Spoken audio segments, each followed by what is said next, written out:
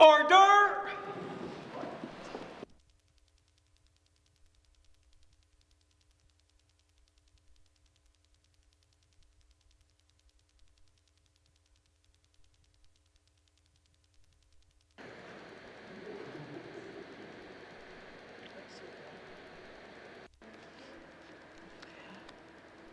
Creator, may your spirit and guidance be in us as we work for the benefit of all our people, for peace and justice in our land, and for the constant recognition of the dignity and aspirations of those whom we serve. Amen.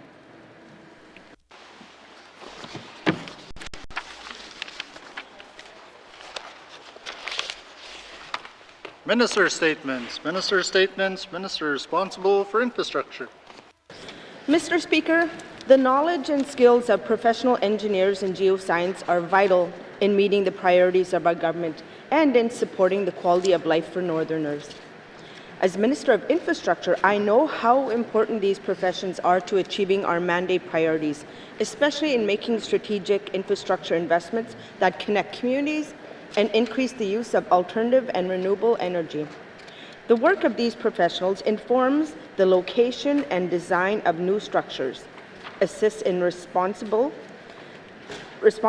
extracting energy resources, and contributes to the development of climate change adaptation strategies for northern communities and those building infrastructure in the territory. Mr. Speaker, engineers are essential in developing infrastructure in the Northwest Territories. This is evidenced by 27 airports, over 115 bridges, and several thousand kilometers of paved and gravel roads that carry people and critical supplies to our communities, all designed by engineers. Energy conservation initiatives are key in reducing energy costs and greenhouse gas emissions in the N.W.T. Replacing the primary heat source for N.W.T buildings across the territory with wood pellets is a government success story. The team of mechanical and energy engineering at the Department of Infrastructure has converted over 40 N.W.T facilities. This includes schools, health centers, airports, and others to biomass since 2007. Biomass now represents 36% of N.W.T's overall heating energy. Mr. Speaker, because designing, building, and maintaining infrastructure that is safe and reliable is so important, it's crucial there is a strong regulator to oversee these professions. The Northwest Territories and Nunavut Association of Professional Engineers in Geoscience, NAPEG for short, is that regulatory authority for practicing engineer and geoscience professionals in both N.W.T and Nunavut. It establishes and maintains the standards of ethics of engineering and geoscience professionals to maintain integrity and public safety in these respective professions. Over 2,000 practicing engineers are active and registered with NAPEG, with approximately 400 of being N.W.T residents and approximately 120 of them employed within the N.W.T. These professionals design, build, and maintain the infrastructure that support our daily lives and the foundation for industries that drive our economy. They are also geoscience supporting our territorial mineral and mining sector. Along with being the regulatory authority for these professions, NAPEG is also focused on the future. Attracting and retaining talent to the north is a challenge, and so is building professional diversity. NAPEG recognized the importance of increasing diversity among professional engineers and geoscience in the north and attracting underrepresented members of the population. That is why NAPEG is an active participant in the Engineering's Canada 30 by 30 initiative, which is an effort to increase the number of newly licensed engineers who are women to 30% by 2030. Mr. Speaker, the public infrastructure we all use and depend on is there in part because of the hard work of engineers in geoscience. March is National Engineering Month in Canada. I would ask the House to join me in recognizing the contribution of engineers and geoscientists to the planning, design, building, and maintenance of infrastructure in the North. Queen Aini, Mr. Speaker. Thank you, Minister. Colleagues, before we continue, I'd like to recognize Glenn Abernathy, former member, Minister of the 16th, 17th, and 18th Legislative Assembly. I hardly recognize Glenn. Retirement looks good on him. Welcome to the Chamber. Minister statements. Minister statements. Minister responsible for housing N.W.T. Mr. Speaker, as a part of the N.W.T's commitment to addressing homelessness in the territory, Housing N.W.T offers several client-centered programs. Today, I would like to highlight some of these programs as well as the investments we have made since the beginning of the 19th Legislative Assembly to support residents experiencing homelessness and those at risk of becoming homeless. Mr. Speaker, the Transitional Rent Supplementary Program was extended and the funding was increased with a seamless application process to reduce barriers. In April 2021, this program evolved and is now called the Canada N.W.T Housing Benefit Program. With half funded by the N.W.T and half funded by the Government of Canada, in 2021, over 248 applicants accessed this program and is currently accepting applicants with no waitlist. Mr. Speaker, the Homelessness Assistance Fund is a one-time funded program to applicants up to a maximum of $3,000. This program is flexible and is available to assist in different types of ways to include rental arrears, utility arrears, private market rental arrears, damage deposits, first month's rent, or travel assistance to communities in which individuals are guaranteed housing. Since this program was first offered in 2009, Housing N.W.T has supported 746 individuals and families to remain in their homes. To date, in this fiscal year, Housing N.W.T has approved 56 successful applicants supporting single adults, couples, and families. Another program that supports people experiencing homelessness is the Shelter Enhancement Fund. It provides northern communities with funding to repair and improve existing shelters, supporting building upgrades and equipment purchases. Since 2017, Housing N.W.T has provided up to $750,000 to non-governmental organizations for emergency plumbing repairs, upgrades, electrical systems, security systems, fire alarms, and new flooring and roofs. Mr. Speaker, it is only through this kind of partnership and the approach that N.W.T will be successful in addressing the territory's housing concerns. The Small Community Homelessness Assistance Fund is another good example of partnership. It combines GNWT and community resources to develop innovative supports that help communities address homelessness in ways that make sense to them. In the past 4 years, Housing N.W.T provided over $150,000 in funding to Indigenous governments and community partners. The Small Community Assistance Fund has supported several community projects, including community engagements to reduce homelessness, the introduction of various community food programs, clothing and furniture banks, rent supplements, vouchers for various essential goods and supplies. Mr. Speaker, another program centered around partnership is the Northern Pathways to Housing program, targeting single adults experiencing homelessness. It provides clients with access to permanent supportive housing, rental assistance, and case management to maintain their housing. The purpose of this program is to move people out of homelessness and into a safe place to live, while working with them one-on-one, living independently, maintaining their own home, and to address the issues that lead to their current situation. Northern Pathways is now operating in the communities of Beshico in partnership with the Friendship Centre, Fort Simpson in partnership with Lenedikwe First Nation, and Aklavik in partnership with the Aklavik Indian Band, and Fort Good Hope with the Gashogoten Housing Society. Northern Pathways to Housing works with partners to provide wraparound supports to stabilize our housing clients. Mr. Speaker, Housing N.W.T supports 7 emergency shelters throughout the Northwest Territories. We funded emergency overnight shelters in Yellowknife, Hay River, Fort Simpson, Inuvik, and Fort Good Hope, and work with community partners to provide emergency housing for those most in need. As part of Housing N.W.T's renewal, the public housing intake applications have been redesigned to include the social factor points for individuals experiencing homelessness as part of this point rating system. It now considers an applicant's housing history, looking specifically at periods where an individual has been unsheltered, emergency accommodations are needed, or provisionally accommodated. Finally, Mr. Speaker, Housing N.W.T continues to move forward with the Housing Stability Worker Pilot Program, which started in Beshico in the fall of 2018. This strength-based program provides direct support to public housing tenants at risk of eviction through a client-centered approach to improve tenancy practices and work towards the household goals. The Clecho government is working with Housing N.W.T to build on this program.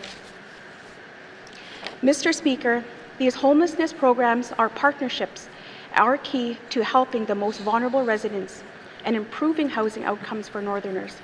Housing N.W.T recognizes that there is still a long way to go. In terms of helping all residents reach their housing goals, we are proud to be working towards putting these goals to reach many Northerners. We will continue to listen, build, and work with our partners and stakeholders to address homelessness in the Northwest Territories. I would like to thank the commitment, the creativity of Housing N.W.T staff for taking the direction and initiative to create housing programs to best house and support the needs of the people of the Northwest Territories. Your time and effort has been greatly appreciated. Must seat, Mr. Speaker. Thank you, Minister statements. Minister statements. Minister responsible for Health and Social Services. Mr. Speaker, March is National Social Work Month, and I'm taking this opportunity to recognize the valuable contributions made by social workers in improving the health and well-being of individuals, families, and communities in the Northwest Territories. This year's theme is Social Work Breaks Barriers. It's important to acknowledge that social work helps break down the barriers that prevent people and communities from thriving.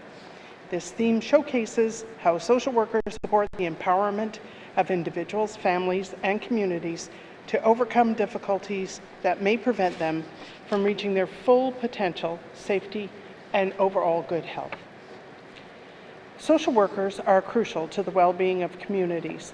They provide essential services to those in need. They work in many different settings, such as schools, health centers, and community organizations. They support individuals and families facing challenges, such as those caused by the pandemic and floods, and they assist by providing essential services to support children and families in emergency situations. They help residents navigate healthcare, income support, and legal systems. They also advocate for the rights and needs of residents to ensure everyone has equal opportunities to succeed. Mr. Speaker, in the N.W.T, we have 134 licensed social workers. Their work can be incredibly challenging as they deal with emotional situations and individuals or families in crisis. Social workers possess a combination of compassion, empathy, and resilience, a strong desire to support others and make society a better place draws many social workers to the profession. They share common principles of belief in equality, social justice, as well as recognition that everyone has the right to reach their full potential. The work being advanced by social workers in the Government of the Northwest Territories Child and Family Services System includes improving integration of diverse programs that support children, youth, and families, such as access to safe housing, mental wellness supports, and recreational opportunities. They are also available to connect families and individuals to resources and services for pre- and postnatal care. Mr. Speaker, social work is an essential profession to our residents and the health and social services system.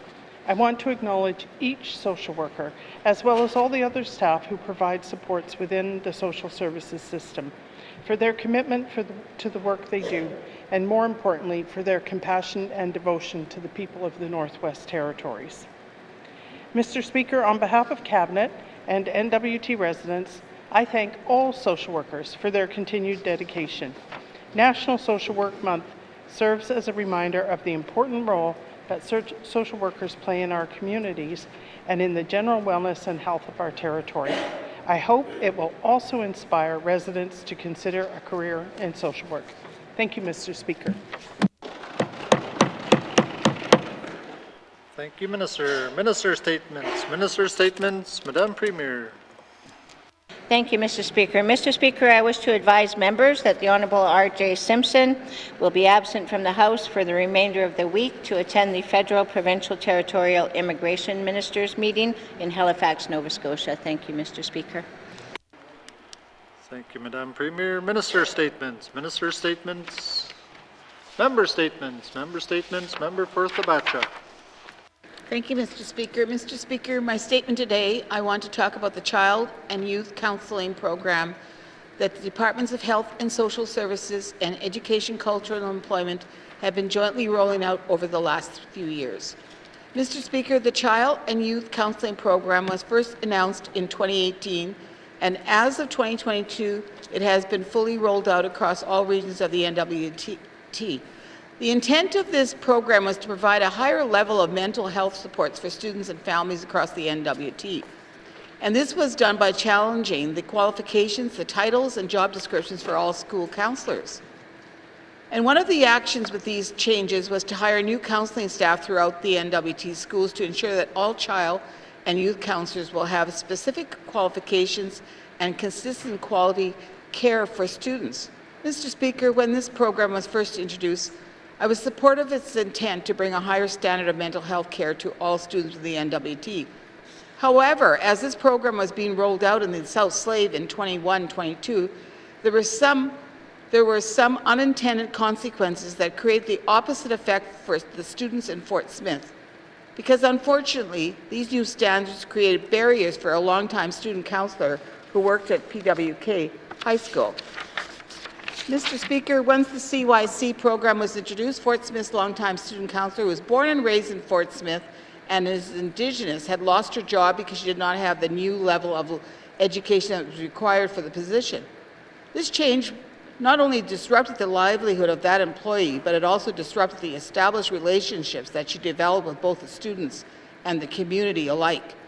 Despite her length of employment in the job and the strong desire and demand by the students to keep her there, it was decided by the government to let her go. After she left, it took a while for the position to be filled, but when it was finally filled, the new employee did not connect well with students, resulting in reduced quality of mental health care for them for about a year. Mr. Speaker, I seek unanimous consent to conclude my statement. Thank you, Member for Thabacha. The member seeking unanimous consent to conclude her statement. Are there any nays? There are no nays. You may conclude your statement. Thank you, Mr. Speaker. Overall, Mr. Speaker, as these changes were carried out, I heard from many parents, educators, and students of their disapproval and disappointment regarding these changes. As a result, I spent considerable time talking to both the Ministers of Education and Health to try and retain the longtime student counselor, but regretfully were unable to do so. However, with the recent news of CYC undergoing an evaluation, I think there is potential to correct some wrongs and truly improve the level and quality of mental health care for students in the N.W.T. I will have questions for the Health Minister later today. Thank you, Mr. Speaker. Thank you, Member for Thabacha. Member statements. Member statements. Member for Kamlik. Thank you very much, Mr. Speaker.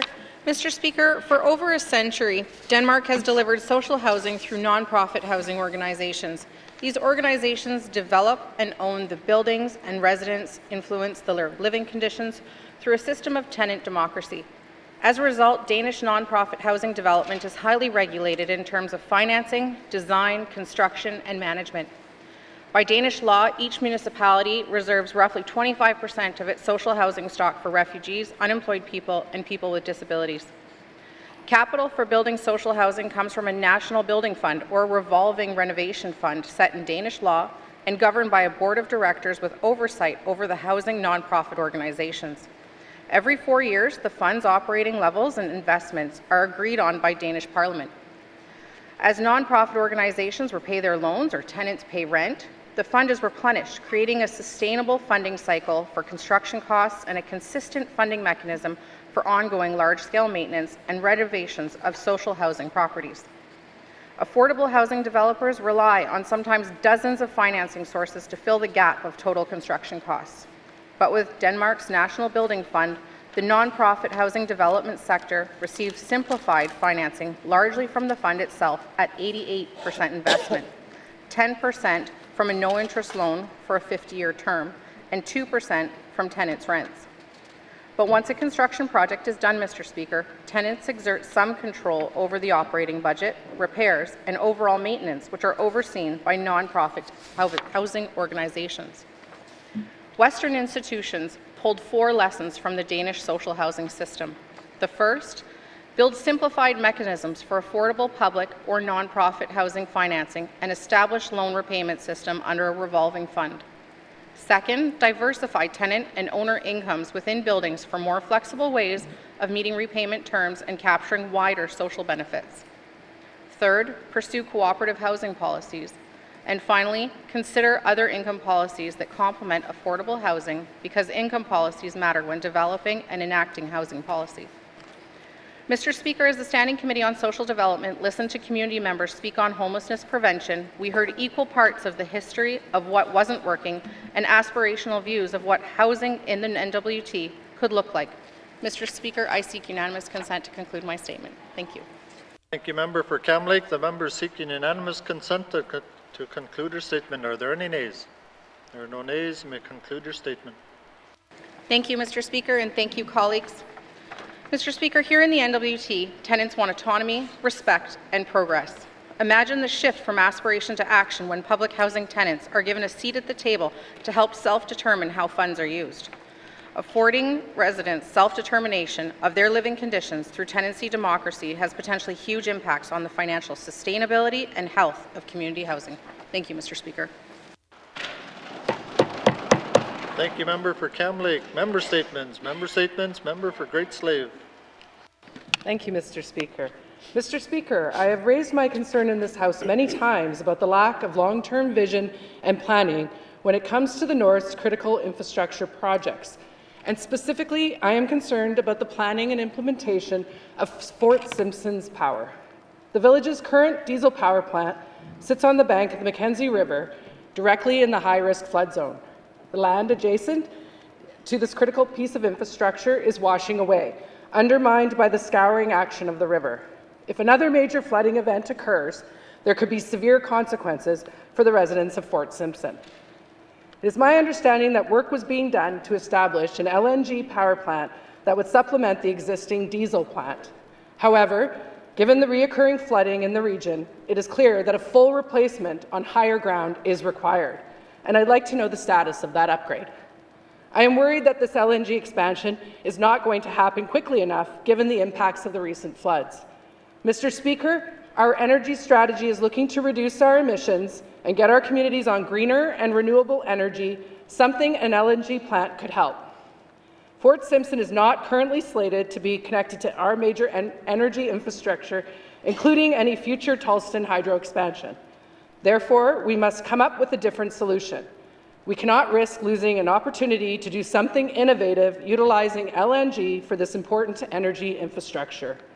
Mr. Speaker, expanding small-scale LNG in Northwest Territories communities can play a key role in bridging the gap between our current high-carbon intensive infrastructure and completely renewable energy in the future. It should be considered for use wherever it makes sense, and Mr. Speaker, where it makes sense is Fort Simpson. Thank you. Thank you, Member for Great Slave. Member statements. Member for N.W.T. Thank you, Mr. Speaker. The community of Tuktoyaktuk has been waiting for our new school for several years. The school has been in the book since 2007 when here I first got elected. And Mr. Abernathy was a part of that, giving us the authority to go or to move forward with it. So I want to thank him and welcome him to the House. It's good to see him. The N.W.T secured $36 million, Mr. Speaker, to renovate the space at the school and support the high school programs. The original contractor was awarded in 2020 and estimated completion 23-24. Mr. Speaker, the final year of this project, the community has been waiting for a long time, making this due to the school that's less suitable. But the renovations are still not complete because the contractor needs to get inside to do the work. The school wants to let the contractors in so they could get the work done, so they could have the school back that can accommodate the students. Mr. Speaker, the renovation of the school has been so delayed. Mangalaluk schools have been upon themselves the space. The contractors need the N.W.T support, but not only that, the contractors' support. Mangalaluk School needs 4 portables, Mr. Speaker, to be brought into the community. They're trying to rent space in the community, Mr. Speaker, from the churches, from the kiddie hall, from other spaces in the community, which is not right. They're taking away. We could find 4 portable trailers. We could find stuff like for the capital, just like nothing. So it should be the responsibility of the contractor, Mr. Speaker, to provide these 4 trailers, portables for the students, to get education done properly and not going to the kiddie hall or to the church or wherever the space is rented. It's not right. We need to find suitable accommodation for the students, Mr. Speaker. The N.W.T has provided portables in other schools for renovations that's been underway. Why can't we provide the students at Tuck 4 portables, Mr. Speaker? I will have questions for the Minister at the appropriate time. Thank you. Thank you, Member for Nunukput. Member statements. Member statements. Member for Mumfui. Thank you, Mr. Speaker. Child and Youth Care Councillors. Mr. Speaker, March break 2023 is coming, and a lot of youth will be looking for something to do and may be exposed to drug use because of lack of activities in the communities. Yesterday, I spoke of the need to work with community leadership to protect against drug use. Today, I want to continue that discussion. There are many people dealing with addictions. In my region, crack cocaine addictions. Mr. Speaker, everyone knows someone who is using crack in my communities. This is an extremely addictive substance, and as I have said before in this House, kids as young as 12 years old are experimenting with drugs. What is more disturbing is we have drug dealers trying to use these kids to sell crack cocaine. This is unacceptable, Mr. Speaker. How can we help our small communities grow and become strong if our youngest cannot escape the influence of drug dealers? Mr. Speaker, we hear from parents, grandparents, aunties, uncles, siblings in the communities who are doing their best, but fear for their children and grandchildren because they might fall into the grips of the drug dealers. We are losing people, youth, and parents to drugs. As a result, we have children in care of child welfare system due to parents abusing the addictions. Mr. Speaker, this is a crisis we must manage. The Child and Youth Care Council positions can help this work and support our residents. However, we need to ensure that they are culturally sensitive and trained. They need to work with the Indigenous government to help share information about resources and supports available for our youth. Without this collaboration, the child and youth care position will not be useful in protecting our youth from the illicit drug trade.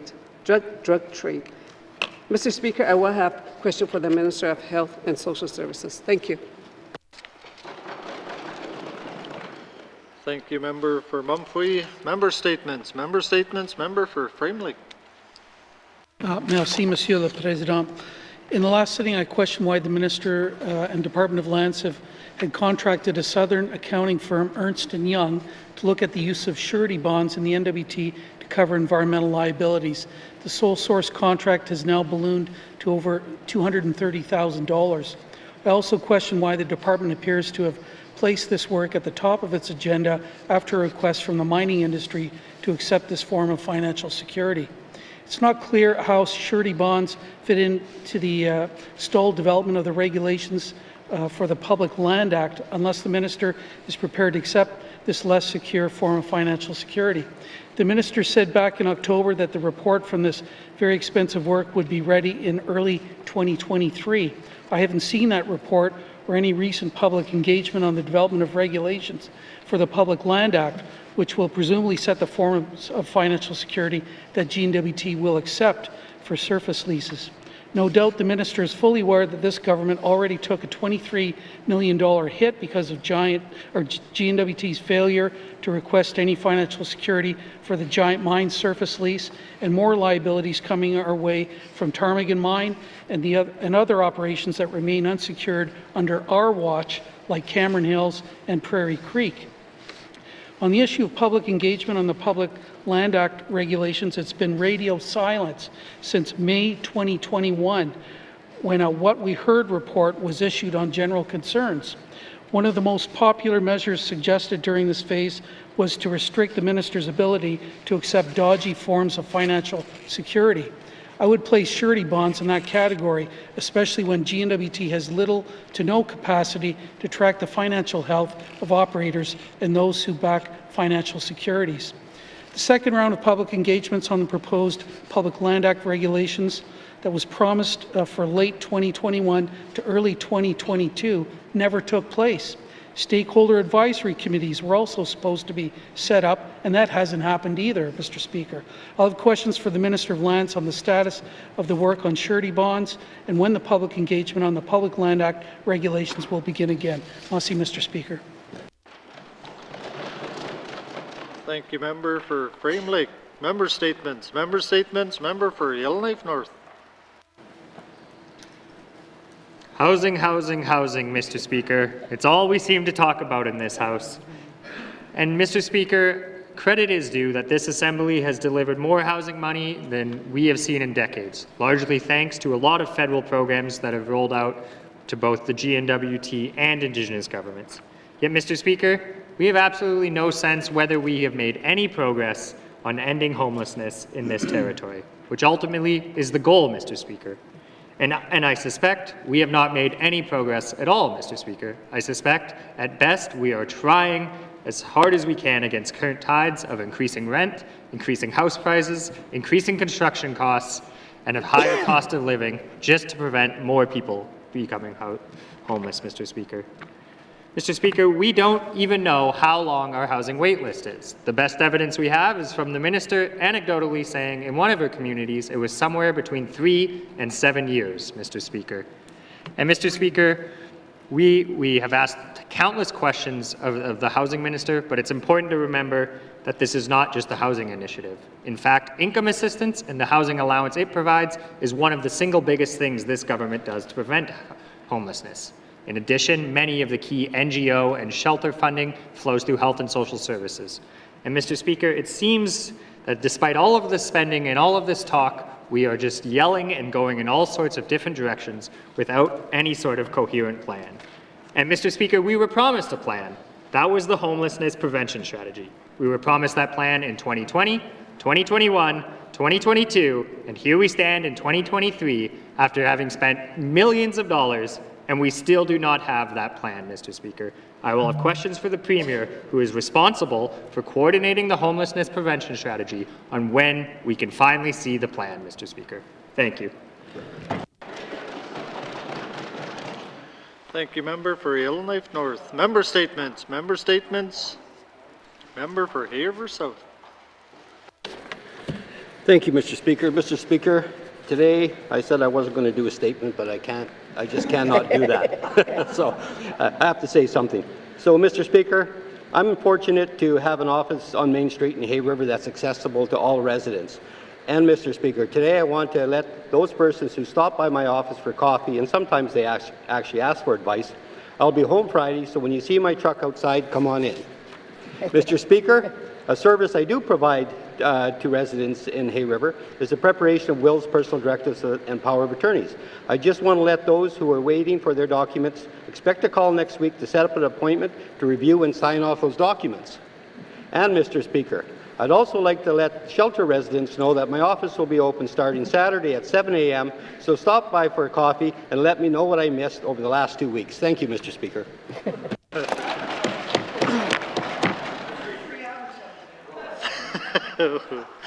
Thank you, member for Haver South. Member statements. Member statements. Member for N.W.T. Lakes. Thank you, Mr. Speaker. Mr. Speaker, when the regional health authorities were dissolved and the one super board was created in the Northwest Territories, I recall the message was to the Northwest Territories, it was to streamline services, to share resources. But one of the main reasons was to be able to save costs. Well, Mr. Speaker, this has not proven to be the case.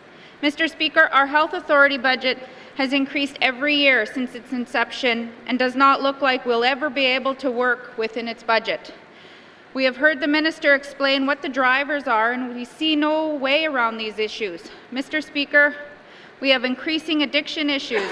We have increasing mental health issues. We have increased the needs of CFS for our families and our children in the Northwest Territories.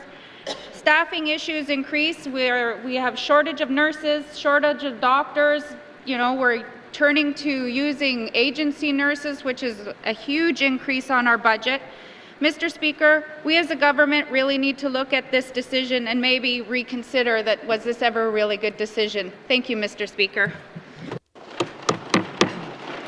Thank you, member for N.W.T. Lakes. Member statements. Member statements. Member for Nahende. Mr. Speaker, today I raise in the House to advise you the respected elder, Jessie May Snyder, passed away on February 28, 2023. I'd like to thank her family and brother for providing me her celebration of life, which I'll share with you here today. Jessie May Hardesty was born in a tent in Bitsakay, somewhere around Nahende, on June 2, 1995, to Adeline and Edward Hardesty. Jessie was raised by Granny Jessie in Wrigley. As Jessie grew older, she went to residential school in Fort Simpson, Fort Providence, and Nuvik. Upon finishing school, Jessie went to work at La Pointe Hall as a kitchen helper. After working there for a while, she moved to Yellowknife, where she met her love of her life, Richard Snyder. Sometime later, they moved to Calgary, and as Robert said, somewhere kids have started to appear, and they started to extend their family. They moved to another location to BC and Manitoba and traveled across Canada. Jessie loved to see the country, its beauty, and other people. Jessie did not like to live in the city, so the family moved to Fort Nelson, BC to be with her sister Mabel. In 1980, they decided to move to Fort Liard. They stayed there until 1991 and then moved to Red Knife.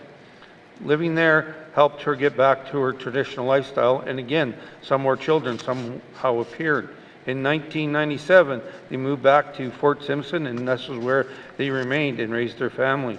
Jessie was so happy to move back to Fort Simpson because her brothers could provide her with moose meat. She loved her moose meat and berries that she would pick.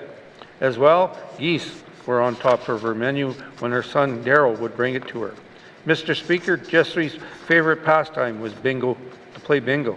As the story goes, she loved the number 10. Merle shared a story with Robert. One day she took her mother into town to get her bingo cards. As they were going back, Jessie said, "Stop! I do not have B10 on my card, so we have to go back and get a card with that number."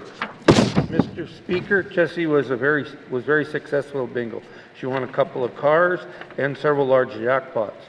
Besides the luck, she enjoyed connecting with her friends and meeting them at these bingos. And this is why she would travel the day show to attend bingos. She even attended a few bingos games in Las Vegas. Mr. Speaker, all throughout her life, she made many friends, and some were able to attend her funeral. The family would like to thank everyone who attended and those who sent best wishes. I can tell you, her husband, children, siblings, extended family, and friends will sadly miss her. Mr. Cho. Thank you, member for Nahende. Our thoughts and prayers are with the family and community at this time. Member statements. Member statements.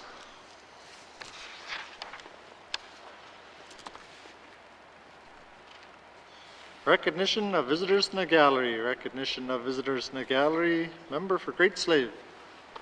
Thank you, Mr. Speaker. I would also like to recognize former Minister Glenn Abernathy. He's also formerly, or am I looking the wrong way? I can't see where he's at. So, he's also a former constituent of mine, a friend, and a mentor. So I just wanted to say welcome. Thank you.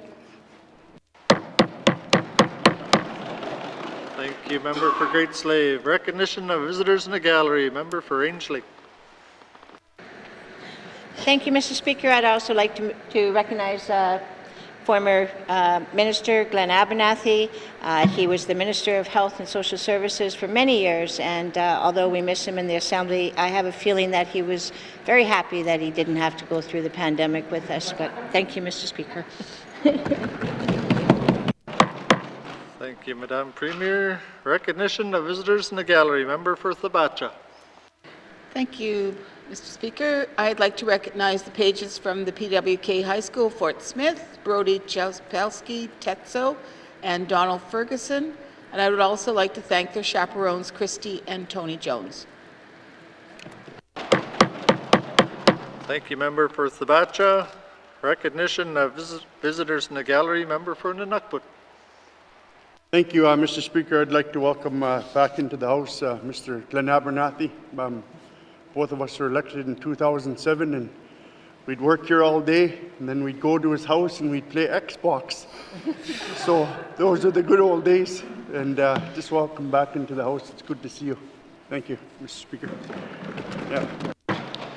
Thank you, member for N.W.T. Recognition of visitors in the gallery. Recognition of visitors in the gallery. Reports of committees on the review of bills. Reports of committees on the review of bills. Reports of standing and special committees. Member for Kamloops. Thank you, Mr. Speaker. Mr. Speaker, your Standing Committee on Social Development is pleased to provide its report on homelessness prevention, supporting pathways to housing for N.W.T. residents, and commends it to the House. Standing Committee on Social Development report on homelessness prevention. For many residents, home is a place of family, love, and comfort. It's where people are connected to their cultures and communities. Importantly, a home must be affordable, structurally sound, and large enough for all members of the family. Many Indigenous peoples want homes that meet their cultural needs and land-based lifestyles. A home is not just a physical structure. It's a way of life, a source of support, and a place that meets your basic human needs. Yet far too many people in the Northwest Territories do not have a home to call their own. Each person in the N.W.T. deserves the dignity of a home. Through a culturally safe, coordinated, all-of-territory approach, it is possible to prevent homelessness. A collective response requires all to step forward and work toward housing all community members. Introduction: Homelessness Prevention. The Standing Committee on Social Development focused their study on homelessness prevention. Homelessness prevention refers to targeted policies, practices, and interventions that prevent a person from experiencing homelessness or reducing the risk of homelessness reoccurring. Homelessness prevention also provides the necessary resources and supports for those in need of stable housing and other integrated services as a pathway out of homelessness. Committee chose this lens and has made recommendations to prevent or reduce the number of N.W.T. residents who may experience homelessness in the future, as well as to provide interventions for those who are currently experiencing homelessness. Quote, "The very thought that our people in small communities who do not have a roof over their heads and are going hungry is unfathomable in this day and age."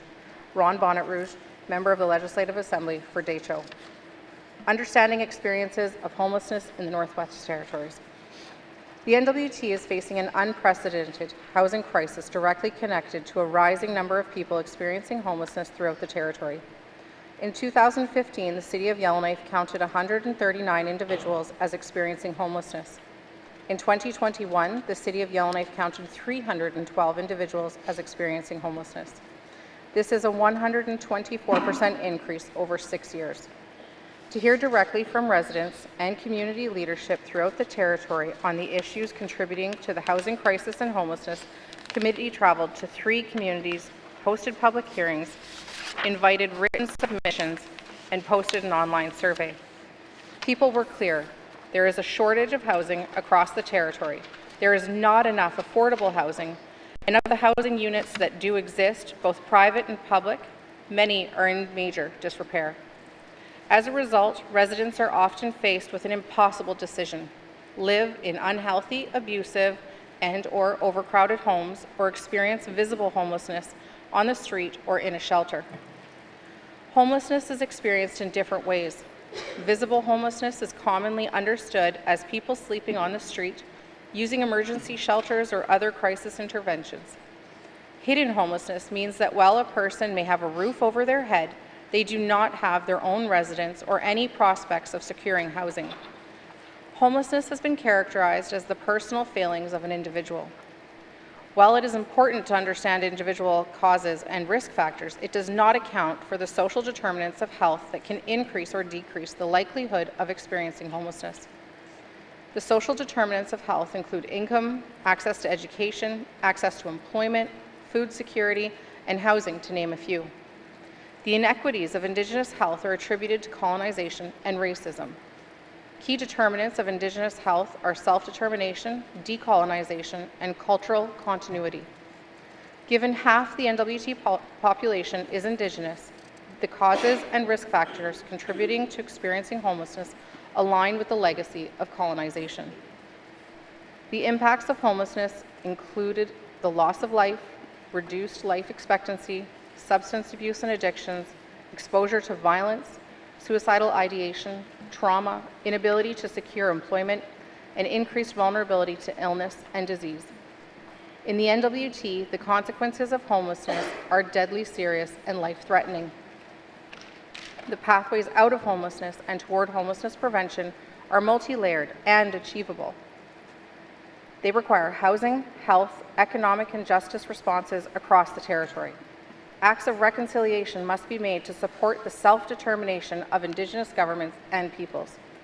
Societal beliefs and attitudes must shift to honor housing as a human right. Through a culturally safe, coordinated, all-of-territory approach, preventing homelessness is possible. Committee approach. Committee puts forward this report and recommendations at a time of territorial, national, and global housing crises. The 19th Legislative Assembly of the Northwest Territories identified increasing the number of affordable homes and reducing core housing need as one of its priorities. Further, the Assembly's priority to implement the United Nations Declaration of the Rights of Indigenous Peoples, the 2015 Truth and Reconciliation Calls to Action, and the 2019 Reclaiming Power in Place, the final report of the National Inquiry into Missing and Murdered Indigenous Women and Girls, affirms the rights, needs, and priorities for Indigenous governments, groups, and peoples. Committee took two approaches to this report: a homelessness prevention approach described above, and a trauma-informed approach. A trauma-informed approach recognizes a person holistically and acknowledges that a person may have or is currently experiencing trauma. One way that committee incorporated a trauma-informed approach is to center the voices of individuals and families with lived experience with homelessness. Engagement process. From May to December 2022, more than 165 people came forward to give their perspectives on housing and homelessness. People engaged in community meetings, a private meeting with youth at Home Base YK, in-camera presentations, written submissions, and an anonymous survey to protect confidentiality. Recommendations. The recommendations put forward are intended to support pathways out of homelessness and toward being safely housed, as well as recommendations to prevent or reduce the experience of homelessness in the future. Recommendation 1. The Standing Committee on Social Development recommends that Housing N.W.T. establish a youth housing fund by the 2023-24 fiscal year with sustainable, multi-year funding available to Indigenous governments and non-governmental organizations to purchase, operate, and manage safe housing for children and youth in care. Recommendation 2. The Standing Committee on Social Development recommends the Department of Health and Social Services create an Indigenous Child and Family Services Navigator position dedicated to youth who are aging out of care, find stable housing, and other supports. Recommendation 3.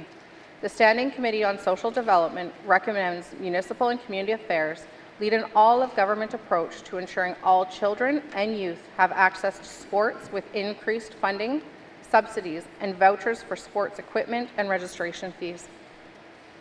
Recommendation 4.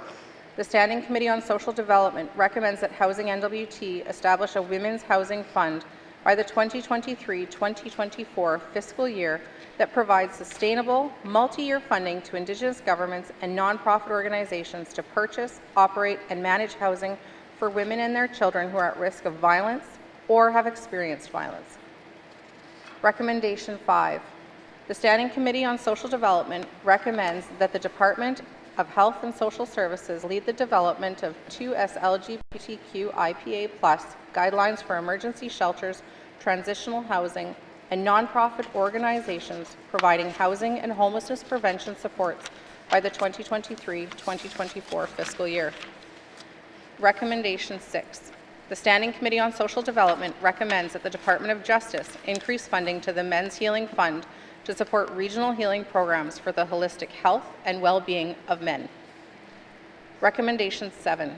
The Standing Committee on Social Development recommends that the Government of the Northwest Territories complete Truth and Reconciliation Call to Action number 21 and secure substantive federal funding for N.W.T. Indigenous Healing Centre to support Indigenous individuals who have been harmed and or traumatized by the Indian residential school system, 60 Scoop, and other acts of colonization.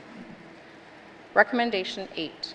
The Standing Committee on Social Development recommends that the Department of Health and Social Services expedite the application, approval, and reporting requirement process of the On the Land Healing Fund to uphold, Mr. Speaker, Indigenous governments and organizations' self-determination and ensure allocation of annual funds.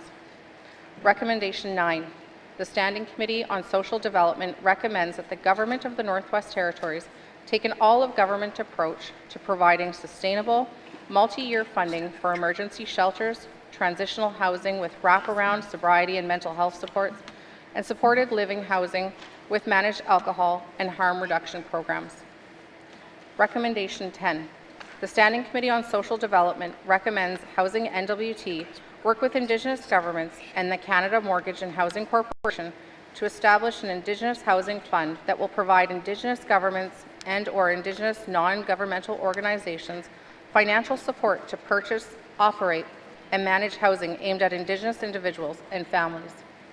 Recommendation 11. The Standing Committee on Social Development recommends that the Government of the Northwest Territories work with Indigenous governments, architects, engineers, and other professionals to help develop a suite of Indigenous-led, climate change responsive designs for emergency shelters, transitional housing, affordable housing, and housing for seniors and housing for those with disabilities. Recommendation 12. The Standing Committee on Social Development recommends the Government of the Northwest Territories meet its commitment to develop an all-of-government homelessness prevention strategy by April 2023. Recommendation 13. The Standing Committee on Social Development recommends the Department of Education, Culture, and Employment partner with the northern private sector, non-governmental organizations, and Indigenous governments to develop one-year lease agreements and rental assistance payments to accommodate private sector lease requirements to support housing partnerships and increase access to affordable housing. Recommendation 14. The Standing Committee on Social Development recommends Housing N.W.T. amend the collection policy and forgive any arrears up to $30,000 for Indian residential school survivors as an act of reconciliation before the end of the 19th Assembly. Recommendation 15. The Standing Committee on Social Development recommends Housing N.W.T. implement the principles of the collection policy and develop a strategy by the 2023-2024 fiscal year to forgive arrears that cannot be collected despite demonstrated effort. Recommendation 16. The Standing Committee on Social Development recommends Housing N.W.T. eradicate the residency policy and update the public housing point rating system with community membership as an additional factor with corresponding points and significant weight. Recommendation 17. The Standing Committee on Social Development recommends Housing N.W.T. develop a first right of refusal clause in leasing agreements to ensure family members of tenants receive the first priority to lease a public housing unit before the unit goes to market. Recommendation 18. The Standing Committee on Social Development recommends the Government of the Northwest Territories provide a response to this report in 120 days. Conclusion. This report and recommendations were written to honor the voices of N.W.T. residents and provide meaningful recommendations for pathways out of homelessness and toward housing N.W.T. residents. Thank you, Mr. Speaker. Thank you, Member for Kamloops. Member for Kamloops. Thank you very much, Mr. Speaker. Mr. Speaker, I move, seconded by the Honourable Member for Great Slave, that Committee Report 47-19(2), Standing Committee on Social Development, Report on Homelessness Prevention, Supporting Pathways to Housing N.W.T. residents, be deemed read and printed in Hansard in its entirety. Thank you, Mr. Speaker. Thank you, Member for Kamloops. Motion is in order to the motion. Question has been called. All those in favour? All those opposed? Any abstentions? The motion is carried. Committee Report 47-19(2) has been deemed read. Reports of standing and special committees. Reports of standing and special committees. Member for Kamloops.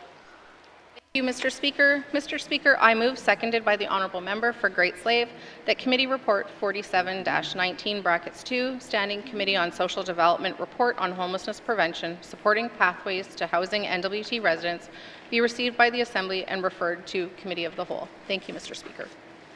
Thank you, Member for Kamloops. Motion is in order to the motion. Question has been called. All those in favour?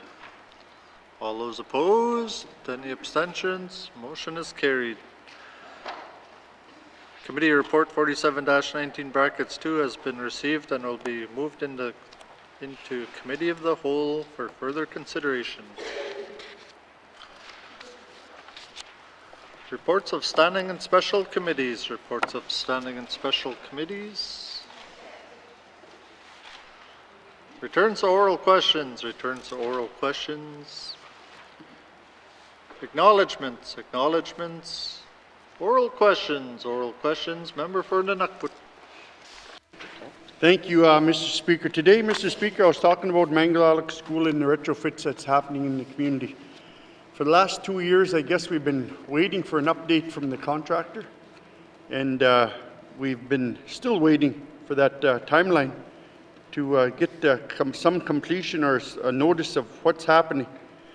Mr. Speaker, can the Minister of Infrastructure to commit to working with me and the contractor, who's the contractor as a holder, is N.W.T. Development Corporation, are willing to work with me, to work with the contractor to get 4 portables into the community instead of trying to use our local community buildings and stuff like that being taken away from the community during the day and the evening. Thank you, Mr. Speaker. Thank you, Member for N.W.T. Minister responsible for infrastructure. Thank you, Mr. Speaker. Mr. Speaker, the N.W.T. is working with the Beaufort Delta District Education Council, the BDEC, to look at space for the community to use as temporary classrooms until the Mangalaluk School expansion and renovation is complete. I hear the member wanting to work together, look at space, so I mean we can have that discussion. Thank you, Mr. Speaker. Oral questions. Member for N.W.T. Yeah, thank you, Mr. Speaker. Thank the Minister for that. Mr. Speaker, you know, 4 portables being brought into the community, I think that could be utilized as when they're done with them, they could be put into the housing stock. Something we all need, more houses. Mr. Speaker, what support can the Minister of Infrastructure provide to the students of Tuck on temporary houses to students? The construction is underway to make sure that we're trying to work with IRC and IDC to get these contracts. It should be the contractor's responsibility to get these portables. And I'm calling them out today. And I want to work with the Minister to make sure that happens, to bring in 4 portables, because this is supposed to be a good news story. But now, Mr. Speaker, it's nothing but headaches from my mayor. I hear it from my mayor. I hear it from TCC. What's the plan? What's happening? We're already utilizing stuff that's we're wearing down our own stuff like the community hall, the church, everything. We need to bring in something new. If we could do it for down in Yellowknife, we could do it for up in Tuktoyaktuk. Thank you, Mr. Speaker. Thank you, Member for N.W.T. Minister responsible for infrastructure.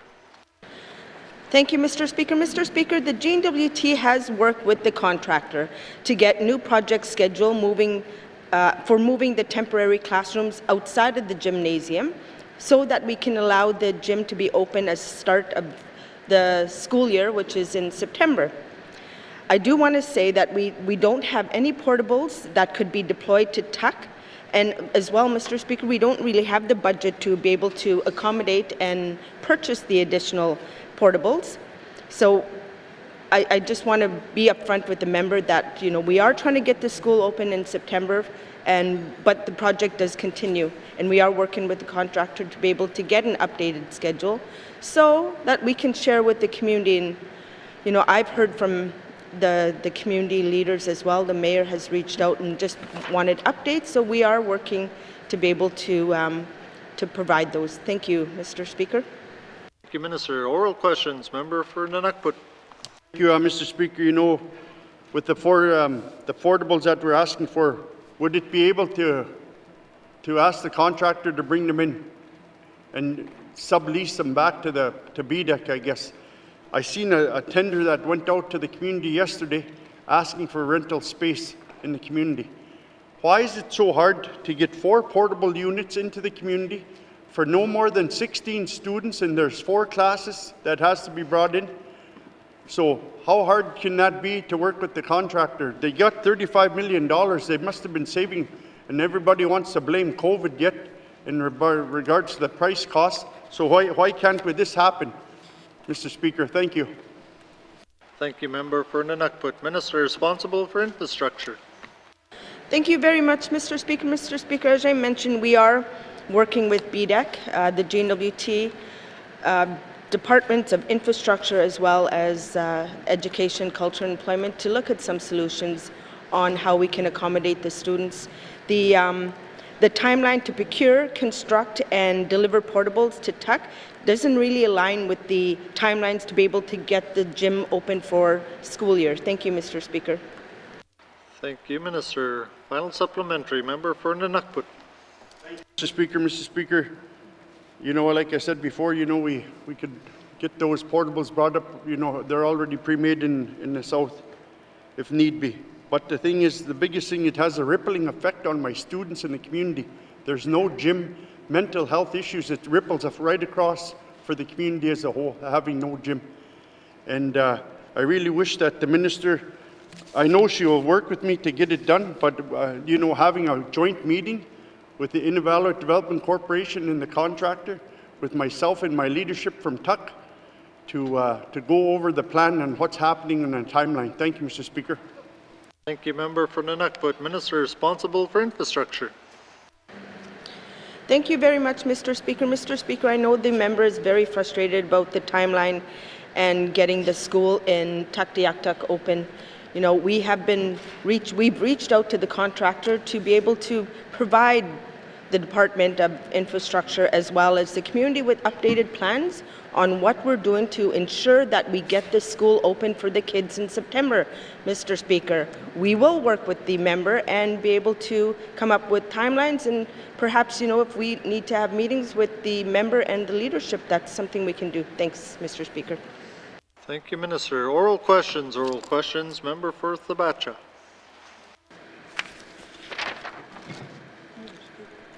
Mr. Speaker, can the minister provide some insight on the reasons why an evaluation on the Child and Youth Counseling Program was initiated recently? Thank you, Mr. Speaker.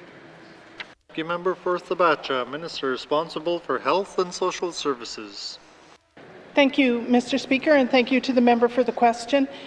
It's the practice of Health and Social Services to evaluate programs once they're up and running. The last segment of this program was introduced in the last school year, so the timing was right to conduct an evaluation of the program now. Thank you. Thank you, Minister. Oral questions. Member for Thabacha. Mr. Speaker, can the minister explain what the scope of the evaluation of the CYC will be and what the intended outcomes are for that review. Thank you, Mr. Speaker. Thank you, Member for Thabacha. Minister responsible for Health and Social Services.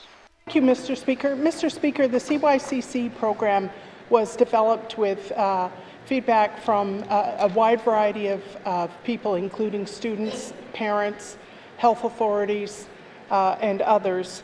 And so we're going back to that group and asking them what they think the strengths and weaknesses of this program is, and particularly the extent to which it is achieving its goal of improving access to mental wellness supports for youth. So the evaluation, there was a portion of it that began last year with staff who were leaving in the last school year, and continuing on now with the public engagement period.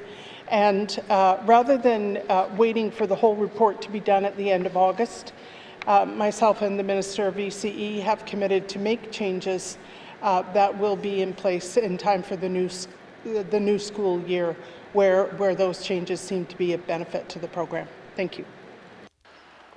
Thank you, Minister. Oral questions. Member for Thabacha. Mr. Speaker, can the Minister explain what type of feedback the Health Department has received to date from students, parents, and educators on the impact that the CYC has had in schools so far? Thank you, Mr. Speaker. Thank you, Member for Thabacha. Minister responsible for Health and Social Services. Thank you, Mr. Speaker. Mr. Speaker, the only formal feedback we've had to this date is from individuals who access the Child and Youth Care Counselling Program that was captured in the 2021 Community Counselling Program Client Satisfaction Questionnaire. That questionnaire showed a 78% satisfaction rate with CYCC services, but it's important to note that the response rate for that questionnaire was low, and so rather than relying solely on that, we are now inviting parents, students, teachers, and community members to give us their views on how the program is working. Thank you. Your final supplementary, Member for Thabacha. Mr. Speaker, with the introduction of the CYC, there were several former student counselors in all regions of the N.W.T, including in Fort Smith, who lost their jobs because they didn't have the education qualifications required for the new positions. Given this program evaluation, can the Minister tell us if there's a potential for former school counselors who lost their jobs under CYC to have their old jobs reinstated or reconsidered? Thank you, Mr. Speaker. Member for Thabacha, Minister responsible for Health and Social Services. Thank you, Mr. Speaker. Mr. Speaker, this evaluation is not at that point, and this is not the forum for HR. Thank you. Thank you, Minister. Oral questions. Oral questions. Member for Great Slave. Thank you, Mr. Speaker. My questions are for the Minister of Infrastructure. Given that we have had these recent flooding events that are really highlighting the vulnerability of our infrastructure and that we're likely to see more coming, can the Minister tell me if the Fort Simpson diesel plant is being moved or completely replaced given its current location? Thank you. For Great Slave, Minister responsible for Infrastructure. Thank you, Mr. Speaker. Mr. Speaker, when the flood happened in Fort Simpson, there was big concern from the community.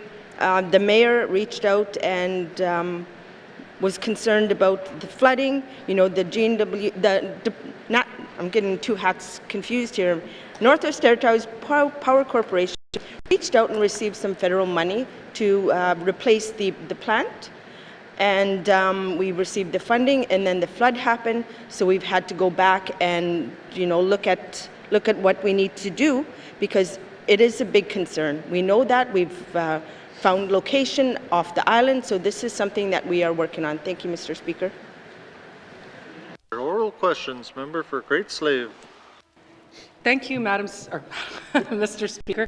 I guess then from hearing that, it doesn't sound like there's any plans to do anything with the plant on the island, but rather to look at the new location where the LNG plant was proposed.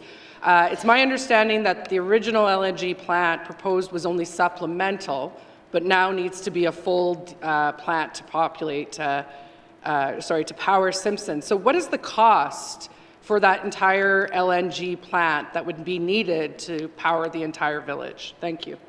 Thank you, Member for Great Slave, Minister responsible for infrastructure. Thank you, Mr. Speaker. Mr. Speaker, the Northwest Territories Power Corporation Board is having the meeting on Friday. You know, we are hoping to get some confirmation to be able to continue some of the scoping that is required for this construction. Mr. Speaker, we're hoping to get this done by the summer. Thank you, Mr. Speaker. Minister, oral questions, Member for Great Slave. Thank you, Mr. Speaker. So get what done by the summer? Is that the designs? Is that the money from the federal government that's needed? The building of the plant itself? Geotechnical designs? Can the minister be a bit more specific about what's going to be done by the summer? Thank you. Thank you, Member for Great Slave, Minister responsible for infrastructure. Thank you, Mr. Speaker. Mr. Speaker, the work that's being completed now is ongoing. We don't really have a cost estimate. Sorry, I should have answered that in the previous question. We don't have a cost estimate. We are looking at the relocation of new plant projects. So once we get that in place, Mr. Speaker, that would able to help us go to the feds through Infrastructure Canada to be able to look at the costs of this project. Thank you, Mr. Speaker. Thank you, Minister. Final supplementary, Member for Great Slave. Thank you, Mr. Speaker. I'm going to have to go on the round for a second set of questions because I have a lot here. So my last question will be on, is the plan, or sorry, first of all, I'm concerned that this design and cost estimate hasn't already been done since it's been about a year since we knew that this supplemental plant was not going to be large enough. Therefore, what is the minister planning to do this flooding season when the road next to the diesel plant is undermined? Is there an emergency plan or some sort of safety plan in place should the undermining of the river lead to the inoperability of the plant as it is now? Thank you. Thank you, Member for Great Slave, Minister responsible for infrastructure. Thank you very much, Mr. Speaker. Mr. Speaker, we are working with the community to look at this. Unfortunately, it's not going to be done this year. We all know how long it takes to be able to build infrastructure. So we are working with the community and working with the flood response to be able to, have something in place for if there happens to be a flood again in Fort Simpson. Thank you, Mr. Speaker. Thank you, Minister. Oral questions, Member for Frame Lake. Merci, Monsieur le Président. My questions are for the Minister of Lands. The department has placed top priority in a request from the mining industry to use surety bonds as an acceptable form of financial security. Ernst & Young were sole sourced for $230,000 to tell the government that surety bonds are good financial security. Can the minister tell us whether the report is finished and will be released publicly? Merci, Mr. Speaker. Thank you, Member for Frame Lake, Minister responsible for lands. Thank you, Mr. Speaker. Mr. Speaker, the N.W.T, led by the Department of Lands, has hired a consultant, as the member has said, EY Consulting Services, to conduct research on surety bonds as a form of reclamation security. This information will inform decisions on the form of securities that the N.W.T may consider. EY has now completed their research and identified some draft findings. The final report will be made available publicly once it is finalized by EY. Thank you, Mr. Speaker. Thank you, Minister. Oral questions, Member for Frame Lake. Merci, Monsieur le Président. I want to thank the Minister for that. Of course, I probably should have squeezed in when is it going to be released, but our government is poised to accept surety bonds without a real plan to prevent further public liabilities like Giant Mine, Cameron Hills, Mactung, Ptarmigan Mine, and more. Can the minister tell us when N.W.T will change its approach to financial security and regularly accept surety bonds? Merci, Mr. Speaker. Thank you, Member for Frame Lake, Minister responsible for lands. Mr. Speaker, using EY's draft findings, the N.W.T is working on guidance which will provide industry with clarity regarding the forms of security that N.W.T will accept in the future. I will inform MLAs on this guidance when it has been completed. Thank you, Mr. Speaker. Thank you, Minister. Oral questions, Member for Frame Lake. Merci, Monsieur le Président. I want to thank the Minister for that. It's been radio silence on any public engagement on the development of Public Land Act regulations that will deal with financial security and other matters. Nothing has been done on public engagement since the release of the What We Heard report in May 2021. That's 20 months ago, Mr. Speaker. Can the minister tell us when his department will start the promised phase 2 of public engagement and finally set up the stakeholder advisory committees? Mr. Speaker. Member for Frame Lake, Minister responsible for lands. Thank you, Mr. Speaker. I thank the member for the question. The Public Land Act regulations are near the end of the drafting process. Department of Lands is working collaboratively with Indigenous or Intergovernmental Council Secretariat partners and the Department of Justice to prepare regulations that meet the needs and desires of the public in the Northwest Territories. Stakeholder engagement is anticipated to continue into the late spring of 2023. Public engagement in Section 35 consultation with Indigenous governments and Indigenous organizations is also anticipated to occur into the late spring of 2023. Thank you, Mr. Speaker. Thank you, Minister. Final supplementary, member for Frame Lake. Merci, Monsieur le Président. I want to thank the minister for that. I just don't really understand why the work with the Intergovernmental Council and can happen in parallel with public engagement. This department and others just seem to leave the public engagement to the very end of the process. By then, all the important decisions are made. It's too late.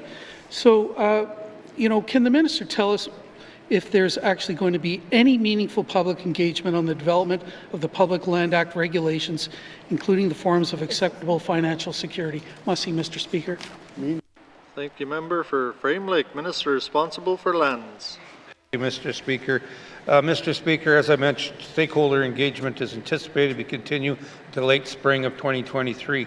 Public engagement in Section 35 consultation with Indigenous governments and Indigenous organizations is anticipated to occur until late spring of 2023. The public land use regulations will establish accessible forms of security for the disposition of public lands. Mr. Speaker, we are working on trying to get this done by the end of this sitting. Thank you, Mr. Speaker. Thank you, Minister. Oral questions. Member for Nivik Twin Lakes. Thank you, Mr. Speaker. Mr. Speaker, my questions are for the Minister of Health and Social Services. Last year, NTHSSA one-year deficit hit a record high of $33 million, and yesterday the Minister confirmed that this year's deficit would be in the same ballpark. That would push our accumulated deficit over $200 million. The Minister also stated that the Health Sustainability Office is dealing with the problem, but that doesn't seem to be producing any results. So what are the challenges that the Sustainability Office is having to reduce this deficit, Mr. Speaker? Thank you, member for Nivik Twin Lakes, Minister responsible for Health and Social Services.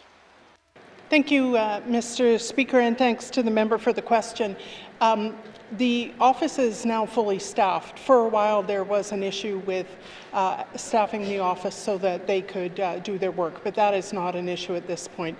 The basic issue is that it's like playing whack-a-mole in the Department of Health and Social Services. When we finish paying for one thing, another thing needs funding. And this has really become more acute in the time that I've been Minister of Health and Social Services. There are more calls for more services to be covered by our health system than ever before, without any commensurate means of looking at ways to increase revenue, decrease non-core services, or in other ways try and bring our finances into alignment. So the result is that the NTHSSA was not properly funded when it was created.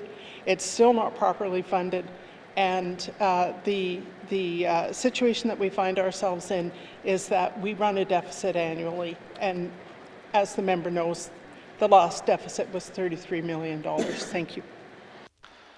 Thank you, Minister. Oral questions. Member for Nivik Twin Lakes. Thank you, Mr. Speaker. Mr. Speaker, so the Minister... Will the Minister commit to public reporting in the next NTHSSA annual report on what results the Sustainability Office achieves? Because I know that with what she's saying that they're fully staffed now, because that would have been my second question if they have enough resources, but can we know what their achievements are so that we, so if the work that they're doing is actually producing any results? Thank you, Mr. Speaker.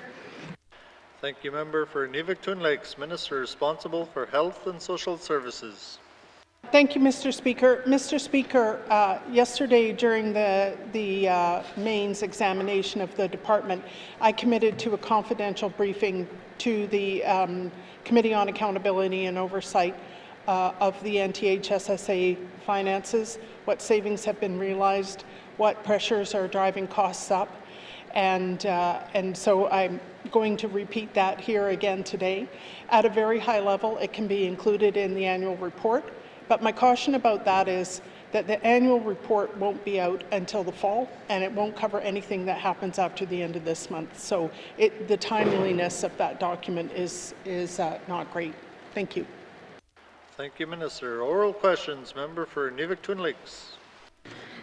Thank you, Mr. Speaker. So if the minister won't be able to commit to because of the timing, then can the minister commit to some type of public, different departments have different ways to show this publicly, maybe like my colleague always asks for it online so we could see how it's like the Child and Family Services, you could check to see how you're doing and what things are being done. So will the minister commit to something like that so the public knows that you're doing the work? Thank you, Mr. Speaker. Thank you, Member for Nivik-Twin Lakes, Minister responsible for Health and Social Services. Yeah, thank you, Mr. Speaker. Mr. Speaker, I'm not sure what exactly is possible, but I believe that it's important to provide accountability to the public for both our spending and our debts. And so I will work with the department to develop some kind of public reporting. I can't say right now whether that'll be online or not, but I will work towards public accountability on this public reporting. Thank you. Thank you, Minister. Final supplementary, Member for Nivik-Twin Lakes. Thank you, Mr. Speaker, and thank you for that to the minister. Is the minister confident that the NTHSSA deficit will be less than 30 million next year? Is there a target as to what they're hoping to be under, or I guess that's my final question because I'm not sure much more I can ask on this topic. Thank you, Mr. Speaker. Member for Nivik-Twin Lakes, Minister responsible for Health and Social Services. Yeah, thank you, Mr. Speaker. I don't have a firm idea of what the deficit will be. I know that we're paying more for travel, we're paying more for freight, we're paying more for drugs, we're paying more for staff, especially because we have so much temporary staff and they are expensive to acquire and work here. So I am very concerned about all those things that are driving costs up. And on the other side, there is uncertainty about the revenue that we're going to get from Canada through the CHT and the tailored bilaterals, whether they're going to renew the Territorial Health Investment Fund. So there are just so many unknowns at this point that all I can say is I will buy the member lunch if we don't have a deficit. Thank you. Thank you, Minister. Oral questions, Member for Yellowknife North. Thank you, Mr. Speaker. It's kind of been a long march to one day the N.W.T would have a plan to address homelessness. You kind of think it would be something we'd have in the first place, but I'm hoping that the Premier can give us some good news and update the House on when the strategy to address homelessness will be complete. Thank you, Mr. Speaker. Thank you, Member for Yellowknife North. Honourable Premier. Thank you, Mr. Speaker. This strategy to address homelessness is a pretty important document in my personal opinion, based on my professional experience before coming into the Ledge and my personal interest in politics as well.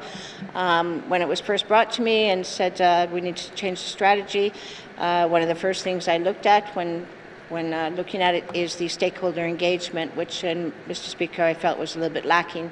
So we have provided a draft that we are seeking feedback from MLAs to see if we're on the right track.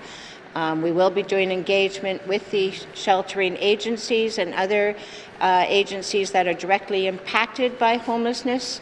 And we are expecting that a final draft will come to the Assembly, be tabled in the House here within this sitting, so towards the end of March. Again, there'll be work after that, and so the final strategy, not in draft, will be tabled in the May-June session. But hopefully a draft will be at the end of this month. Thank you, Mr. Speaker. Thank you, Madam Premier. Oral questions, member for Yellowknife North. Thank you, Mr. Chair. I'm hopeful too that at least the draft will get tabled. I think at some point we seem to have kind of lost sight of the goal, which is, we in our mandate we're committed to adding 100 new public housing units, which certainly helps, with homelessness. But the goal is not just to add and maintain our public housing stock. The goal is to actually end homelessness. And I mean that in the definition. I often point to the Yellowknife 10-year plan to end homelessness. I point to the fact that Medicine Hat, which has far more people in the Northwest Territories, has ended homelessness, meaning that when they go out and count, there are less than 3 people who identify as chronically homeless, which is the goal, Mr. Speaker. It's the goal we should be working towards. So can the Premier confirm whether our strategy will actually be one to end homelessness? Thank you, Mr. Speaker. Thank you, member for Yellowknife North. Madam Premier. Thank you, Mr. Speaker. I was going to be honest here, Mr. Speaker. In my 20-plus years of being a social worker and working directly with homeless people, I cannot make a commitment that says we will end homelessness. I think that's a fallacy, Mr. Speaker. So our goal is to end long-term chronic homelessness. There are situations every single day, and this is based on 20 years of working with people, that today you might not be homeless, tomorrow you might lose your job, you might have a bad relationship, you might end up homeless. So, Mr. Speaker, the goal is not to end homelessness. The goal is to end chronic, long-term homelessness within this plan. Thank you, Mr. Speaker. Thank you, Madam Premier. Oral questions, member for Yellowknife North. Yeah, thank you, Mr. Speaker. You know what, I'm actually glad to hear that. I think we're getting into semantics. When people say end homelessness, they mean that when you go out and count the people on the street, they haven't been chronically homeless, usually for a period of about 3 months. You want to try and get someone back into housing in some sort of form, whether it's transitional, within 3 months. So I don't want to get into the semantics of what ending homelessness does, as long as we're somewhat in the same ballpark. My next question, though, Mr. Speaker, is we love our big strategies, but we don't necessarily like funding them. Can the Premier inform this House of whether the draft strategy or the final strategy or some point this strategy will actually be costed and have some money with it, Mr. Speaker? Thank you, member for Yellowknife North. Madam Premier. Thank you, Mr. Speaker. There's a couple of things that I am trying to get done within this homelessness strategy. One is to have some costing. Of course, some things, Mr. Speaker, some things I'm hoping to have a logic model. Because I've heard that from members right across this Assembly about measurable outcomes, etc. And we have no measurable outcomes or even baseline data for homelessness at this point, Mr. Speaker. We don't even know how many people are homeless. So data collection is a part of the homelessness strategy that we'll be looking at. Some costing initially, but this strategy is not going to be done in 6 months, and my guess is not even in 6 years. I think this will be a long-term strategy. So some costing will be done, but not the whole comprehensive costing for the whole strategy, Mr. Speaker. Thank you. Thank you, Madam Premier. Oral questions, member for Yellowknife North. Yeah, thank you, Mr. Speaker. I also want to make sure that we're not trying to reinvent the wheel here. We know that a number of our communities have housing plans. We know a few of our Indigenous governments are working on housing plans. I mentioned earlier the City of Yellowknife created a 10-year plan to end homelessness, which was costed. They really fell behind, and it required a lot of federal and N.W.T funding to do it. But I think that the framework is there, at least in the Yellowknife model. Can the Premier speak to how all of those other plans will work into our strategy? I want to make sure this is truly a whole of government and a whole of territory approach. Thank you, Mr. Speaker. Thank you, member for Yellowknife North. Madam Premier. Thank you, Mr. Speaker. Yeah, I do think that it does need to be looked at, not just from a housing perspective. Homelessness is, a lot of times people think that homelessness is just a lack of housing. That's again a fallacy, Mr. Speaker, in my personal opinion. Homelessness comes from many factors. It may be situational, bad relationship today. It could be mental health and addictions. It could be other factors that some people prefer to live in different ways. So it's important that we not reinvent the wheel. And that's why I'm looking for the stakeholder engagement, which is critical. That'll involve the sheltering agencies. It'll involve all the agencies that are involved in homelessness, including the City of Yellowknife, who is very active in addressing homelessness. We need to look at what their plans are and incorporate into ours. Reinventing the wheel is not the way to go. One other point I want to make, Mr. Speaker, is that I've realized over my 7.5 years of being in the Assembly is that homelessness is a really hard topic. People are not really comfortable with it. Better get comfortable. The reality is that we tend to shuffle them from department to department, and you can't do that with homelessness. It does take an integrated approach. We're looking at, depending on the draft and the feedback we get, we're looking at actually taking that and actually having a division within the GNWT that addresses homelessness so that it can be a all-of-government approach. So it's not shuffled from department to department within this Assembly, past assemblies, and the next assemblies to come. So thank you, Mr. Speaker. Thank you, Madam Premier. Oral questions. Member for Kamlik. Thank you very much, Mr. Speaker. Oh, Mr. Speaker, I'm sorry, I'm operating out of my computer today. There we go. My questions today are for the Minister responsible for Housing N.W.T. Mr. Speaker, to calculate the annual funding it provides to LHOs for repair and maintenance of its public housing portfolio, the corporation uses a formula that multiplies a fixed amount by the number and type of housing units. The LHOs are expected to allocate the funds according to the needs identified in the annual property inspection and condition rating process. So I'm wondering if the Minister can let the House know if LHOs are adequately funded as per the Housing N.W.T formula. Thank you. Thank you, Member for Kamlik. Minister responsible for Housing N.W.T. Thank you, Mr. Speaker, and thank you to the member for the question as well, too. Since I've had the housing portfolio, I've had the opportunity to travel to majority of the communities throughout the Northwest Territories. I've met with the local housing authorities. I've met with the board of directors as well, too, also with the district offices to really thoroughly understand the housing delivery program right at the grassroots, right at the ground level.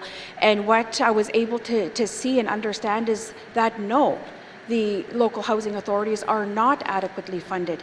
And through that, we've created a housing strategy as well too, where we are going to be identifying those impacts that we need to address. Thank you, Mr. Speaker. Thank you, Minister. Oral questions. Member for Kamlik. Thank you very much, Mr. Speaker. Mr. Speaker, I'm wondering if the Minister responsible for the Housing N.W.T. Can let the House know what the current difference is between what is funded and what is actually required. Thank you. Thank you, Member for Kamlik. Minister responsible for Housing N.W.T. Thank you, Mr. Speaker, and thank you to the member for this question as well, too. What I've come to understand is that we need homes throughout the Northwest Territories. We need a lot of homes, but also with our constant advocacy with the Indigenous governments, stakeholders throughout the Northwest Territories, with the federal government as well to put houses on the ground. Mr. Speaker, there's a huge difference. When we're looking at putting homes on the ground, we need to address the social impacts of that program delivery. We also need to provide adequate programming as well too, to support our homeowners in our smaller communities, for our seniors, for our youth, and for me, Mr. Speaker, that is the huge difference. But what is required throughout the Northwest Territories is we need more homes. We need more houses on the ground. We need operational and maintenance funding. We need more money coming to the Northwest Territories.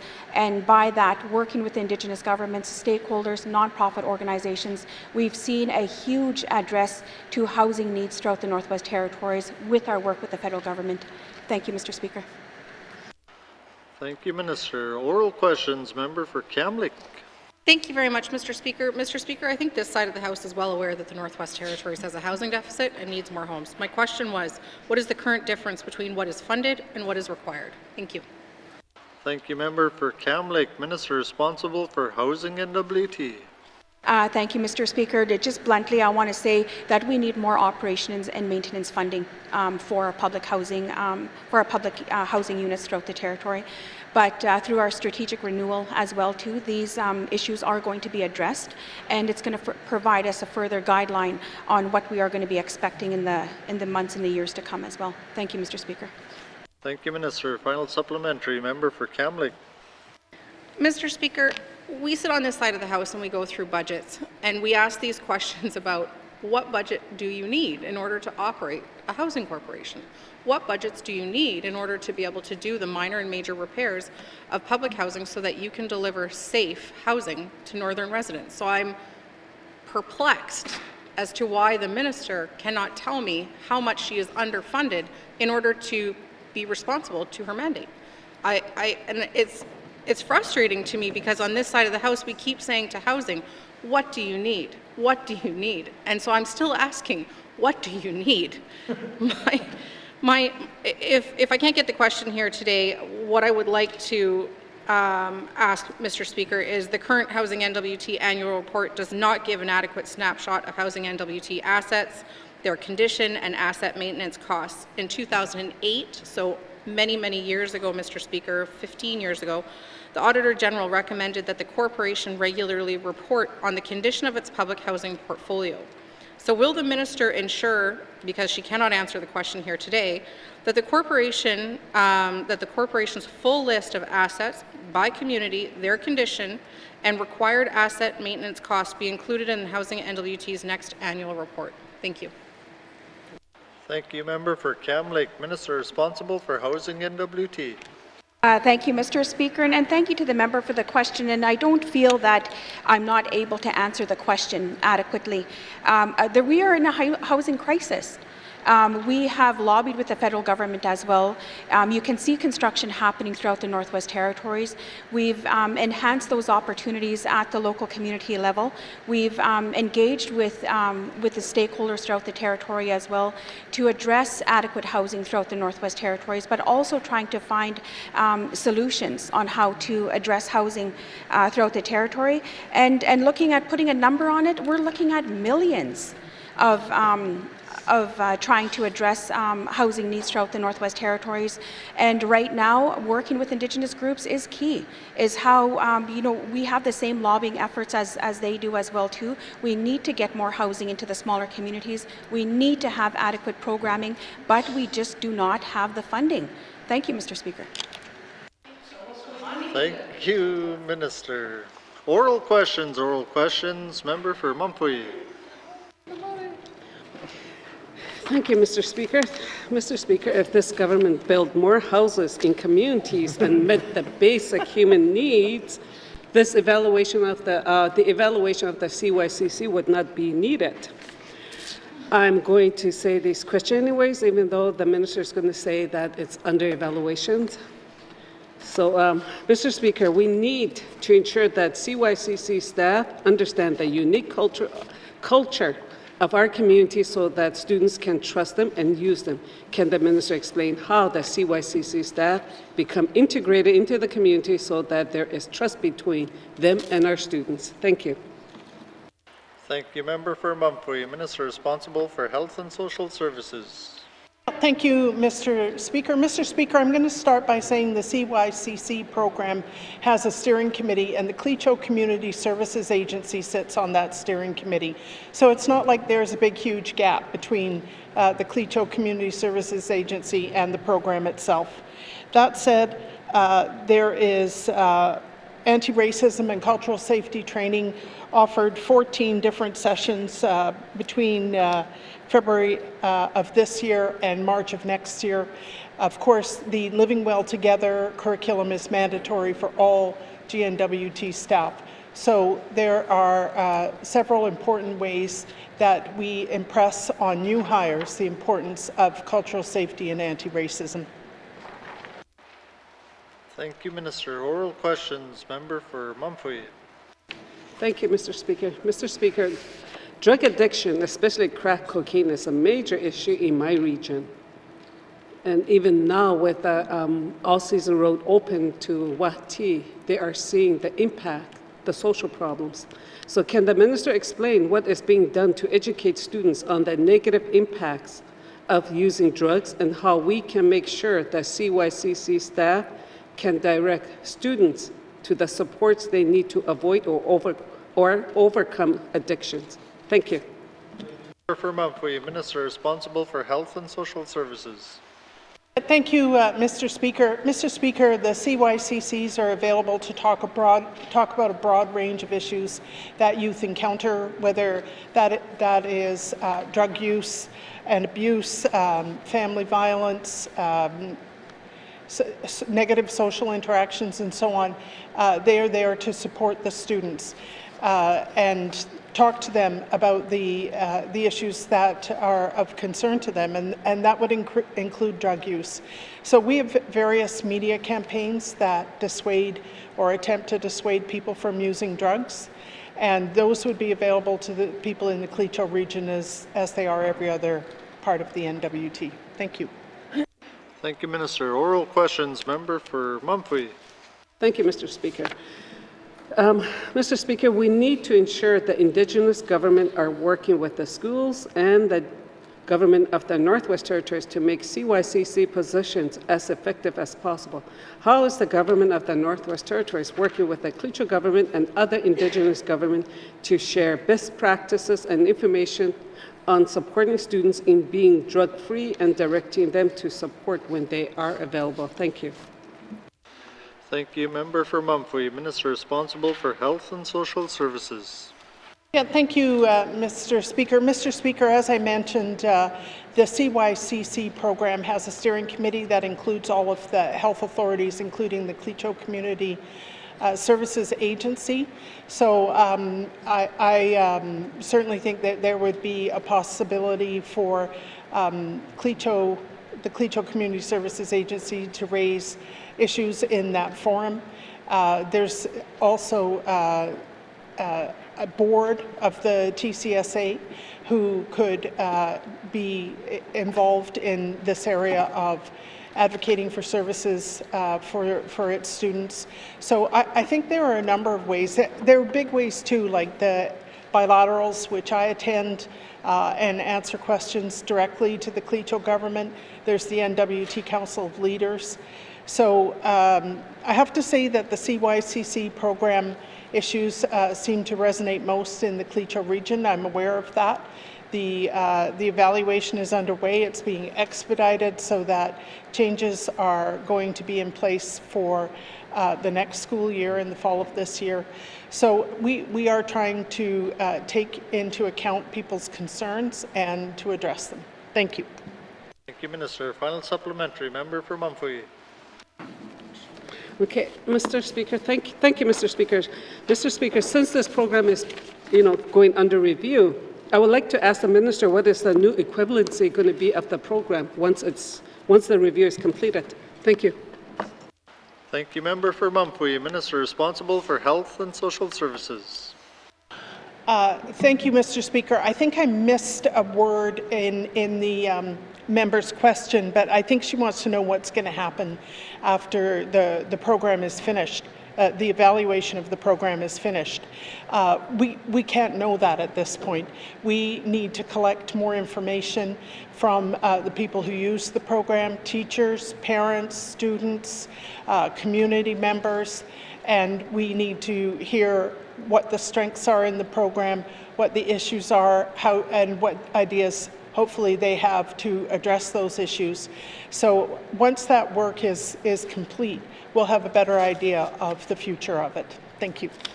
Thank you, Minister. Oral questions, member for Haver South. Thank you, Mr. Speaker. Mr. Speaker, I want to talk about NTPC. I want to talk about aging infrastructure that NTPC has.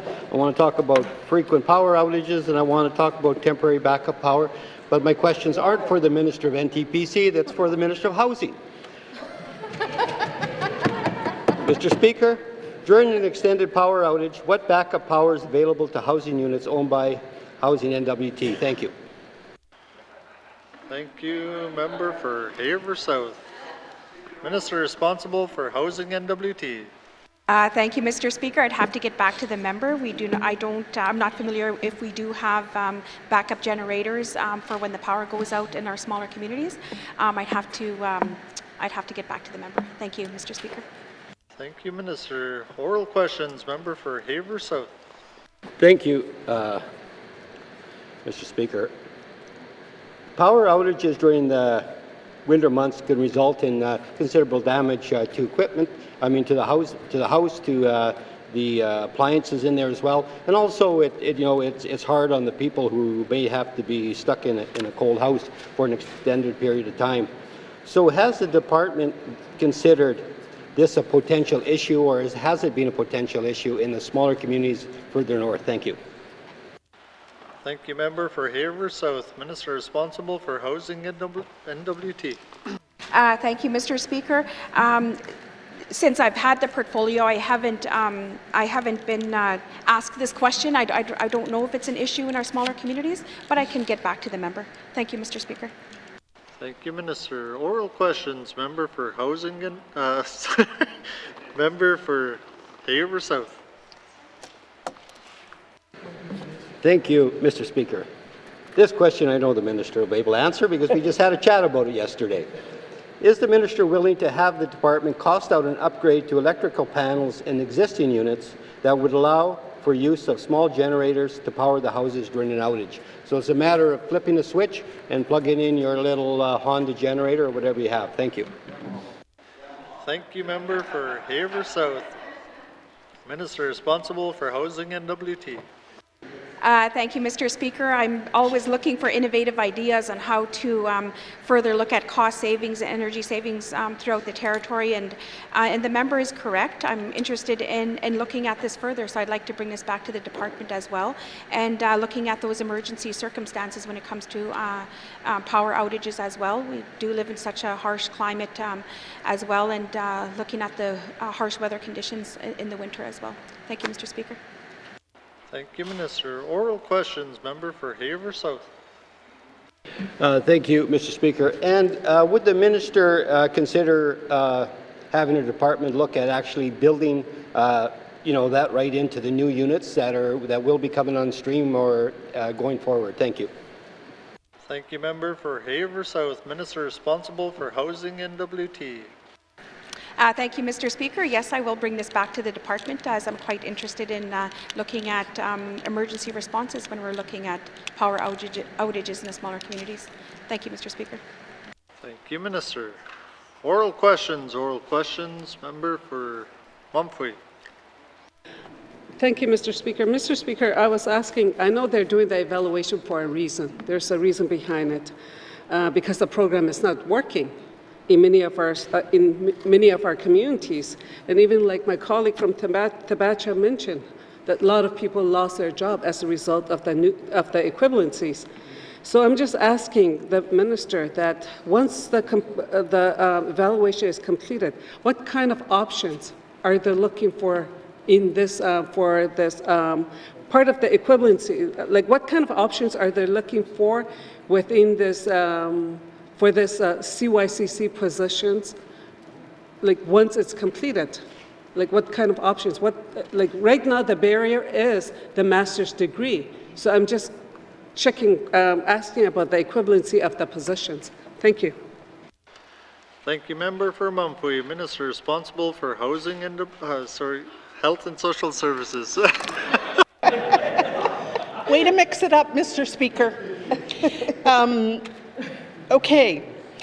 First of all, this program is being evaluated because it was first introduced in 2018 and the rollout finished last year, so it's time now to revisit its strengths and areas that require improvement. That's the reason that it's being evaluated.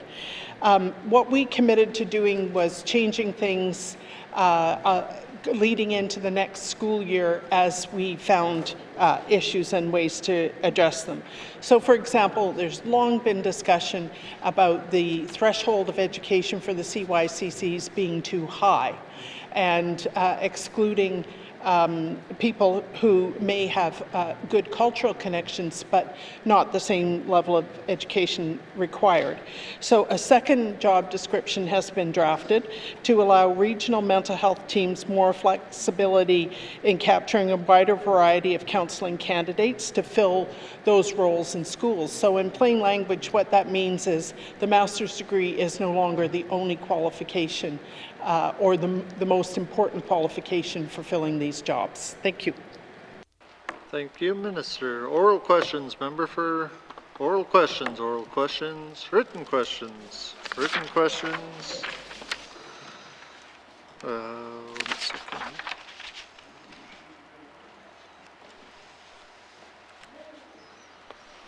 Returns to written questions, Mr. Clerk. Mr. Speaker, I have returned to written question 58-19-2, asked by the member from Montfouille on February 14, 2023, to the Minister of Infrastructure regarding Frank Channel Bridge replacement. Thank you, Mr. Speaker. Thank you, Mr. Clerk. Replies to Commissioner's address. Replies to Commissioner's address. Petitions. Petitions. Tabling of documents. Minister responsible for infrastructure.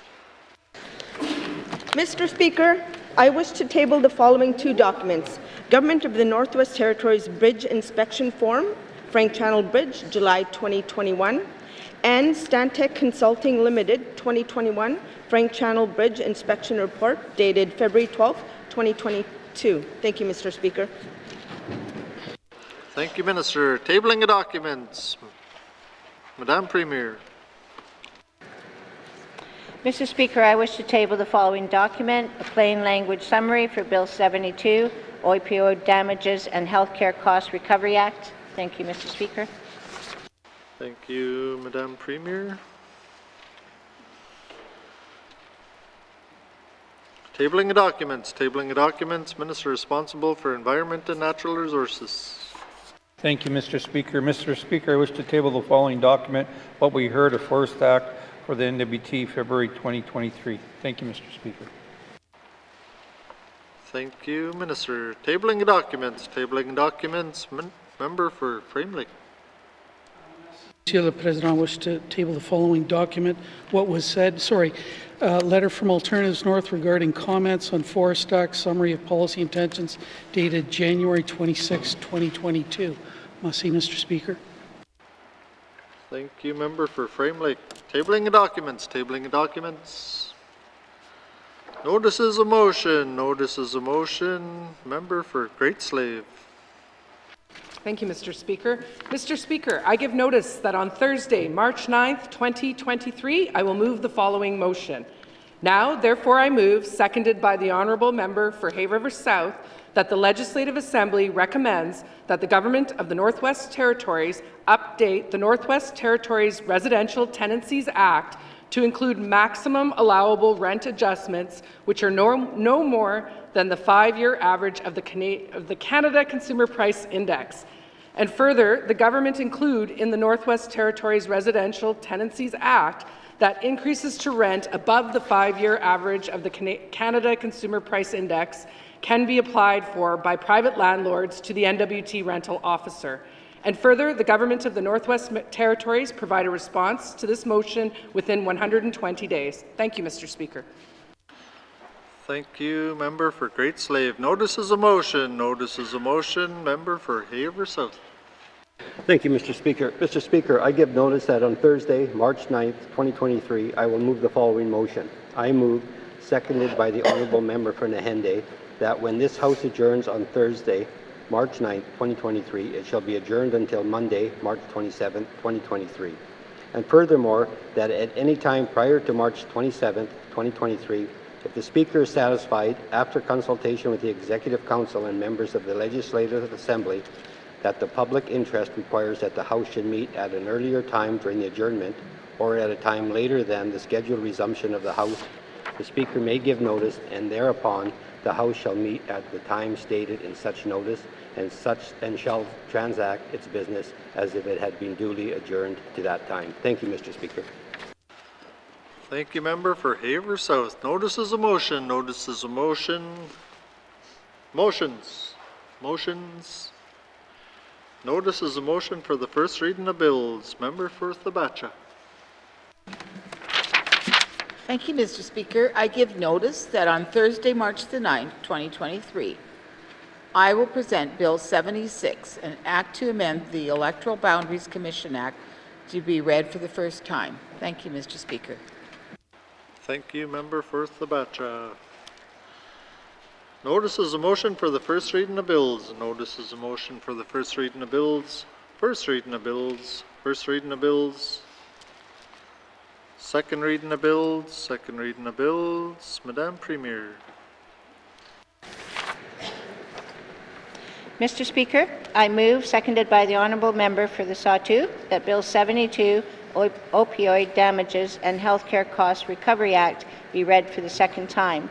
This bill creates a cause of action for the Government of the Northwest Territories in its own right against manufacturers and wholesalers of opioid products and their consultants for the recovery of the cost of health care benefits caused or contributed to by an opioid-related wrong. Thank you, Mr. Speaker. Thank you. Madame Premier. Motion is in order to the principle of the bill. Question has been called. All those in favor? All those opposed? Any abstentions? The motion is carried.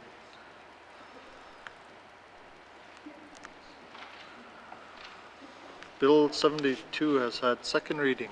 Second reading of bills. Second reading of bills.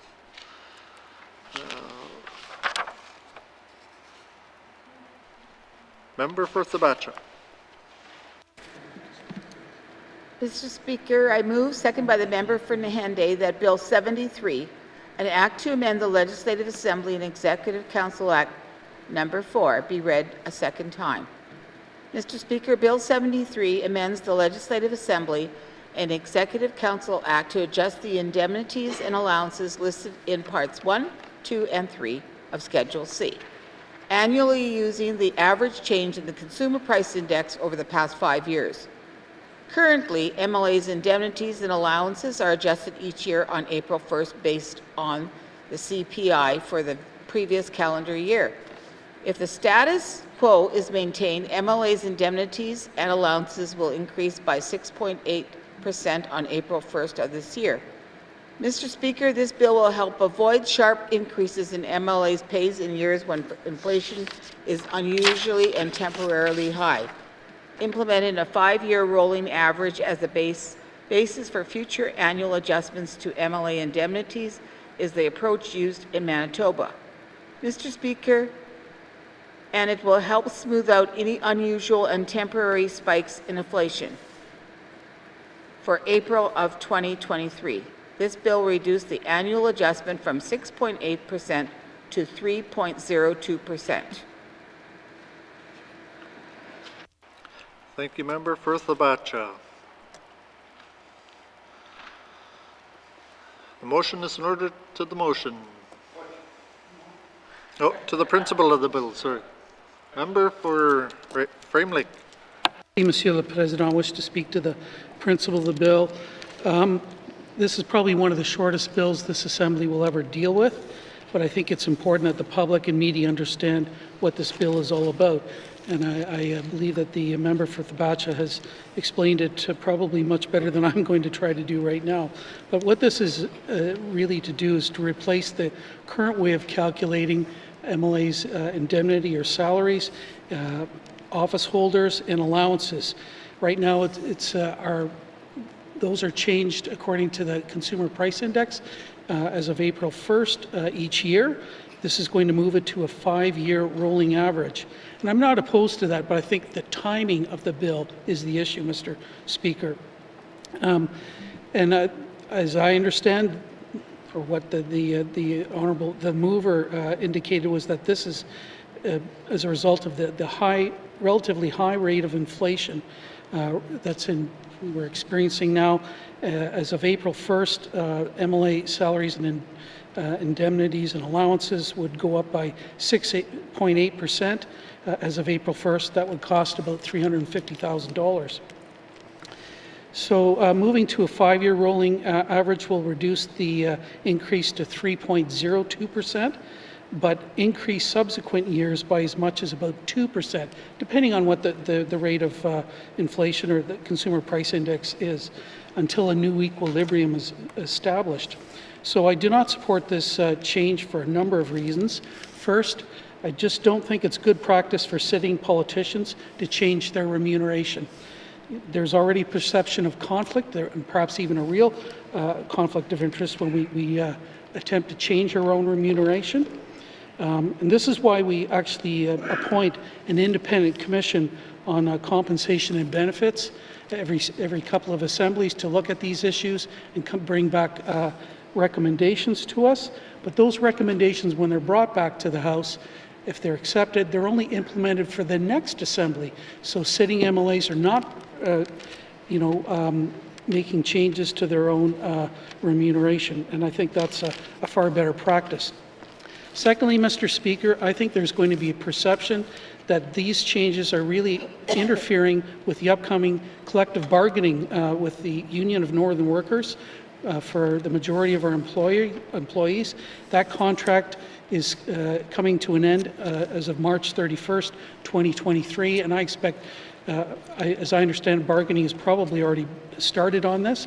So I think this sets a bad precedent. It's not unlike what happened perhaps in the last assembly, where initially MLAs decided to take a 2-year pay freeze after some presentations from Cabinet that were akin to the sky is falling.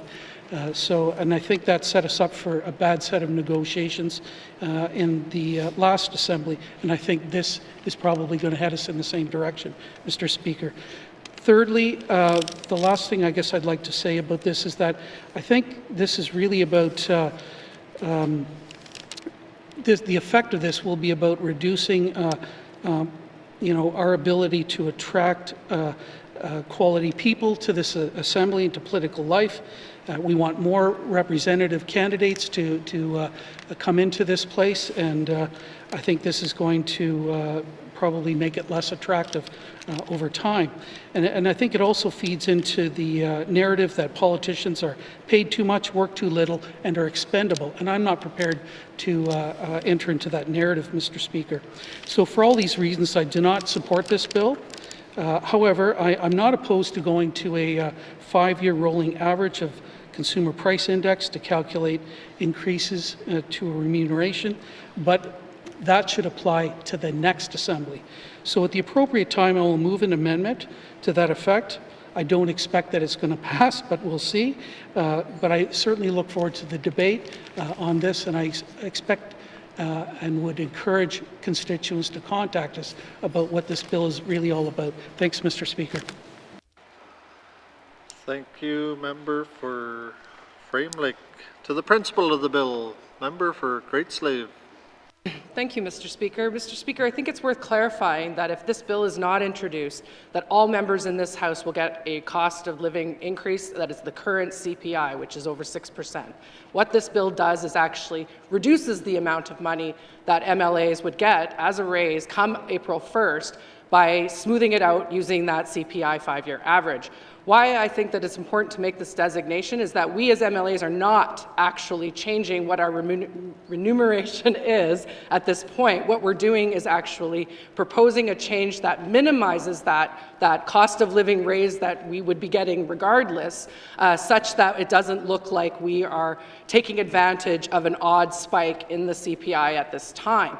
So I do support the principle of this bill. I am a single person. I have one income. I have to run a household on that income. In my professional life, I could make at least $50,000 more a year, plus better benefits and such, and more vacation. So therefore, for me, it is important to recognize that I believe that MLAs already make a fairly small amount of money comparatively to other professionals in this territory. We are struggling just like everybody else to pay bills. I've heard my colleague here speak many times about paying for things out of his own pocket for his constituents. constituents. I do the same. I daily am hit up for money, and at this point, while it may sound like I'm being greedy, I need that cost of living raise. I do agree for it being spread out over the 5-year rolling average. However, I do want to clarify that this is not MLAs giving themselves a raise. If anything, this is MLAs giving themselves a cut. Thank you. Thank you, Member for Great Slave. To the principle of the bill. Member for Rangelake. Rangelake, sorry.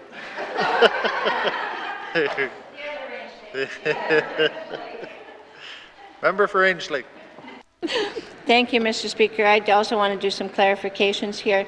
The intent of this bill is not around collective bargaining, and it is not cabinet directed or cabinet did any presentations. I can't speak for the previous cabinet, but I can speak for this one. At no time has cabinet talked to the regular members and trying to say that this should be, the sky is falling and that this needs to happen. This is an initiative by the Legislative Assembly, and I do support this initiative. The supply chains issues since COVID hit have been horrible for all of us. Our cost of living has gone up. Inflation is impacting residences, businesses, employers right across the board. I think that all of us at this time of what's happening not only in the N.W.T. but across Canada have to be conscious of what we're doing to stop the rising inflation. And in my opinion, Mr. Speaker, this is part of that we would try to curb the inflation rates that are going to be unacceptable and unlivable for many people in the residents of the Northwest Territories. So I do support this bill. Thank you, Mr. Speaker. Thank you, Member for Rangelake. To the principle of the bill, Member for Haver South. Thank you, Mr. Speaker. Mr. Speaker, although I understand the intent of this bill, as a politician, for me, it's never been about the money. It's about doing what's right for the people. And also, you know, we have to understand that, you know, or to understand what people are going through, we almost have to live that as well. And there's a lot of people out there that I know that are struggling, that I've provided money to, and I provide other supports as well. And I still kind of make ends meet. So I guess what I'm going to do is introduce a revision to the motion as well, and that's to freeze this year's increase, and then go to a rolling average starting in a year from now. So, you know, at the end of the day, like I say, there's a lot of people out there struggling, and I think it's important that we do our part as well. And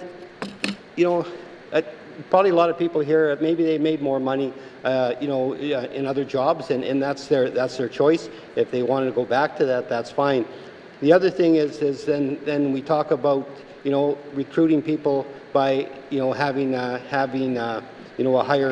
higher remuneration for politicians, but I don't think that's true.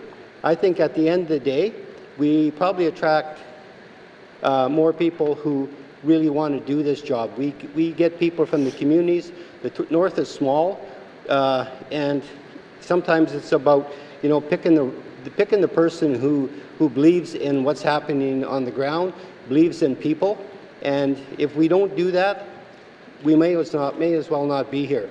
Because for me, it's doing the right thing for the people. And right now, and when it comes to unions, well, they have to do what they have to do. And at the end of the day, I look at where I'm at and the decisions I have to make, and it's got nothing to do with the union and their negotiations as well. So yeah, so what I'm going to be doing is to ask for asking for 0% for a year, and then go to a rolling average after that. Thank you. Thank you, Member for Haver South. To the principle of the bill, Member for Mumphy. Okay. Thank you, Mr. Speaker. Mr. Speaker, this is not about us. This is about the people that we serve in our region. And MLAs, the way that I look at them is that we are public servant. So we are here serving the people in the Northwest Territories, just like under the people that are working for the N.W.T, that are under the UNWT UNW collective agreement. For whatever UNW gets, I strongly believe that MLA should be getting the same. Mr. Speaker, if this is good enough for the UNWT who are representing the staff in the region, it should be good enough for us. So the way that this is presented at 6% increase, I do not support, but maybe I will support with the amendments made, like 0% and with some amendments made that's reflective of the UNWT collective agreement. Thank you, Mr. Speaker. Thank you, Member for Mumfwee. To the principle of the bill, Member for Thabacha.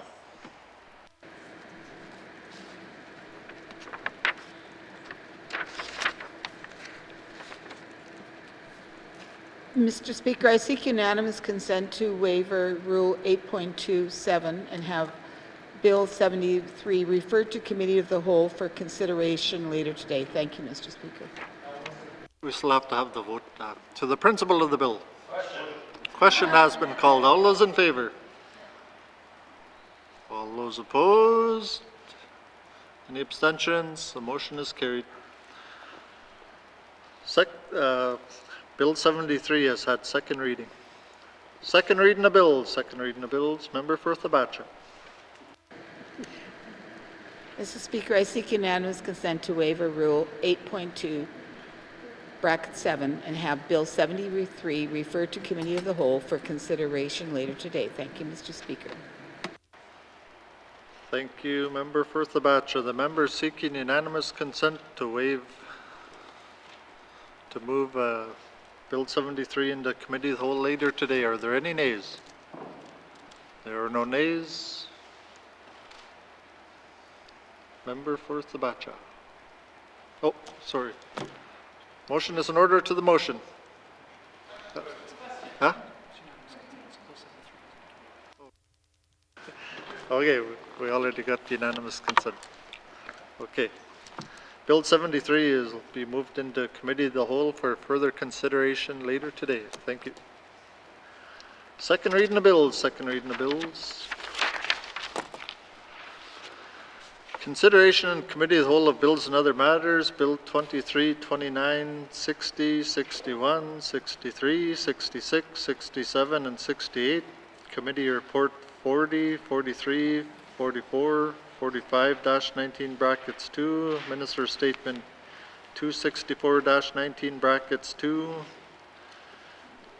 Table Document 681-19 brackets 2, Table Document 694-19 brackets 2, Table Document 813-19 brackets 2. By the authority given to me as Speaker, I hereby authorize the House to sit beyond the reasonable hours of adjournment with Member for Nivicton Lakes in the chair.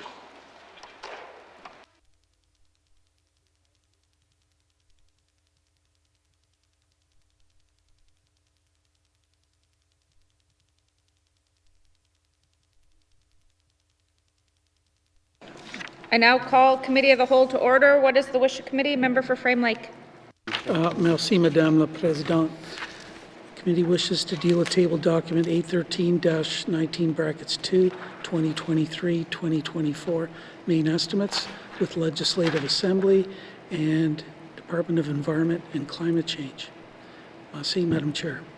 Thank you. Does committee agree? Thank you, committee. We'll take a short recess and resume with the first activity.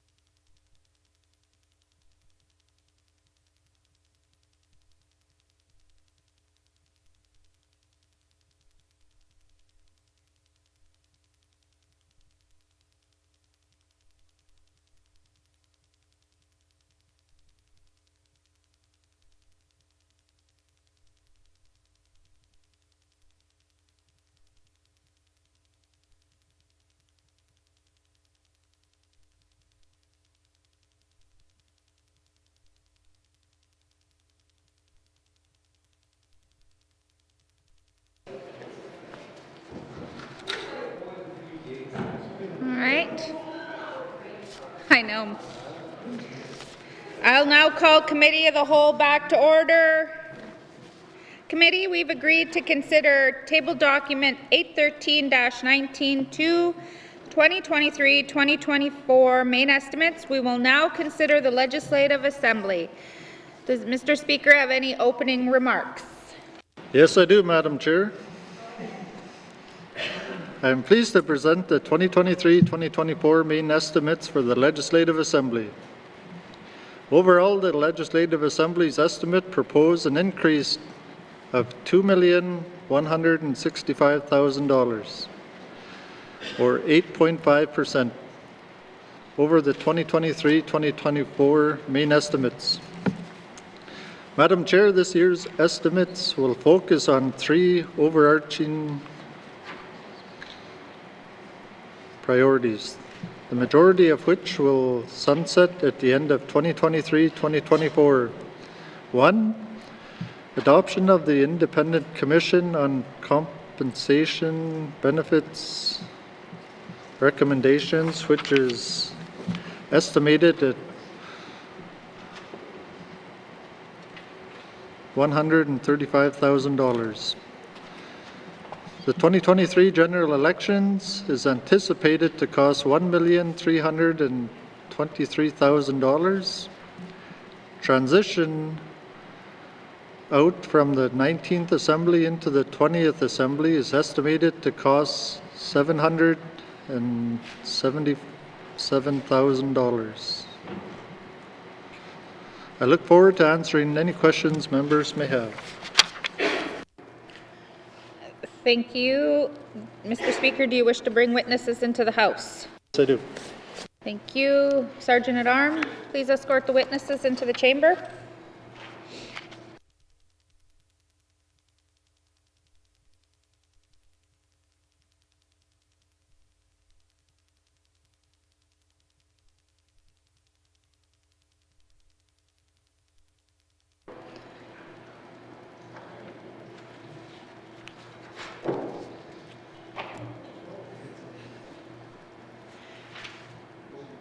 Mr. Speaker, would you please introduce your witnesses?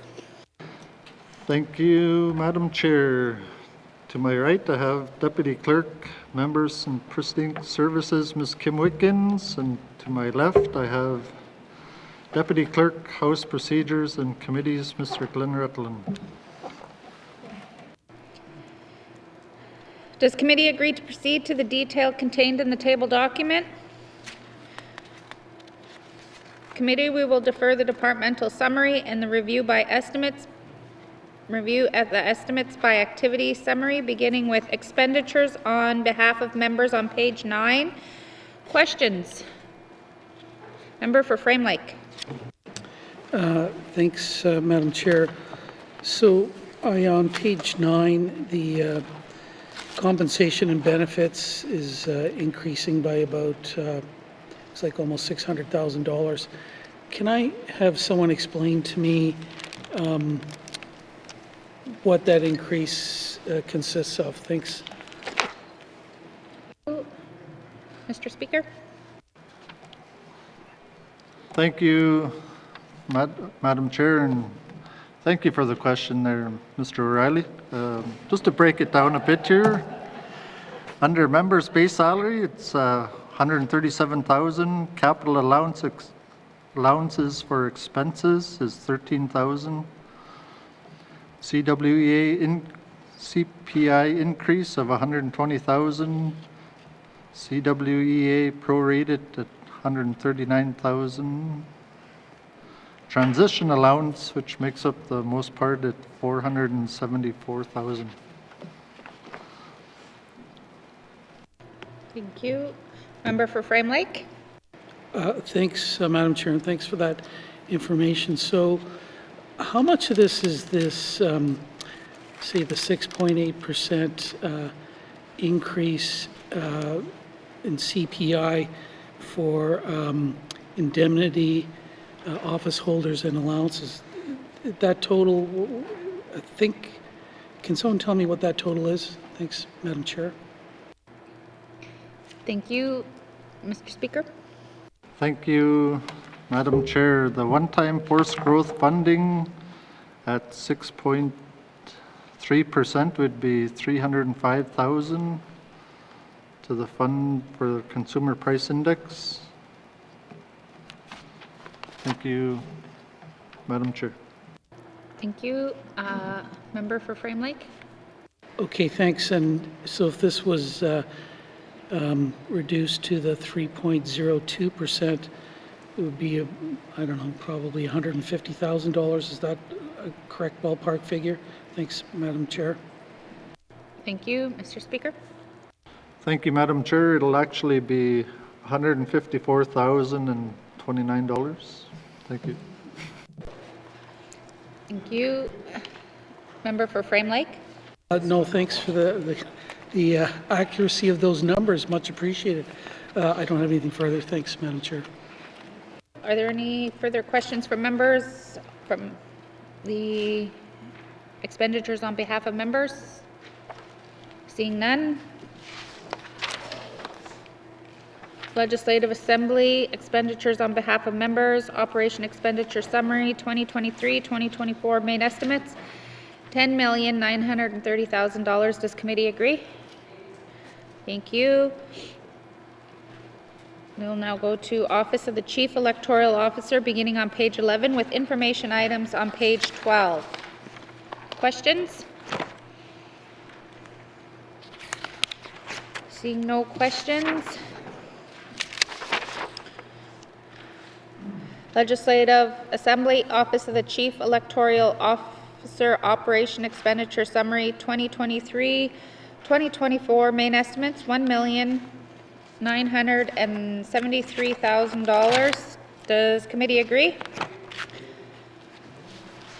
Thank you. Next is Office of the Clerk, beginning on page 14 with information items on page 15. Questions?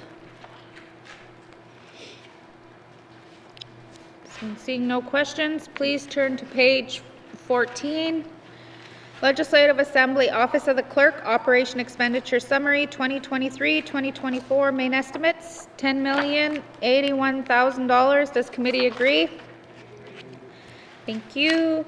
Office of the Speaker, beginning on page 17 with information item on page 18. Question? Member for Frame Lake. Thanks, Madam Chair. Yeah, on page 17, I guess there was quite a... anyways, back in 21-22, actuals were about $1.4 million, and 23-24, it's around, well, 545. What happened in 21-22 that... thanks, Madam Chair. Thank you. Mr. Speaker. Thank you, Madam Chair. I'll hand it over to Ms. Wickens for more details. Thank you. Ms. Wickens. Thank you, Madam Chair. Madam Chair, in 21-22, we had a sole inquiry, and those costs were used to cover that. Thank you. Member for Frame Lake. Yeah, no further questions. Thanks, Madam Chair. Thank you. Are there any further questions to Office of the Speaker from members? Seeing none, please turn to page 17. Legislative Assembly, Office of the Speaker, Operation Expenditure Summary, main estimates, 2023-2024, $545,000. Does committee agree? Thank you. Statutory offices, beginning on page 20 with information items on page 21 and 22. Questions? Seeing no questions. Thank you. There's an additional information item on page 23. If there's any questions? If there are no questions, please turn to page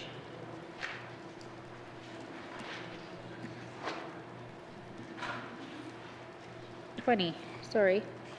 Legislative Assembly, Statutory Offices, Operation Expenditures, main estimates, 2023-2024, $4,126,000. Does committee agree?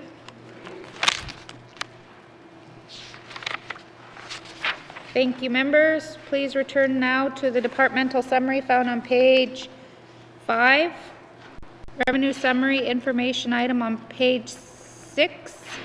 Questions? No further questions. Committee, I will now call the department summary, Legislative Assembly, Operation Expenditures, Total Department 2023-2024, main estimates $27,655,000. Mr. O'Reilly. Merci, Madame la Présidente. I move that this committee defer further consideration of the estimates for the Legislative Assembly at this time. Merci, Madam Chair. Motion is in order. To the motion? Question has been called. All those in favor? All those opposed? The motion is carried. Consideration of Legislative Assembly 2023-2024 main estimates, operating expenditures, total department is deferred. Thank you, Mr. Speaker, and thank you to the witnesses for appearing before us. Sergeant at Arms, please escort the witnesses from the chamber.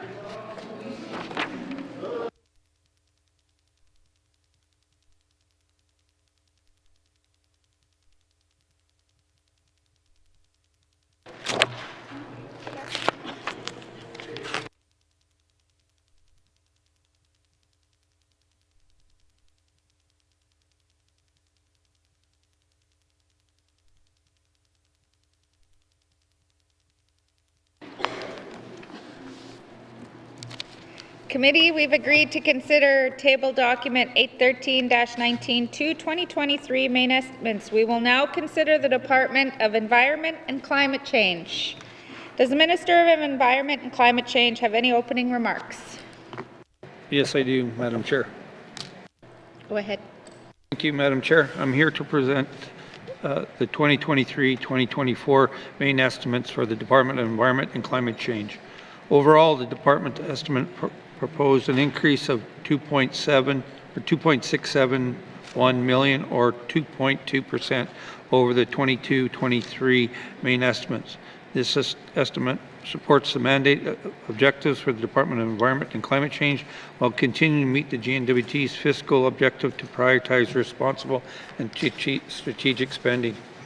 Highlighted for the proposed estimate includes an increase of 1.7 million for barren ground caribou research and monitoring, offset by a sunset of 560,000 for the previous increased fund for the same Bathurst and Blue Nose East monitoring activities, for a total of 1.14 million in additional funding. Additional sunsets of 3.598 million, which includes 960,000 related to Section 11 Conservation Agreement with the Burial Caribou, 2.259 million for Nature Fund Protected Areas Agreement, 219,000 for approach to unauthorized and rights-based occupancy, 110 for sustainable livelihoods, and 50,000 for flood impacts. The department has commitments for bridge funding arrangements with the federal government for Section 11 and Nature Fund activity offset most of these sunsets amounts.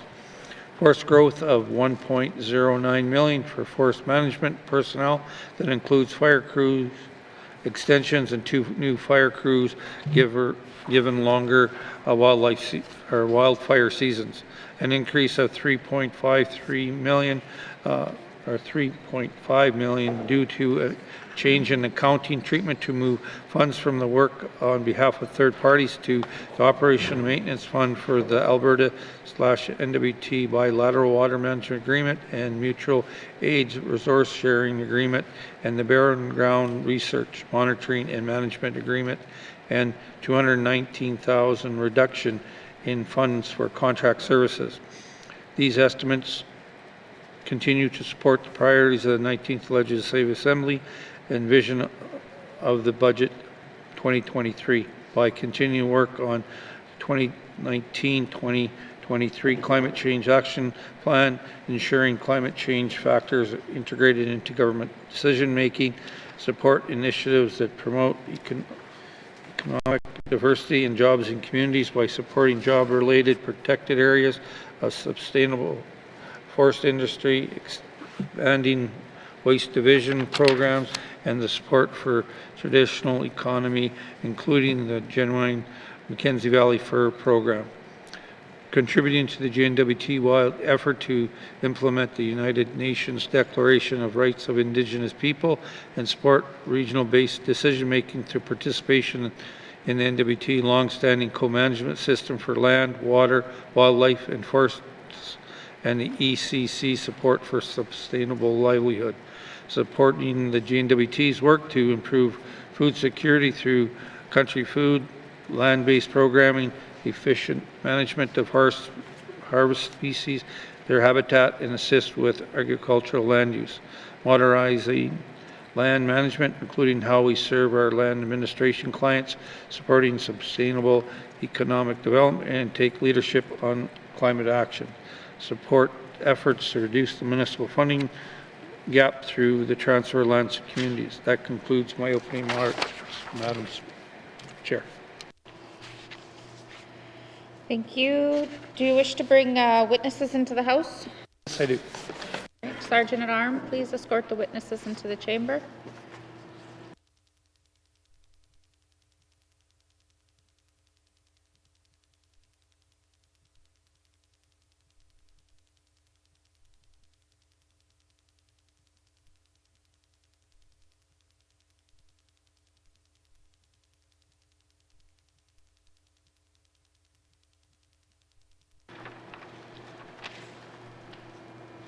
Minister, please introduce your witnesses. Thank you, Madam Chair. I'm pleased to be here today to present the proposed 2023 main estimates for the Department of Environment and Climate Change. With me today, I have Dr. Erin Kelly, Deputy Minister of Environment and Natural Resources and Acting Deputy Minister of Lands.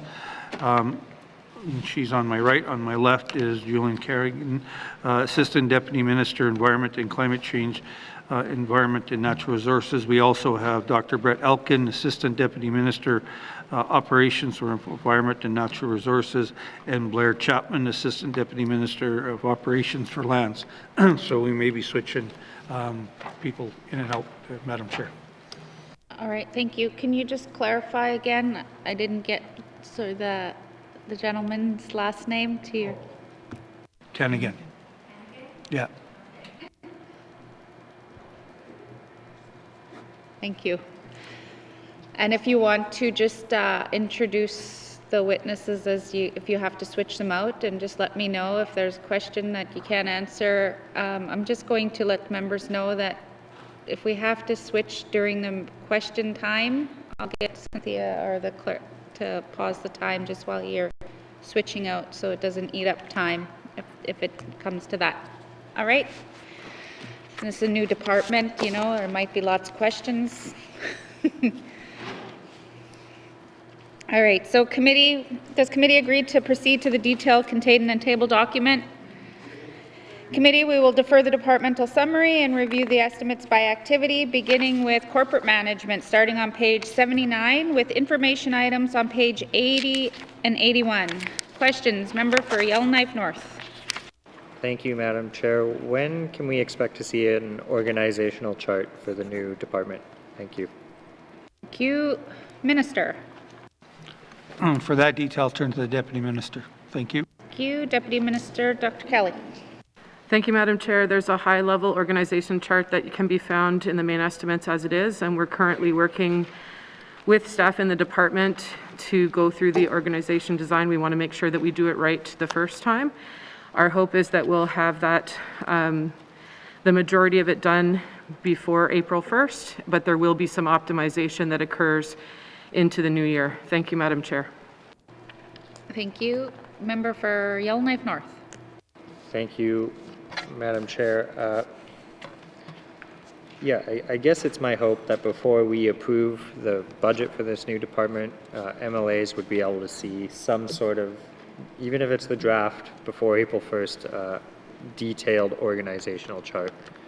I'm going to drill down a little bit more into some questions about that. Can someone explain to me how we go about deciding, presumably I'm looking at this,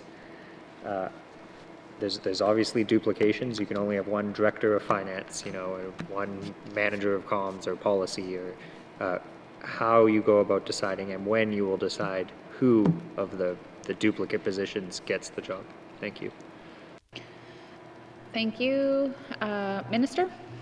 For that detail, turn to the Deputy Minister. Deputy Minister? Thank you, Madam Chair. We're currently working with Human Resources to determine and look at this process.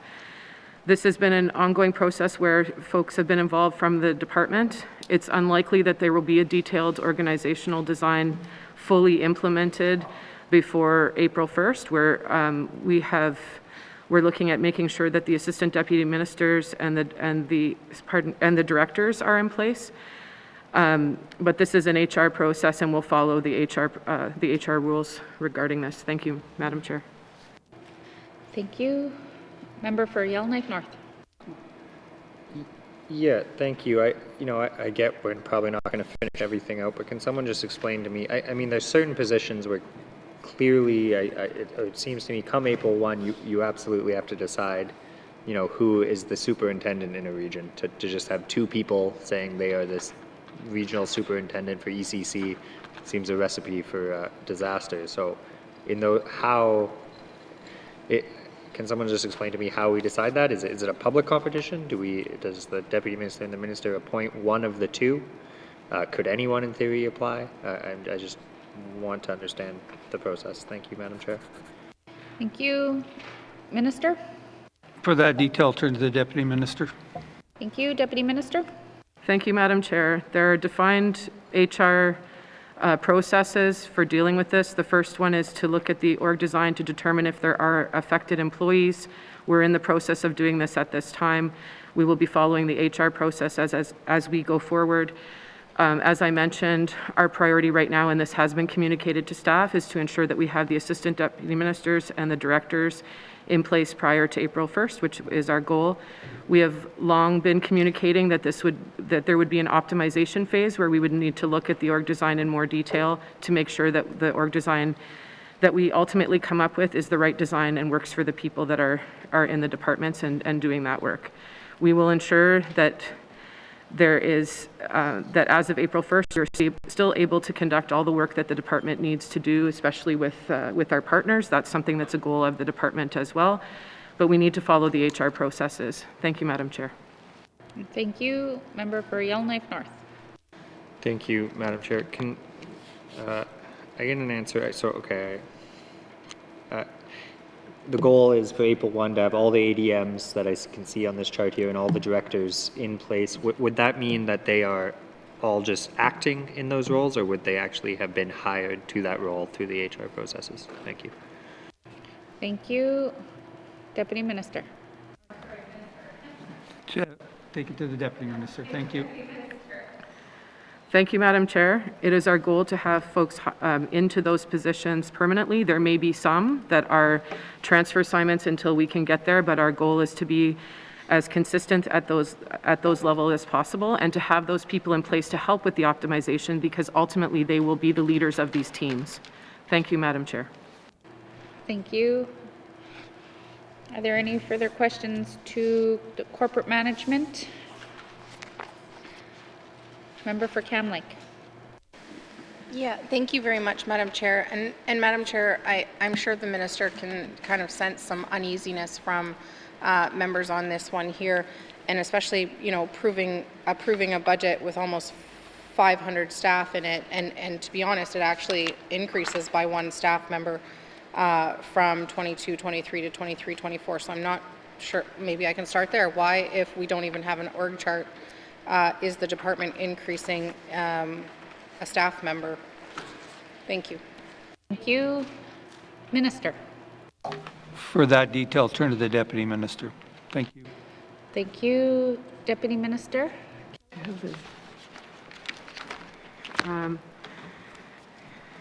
Thank you, Madam Chair. So the budget that you're looking at right now is an A+B budget. It's the ENR budget plus the lands budget. As we've described previously, we need to go through this optimization period, and our hope is that through business planning, we'll be able to show where there have been the changes in some of these staff members that members are putting forward. The changes that we're seeing right now are due to the fact that there are some sunsets of positions, and there are new positions fire-related from supplementary funding for the fire program that have come into play. That's why you're seeing the change in the numbers. And happy to get into more detail when we get to those parts of the main estimates. Thank you, Madam Chair. Thank you. Member for Cam Lake. Thank you very much, Madam Chair. Yeah, I just have uneasiness with bringing more people into the fold when there's already so much change happening during this optimization phase. I'm wondering if the minister, can speak to what the deadline is for the org chart for the rest of the staff. If we know that as of April 1st, we'll know who ADMs and directors are. I'm wondering if there is the ability to kind of stipulate a deadline on the rest of that. My concern is that it's not really fair to public servants to not have any certainty in their jobs, just from hearing from different people that work for lands or traditionally lands or traditionally ENR. There's a lot of concern over what the future holds. That creates really negative staff morale. It creates fear of sustainability of income, and people end up looking for other jobs right away. And so my concern is not only for the certainty of the staff, but also for the sustainability of this new department, environment and climate change. Thank you. Thank you. Minister? I'll start and then I'll turn to the Deputy Minister. So we've been working in conjunction with our staff. We've been talking to our staff as we move forward. We're engaging them in our process. It's not where we've, in previous, they didn't have a say in it. We are actually working with them on the process. And we've had numerous conversations with our staff. We've had our staff out in the regions as well as at the headquarters. So for further detail, I'll turn to the Deputy Minister. Thank you. Thank you. Deputy Minister?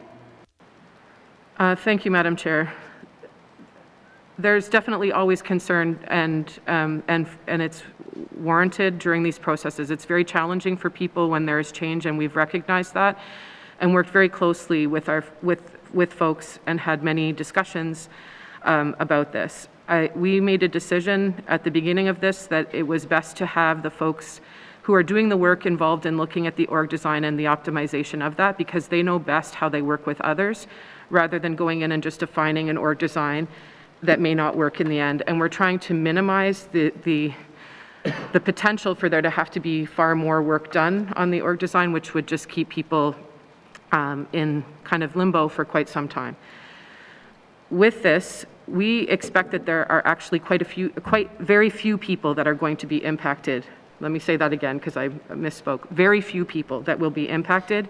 We're working with HR to define the number right now, but at this point it's looking like less than 10 individuals that may be affected, and of those there would be people that would be offered a reasonable job offer. It's very few people that would be impacted in this. And that messaging has been made clear to folks at the department as well. So I'm hopeful that people will feel more comfortable that this is a small number of folks that are being impacted. The messaging from the N.W.T has been clear that this is not a reductions exercise. It's to be more effective and efficient, and that's part of why we need this optimization phase, which will culminate in the business plan, and that is where it's intended to show the changes, so we have time to make sure that we're doing it right. Thank you, Madam Chair. Thank you. Member for Cam Lake? Thank you very much, Madam Chair. Madam Chair, my next question is in regards to computer hardware and software. One of the things that helps the government be a lot more effective and efficient is being able to have systems that speak to one another. Is there concern from ECC in terms of amalgamating the software that each department is currently using, or in being able to have kind of, for example, land software, be able to speak to other departments for more effective and efficient working relationships and breaking down silos? Is there a concern that this value is enough or not enough, or is there concerns around, I guess, the digitization piece? Thank you. Thank you. Minister? Could the member tell us exactly what page she's on? Thank you. 79.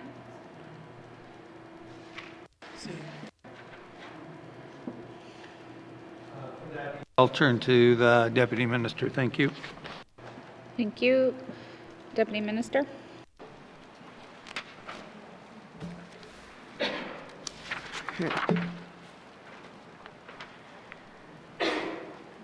Thank you, Madam Chair. So this computer hardware and software line is for corporate management, so it's for the directorate layer of the department.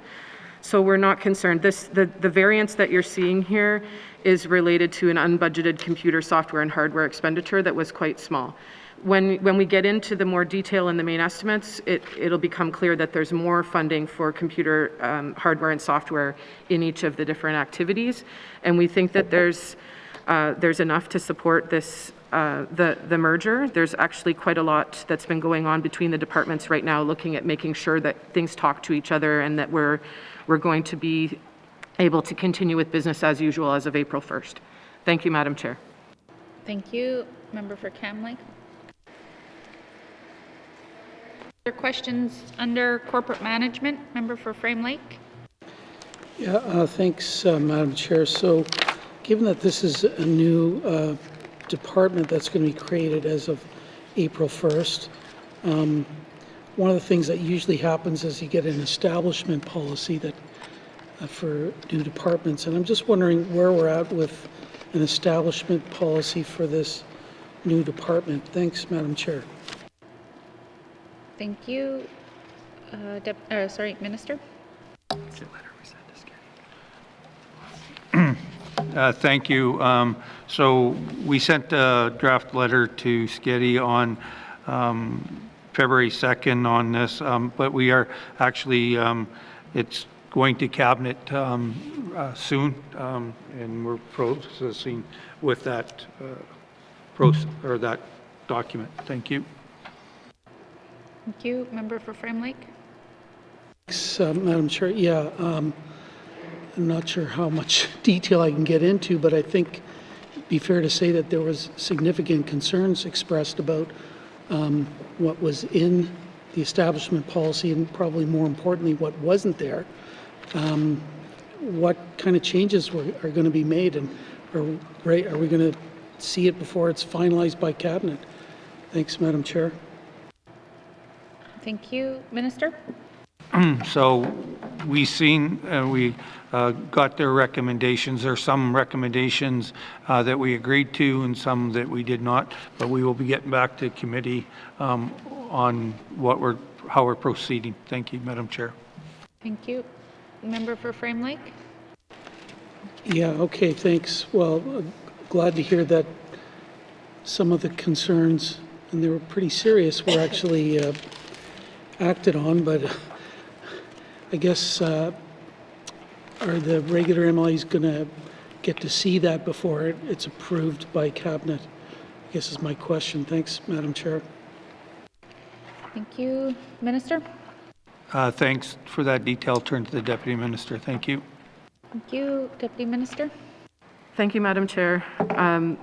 We look closely at the input that was provided from committee. Some of the input was at a level that generally is not in an establishment policy, although we recognize the intent and importance of the input that was provided. Where it was consistent with being put into an establishment policy, we did that, and we will be providing, as the Minister mentioned, comments back during the process with where those edits have been made. Thank you, Madam Chair. Thank you. Member for Frame Lake? Yeah, thanks, Madam Chair. I think I can feel a member statement coming on, but I don't think we're going to get another chance at it, and I think that's probably not good because there was very serious concerns raised with it, and I'll just have to wait and see. But I know the minister knows that if I'm not happy, I'm going to get up and talk about it in the House. So I'll not much more I can do right now. Thanks, Madam Chair. Thank you. Any further questions? Member Mr. O'Reilly? Sorry, thanks, Madam Chair. I wasn't clear. My apologies. I don't have anything further on this first activity. Thank you. Member for Tabacha. Thank you, Madam Chair. When two departments come together, you expect some reorganization and no duplicates. I just wonder what the criteria was for this amalgamation of these two departments, and I wonder if there's not, and they've added one position already, so there's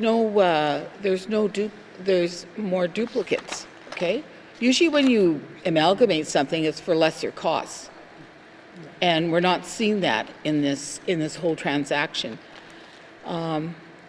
I could see it if it was giving more positions to the regional centers and small communities, but I can't justify to build an empire here again in headquarters. I just want to know the rationale behind this whole transaction, and I'd like to hear what the minister has to say on that. Thank you, Madam Chair. Thank you. Minister? Thank you. So when we first started doing this process, we said it's not a cost-saving measures. We will amalgamate it as A plus B, as the Deputy Minister said, but then we're going through the process of optimization. So it's going to take us a bit of time to do the optimization. We don't want to, in the past, to just cut. We're not just cutting to cut. We are trying to make sure that we do it right moving forward. So that there is where we have our staff in place, having our conversations, where we need to see things and where we need to be able to put our programs and our staff, and that's what we're doing. So that was part of the optimization process. Thank you, Madam Chair. Thank you. Member for Tabacha? Madam Chair, for clarity, I never mentioned cuts. If they're going to use the same budget and they're amalgamating, maybe some of those positions should have gone to the regional centers and even to some of the smaller communities. That's what I said. You know, I just, I have a real problem, and especially with because we don't have an actual chart in here, but I'm just wondering, so you have a deputy minister and then the senior management. How many assistant deputy ministers are scheduled for this department? Thank you, Madam Chair. Thank you. Sorry, Minister. Thank you. So org chart's on page 70, and my understanding is we will have 5 deputy ministers, but for clarity, I'll turn to the or sorry, not deputy ministers, assistant deputy ministers, sorry. 5 assistant deputy ministers, but for clarity, I'll turn to the deputy minister. Thank you. Thank you, Deputy Minister. Thank you, Madam Chair. So there are 4 assistant deputy ministers between ENR and Lands at this time. There is 1 new assistant deputy minister position for operations that will be a regional position that is envisioned as an Indigenous pathing position to support Indigenous people to getting into senior management in the new department. So that's the new assistant deputy minister position that we're looking at. With respect to the positions, the change in positions that folks are seeing, there was a sunset of 8 positions related to Section 11 agreement and the Nature Fund agreement, and there was forced growth for 10 new positions, all of them regional related to forest fire. So as folks are aware, our fire season went till October this year, which is far longer than normal, and we're seeing more fires in some of the areas of the Northwest Territories than we've ever seen before. So we were able to access forest growth funding as a department to support firefighting personnel in several communities, a wildfire training position in Fort Smith, and a fire technician position in Litzel K. And all of those positions are regional positions. That's why you're seeing the difference in positions. With respect to those duplicate positions, those will be addressed through the optimization and process that we're dealing with. And we will make, as I mentioned, we're expecting that there will be less than 10 folks that are affected that are unionized employees. So that will be dealt with through the optimization phase that we're currently working towards. Thank you, Madam Chair. Thank you. Member for Tabacha. Madam Chair, I'm just concerned, I guess, about the regional office in Fort Smith, especially in our office. I want to ensure that affirmative action is followed, and you know, we have someone that is born and raised in Fort Smith, educated there, and I just want to ensure that that all those things come into play when the time comes. And I'd like to know how. I'm sure that everybody feels that way, even with the Nunavik region, with the other regional offices in the territory, and I just want to see how the minister feels about that. Thank you, Madam Chair. Thank you. Minister. We will be following the affirmative action policy, the HR policy, so I can guarantee you we will be following HR as the member quite quickly suggested. Thank you. Thank you. Member for Tabacha. Questions, Madam Chair? Are there any further questions under corporate management? Seeing none, please turn to page 79, Environment and Climate Change Corporate Management Operation Expenditure Summary 2023-2024 Main Estimates. $11,789,000. Does committee agree? Thank you. We'll now go to Environmental Management Monitoring and Climate Change, beginning on page 83, with information items on page 84 and 85. Questions? Oh, member for N.W.T. In regards to... Thank you, Madam Chair. No, just in regards to climate change and monitoring on the river from what's happening in Alberta. We always worry about it because we used to have a lot more check stations in regards to water stations along the Mackenzie River coming all the way down to Tuck. What's the status of those and how many do we have active? Thank you, Madam Chair. Thank you. Minister? For that detail, I'll turn to the Deputy Minister. Thank you. Thank you. Deputy Minister Kelly? Thank you, Madam Chair. We conduct regular monitoring at approximately 80 sites. Of these, 40 sites are part of the Northwest Territories community-based monitoring program near 21 communities. And there's also sampling of transboundary waterways on the Slave, Hay, Liard, and Peel rivers. There are 38 sites for the community-based monitoring network. There's 26 sites for a North Slave water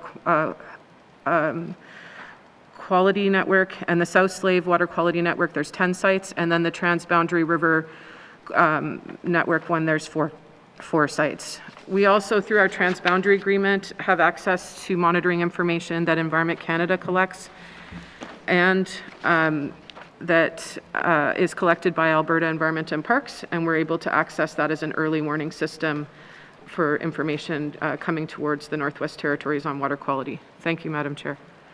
Thank you. Member for N.W.T.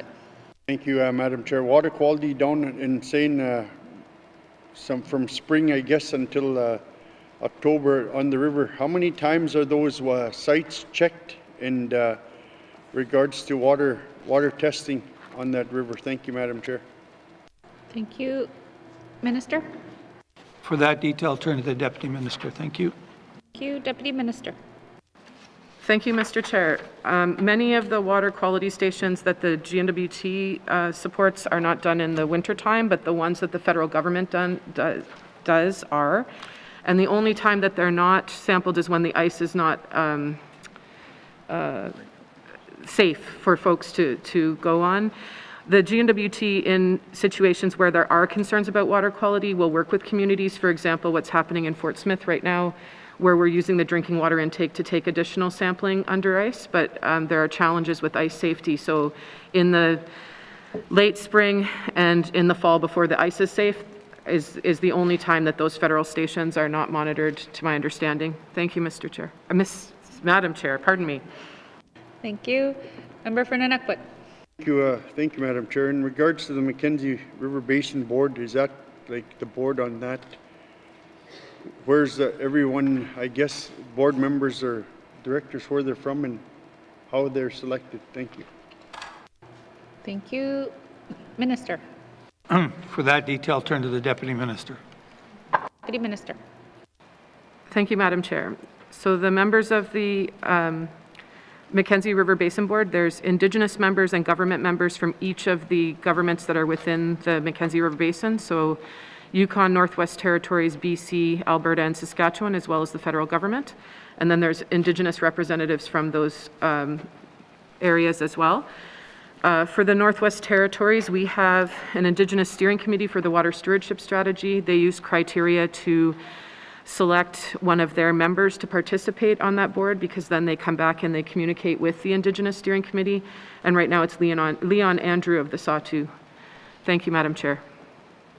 Thank you. Member for Nunavut. Thank you, Madam Chair. In regards to that, Madam Chair, with the water strategy, I guess with the spill that we had in Alberta last week, that from that Esso site, was there any, I guess, flags raised in regards to doing more water sampling and checking of the sites for it coming up in the upcoming, like, if not now, like in the near future? Thank you, Madam Chair. Thank you. Minister. Yeah, like I said in my minister's statement, we are working with the town of Fort Smith to increase the monitoring on that. And as well, we've working with, I think it's the town of Fort Chip, one that they're monitoring as well, and we're checking their data as well. Thank you, Madam Chair. Thank you. Member for Nunavut. Yeah, thank you, Madam Chair. That's all the questions I have right now. Thank you. Member for Great Slave.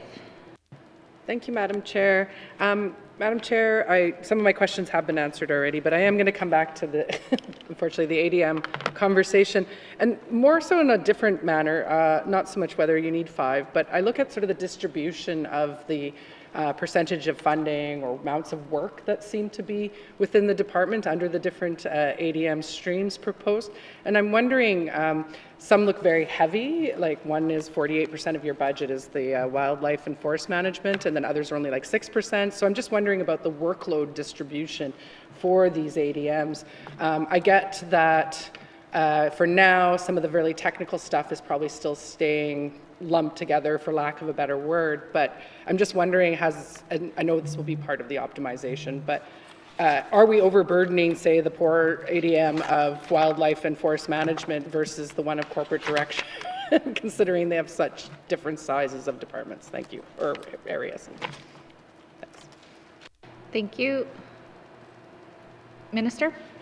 For that detail, turn to the Deputy Minister. Thank you. Thank you. Deputy Minister.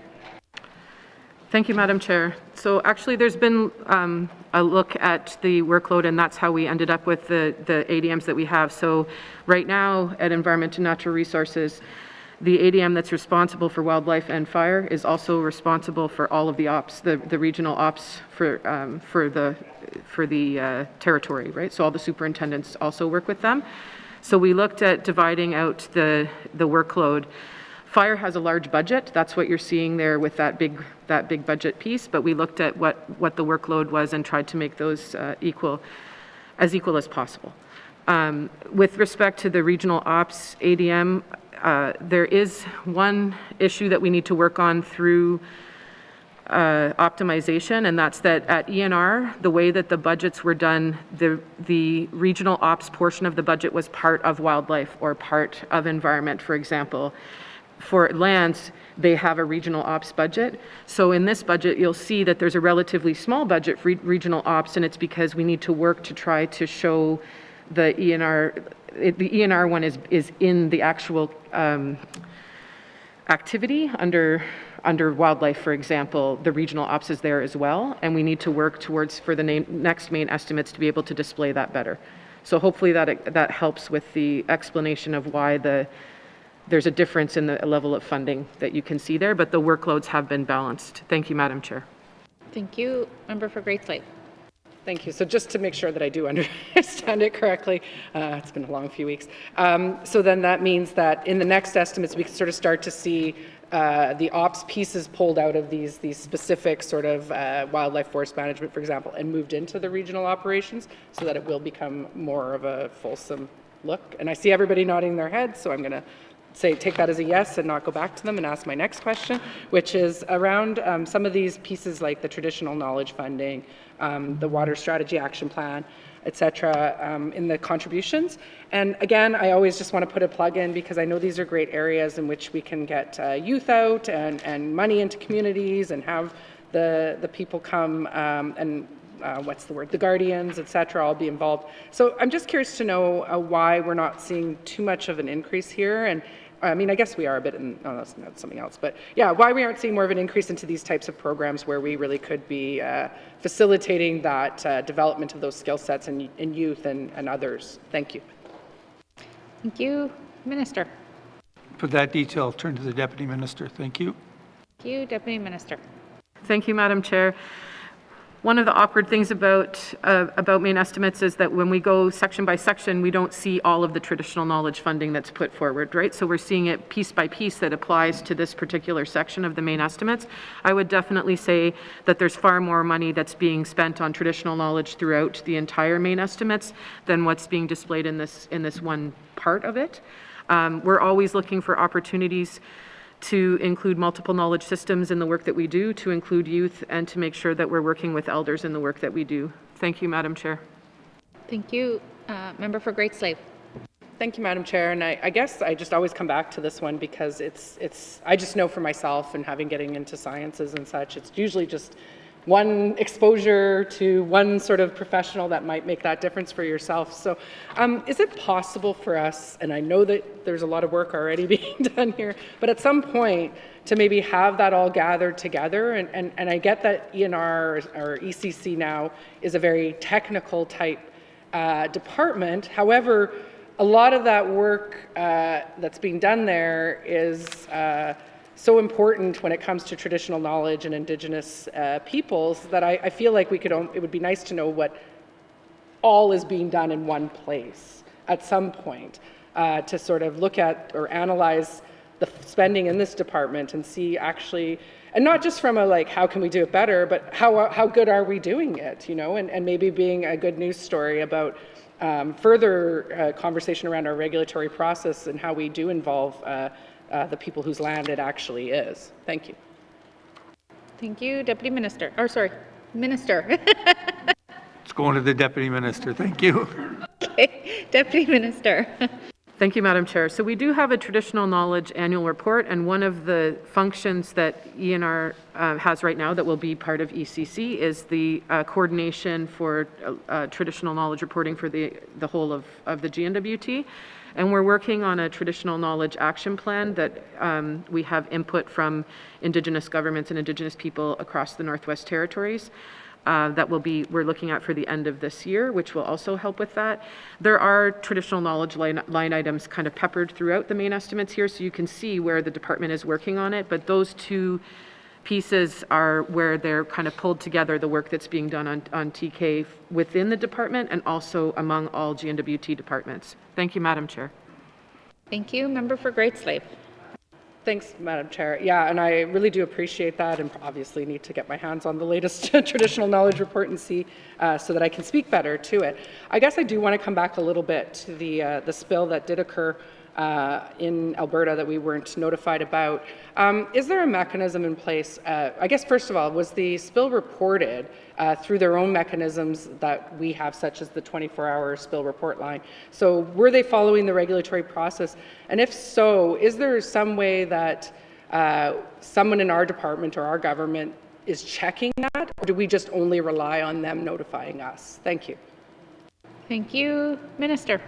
For that detail, I'll turn to the Deputy Minister. Thank you. Thank you, Deputy Minister. Thank you, Madam Chair. So our understanding is that Imperial Oil did, in May of last year, let the regulator know that there was seepage that was occurring. That information was not relayed to us at that time. We also understand that in early February there was a spill, and that information was not relayed to us at that time. That's why you would have heard the minister's statement, and we've been in discussions with Alberta. Their perspective on this at this point in time is that they didn't they thought that it was contained and would not be able to get into the tributaries and into the Athabasca River. We have suggested that we feel that with seepage that's hard to ascertain, and that with spring melt runoff there is a likelihood that some of that could potentially get into tributaries. So it's not up to the company itself to report to the N.W.T, and we don't always have access to spill reports in other jurisdictions. It is written into the agreement that the government of Alberta will notify us of these spills. And to be honest with you, they've done a fairly good job of notifying us of some of the other spills that have happened in certain basins. This one, obviously not. Thank you, Madam Chair. Thank you. Member for Great Slave. Thank you, Madam Chair. And with my previous hat on, I can understand exactly how this would have happened. And sometimes, just a spill gets reported, and it really doesn't have much consequence. And so therefore, it probably just didn't trigger anybody in Alberta to actually think to tell us. I guess I have already requested, and I hope that I'll get them, any technical reports that were issued or given to us. And I guess with my last minute left, can the Minister Department speak to what actually was spilled? Like, what are the contaminants of concern? Is it just around hydrocarbons, or are we looking at other chemicals and such used in the process? And if so, how far out did they spread that they're aware of now? Thank you. Thank you. Minister? For that detail, I'll turn to the Deputy Minister. Thank you. Thank you, Deputy Minister. Thank you, Madam Chair. So it was industrial wastewater that was spilled, and also that is seeping, is my understanding. And we are actually scheduled for a briefing with Imperial on Thursday. Alberta did respond last Thursday, and there was a briefing with folks from the Alberta Energy Regulator that we attended. And to answer some more questions, we have a briefing where we can ask some of these questions as well. So hydrocarbons, and then there were a number of other metals and sulfides. So metals like arsenic, things that you would expect would be associated with this type of work. And we do not have technical reports at this time. I'm assuming that the technical briefing will be what we get on Thursday. Thank you, Madam Chair. Thank you. Are there Minister? No, thank you. Yeah, sorry. I just want to tell I do have a meeting with the Minister on Thursday at 1 o'clock. So we'll be having that conversation with Minister Savage as well. And we have written out a letter to Minister Savage and to the federal minister, and we're in the process of trying to table those documents here in the House. Thank you. Thank you. Member for Hay River South. Thank you, Madam Chair. Madam Chair, I guess the topic of water is very important. The Mackenzie River Basin, I think, accounts for has a drainage area of about 1.8 million square miles, which is about 20% of Canada's landmass. And, it all comes down, funneled through this area. And, as we see more development in the south, the bigger the impact could be. And, with the Curl spill, for some reason, we missed it. Partly because I guess we weren't informed by the Alberta government, and secondly, I'm not sure if anybody was monitoring, the media or as well the Alberta regulators pages as well, web pages or whatever. And I think that it's important that we do that. But anyways, we missed it, and now it's big news all over. But one thing that I guess I'm interested in is that we do have these transboundary water agreements, and how many do we have, I guess, with respect to the Mackenzie River Basin? Thank you. Thank you. Minister. So we have 3, one with the Yukon government, one with BC, and one with the Alberta government. Thank you. Sorry, and we're negotiating with Saskatchewan. Thank you. Member for Hay River South. Thank you, Madam Chair. And the minister I think in the media there had indicated that they would be using a dispute mechanism. And I'm just wondering, how or if that mechanism has been used and how it will be used in this instance with the Curl spill. Thank you. Thank you. Minister. So this is the first time it's being used. We've tried to do the other process of reaching out to the Alberta government and getting the information this way, but because of the severity of this spill and them not telling us information that we needed, we've implemented this. And for the detail on how the process works, I'm going to, with your permission, turn to the Deputy Minister. Thank you. Thank you. Deputy Minister. Thank you, Madam Chair. So there's a number of things that can be done under the dispute resolution mechanism, and we're working with Alberta right now on what this will look like for this one. So there's a discussion of where we would like to go with this. The N.W.T's perspective is that we would like an independent look to come back to the Bilateral Management Committee and tell them what their thoughts are on this. It is under the agreement the Alberta government's responsibility to notify us of spills. That's one of the reasons that we signed the agreement, and part of it was because we were learning about things in the media in the past. And I will say again that in general, Alberta has let us know about spills in the past, but in this case, we were not alerted to it. Thank you, Madam Chair. Thank you. Member for Hay River South.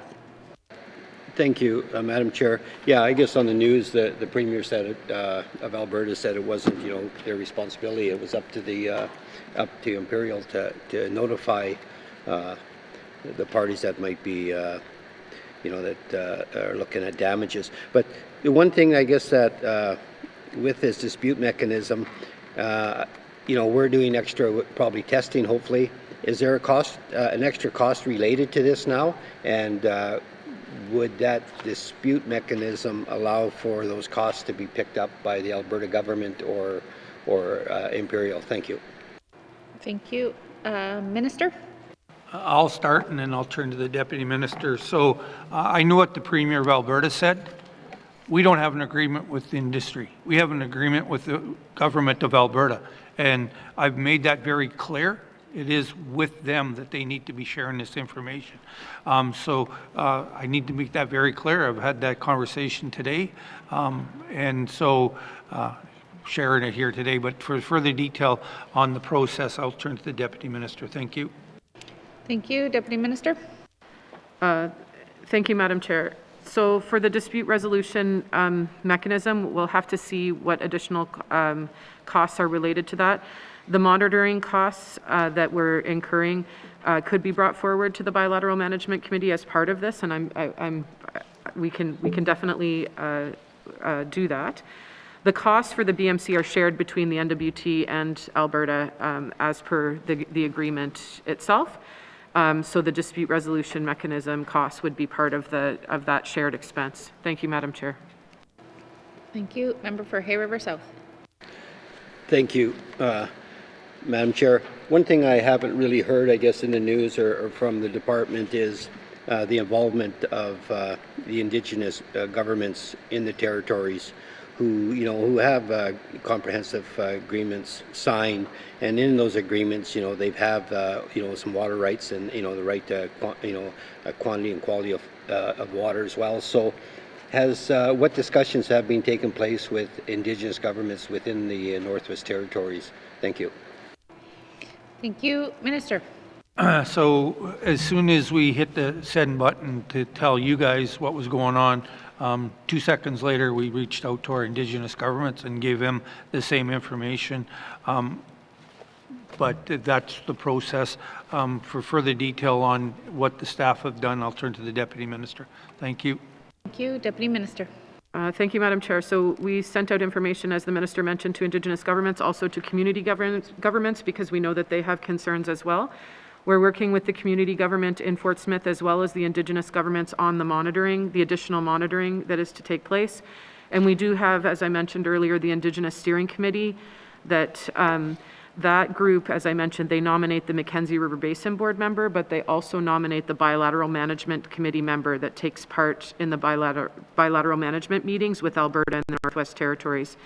That was done purposefully so that the Indigenous members have links back to all of the Indigenous members of the Indigenous Steering Committee. So there'll be a way of sharing information that way as well, including through the dispute resolution mechanism. Thank you, Madam Chair. Thank you. Member for Hay River South. Thank you, Madam Chair. I just want to talk a bit about the, I guess, water research and monitoring.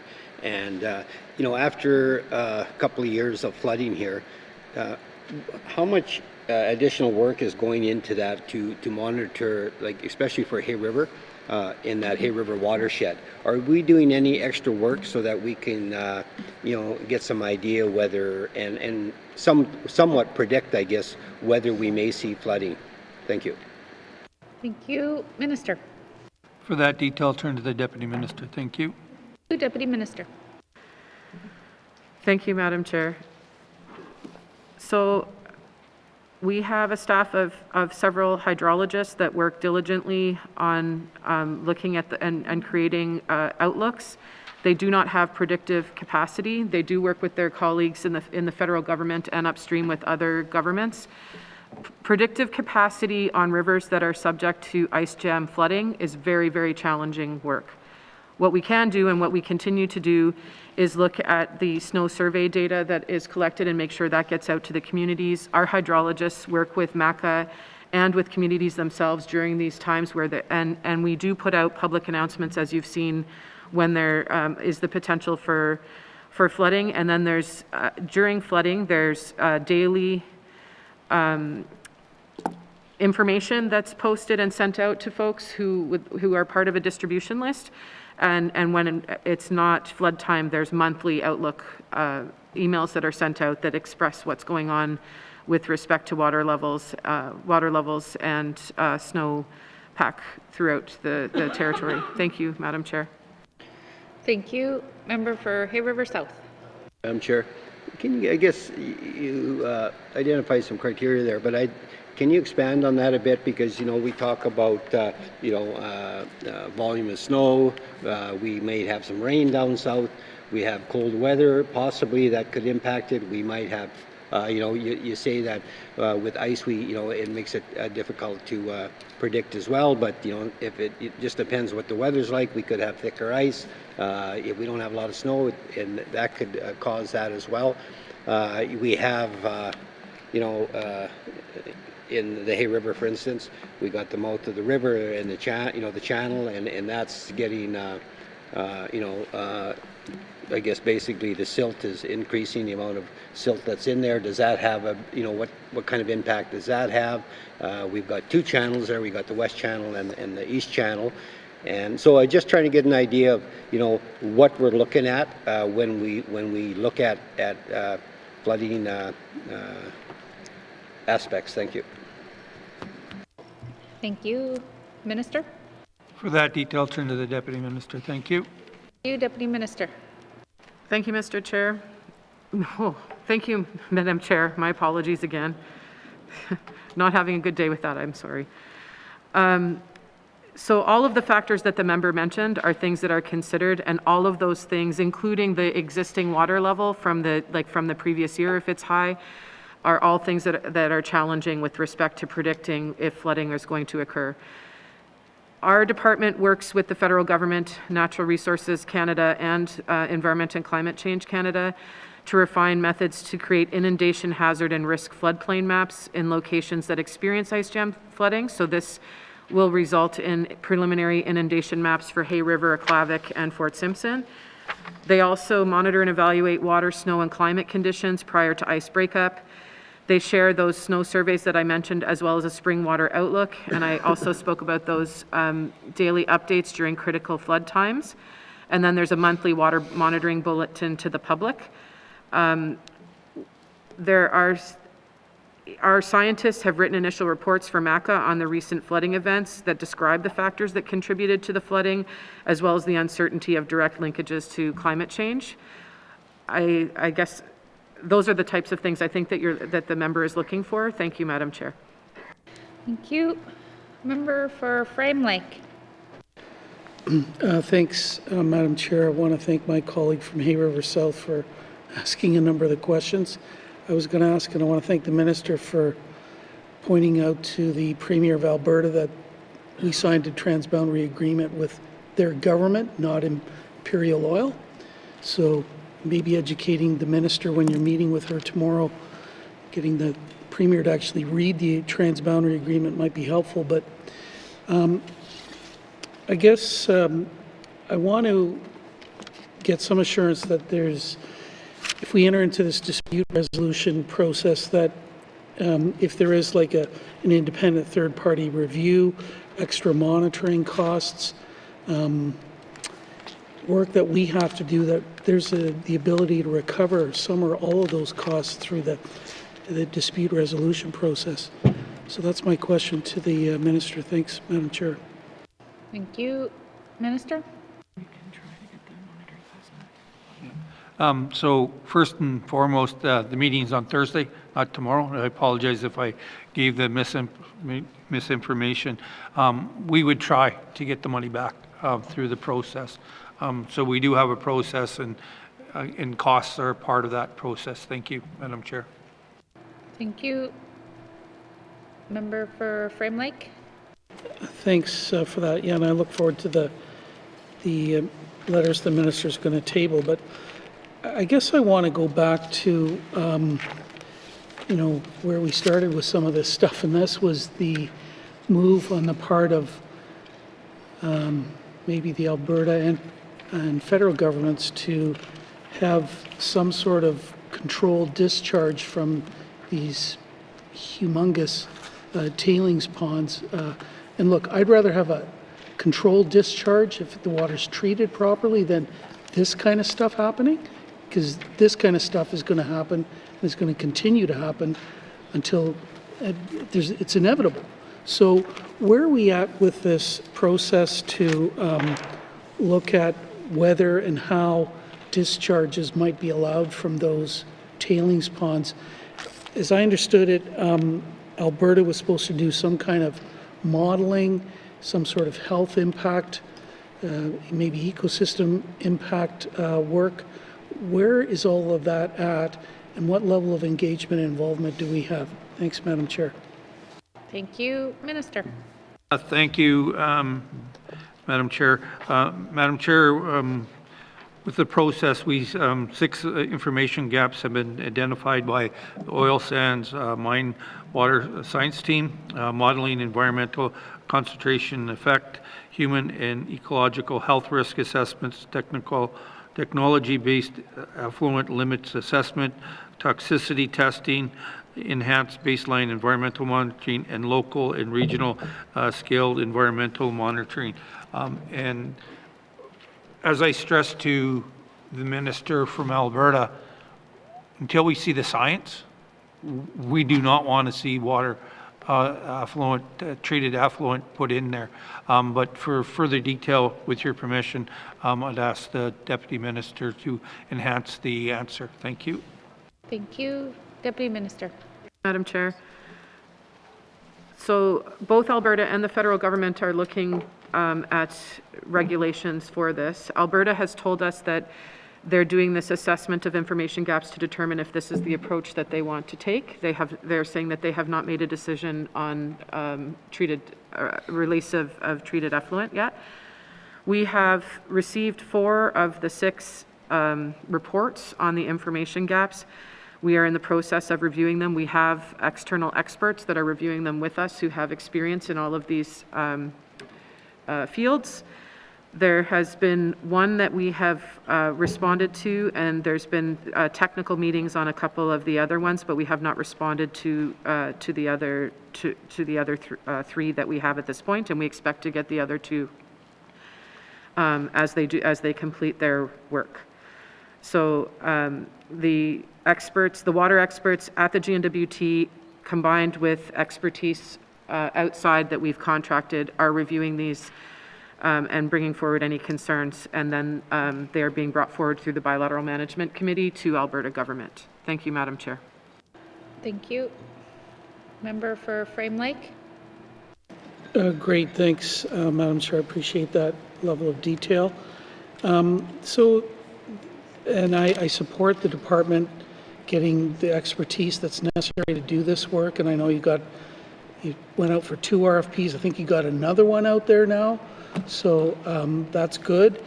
Is any of this stuff public, and where would you find it? Do we publish, or do we make any of this information, these peer reviews that we're doing? Is any of this stuff available for people here to see what's going on? Thanks, Madam Chair. Thank you. Minister? For that detail, turn to the Deputy Minister. Thank you, Deputy Minister. Thank you, Madam Chair. We have, on many, many occasions, at the BMC and through meetings with ADMs and the deputies, relayed to Alberta how important this is to the residents of the Northwest Territories, and in particular Indigenous governments in the Northwest Territories. We have asked them to engage with Indigenous governments and with the public on this approach. They have not finalized their engagement process that they're going to use for this. The federal government has said that they will engage with Indigenous governments in the Northwest Territories on their process. We have also brought forward that we would like them to provide us with some messaging that they feel comfortable with that we can make public, because they have asked us at this point to keep our responses technical and government to government right now, and we've expressed that there will need to be information provided on what this looks like, and they have said that they will work with us and understand that that needs to happen once the review process has occurred. So I'll just reiterate, we have asked them that when if they decide to go forward with the regulatory process after they've completed this, that it involves public and engagement with Indigenous peoples in the Northwest Territories. Thank you, Madam Chair. Thank you. Member for Frame Lake. Yeah, thanks for that. Look, I think I understand a little bit of the complexity of all this stuff, but if we're submitting stuff, why can't we post that to an ENR webpage and let the public know what we're doing? The other guys, they can do whatever they want. They can keep secrets. They can, have misunderstandings about what information they share with us. But why can't we post the submissions, these peer reviews that are being done on an ENR webpage so the public and Indigenous governments know what we're doing? Thanks, Madam Chair. Thank you, Minister. I would turn to the Deputy Minister so she can give you the correct answer. Thank you. Thank you, Deputy Minister. Thank you, Madam Chair. These reports are confidential, and the only way that they would share them with us was that our responses were confidential until the report is completed and they've been able to do the analysis. So they're science-based reports and they're confidential reports. We were able to access them through the transboundary agreement and have the ability to provide comments. And at this point in time, Alberta is keeping that confidential. And as I mentioned, we've expressed to them the need to make sure that this information becomes public and that Indigenous governments are aware of the findings. Thank you, Madam Chair. Thank you. Member for Frame Lake. Okay. Thanks, Madam Chair.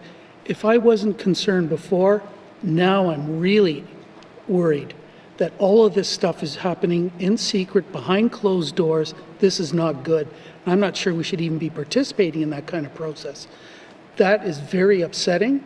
That, look, good that we're getting experts, we're doing our homework to look at this, but if all of this stuff is happening behind closed doors and is being kept secret, and we're only going to find out about it if Alberta decides they're going to do a regulation, that's not a good place to be. So I don't know, Madam Chair, I think the Minister needs to raise this on Thursday with the Alberta Environment Minister, that this is just a totally unacceptable process for us spending taxpayers' money doing all of this stuff in secret, not telling our people what we're doing. This is wrong. Thanks, Madam Chair.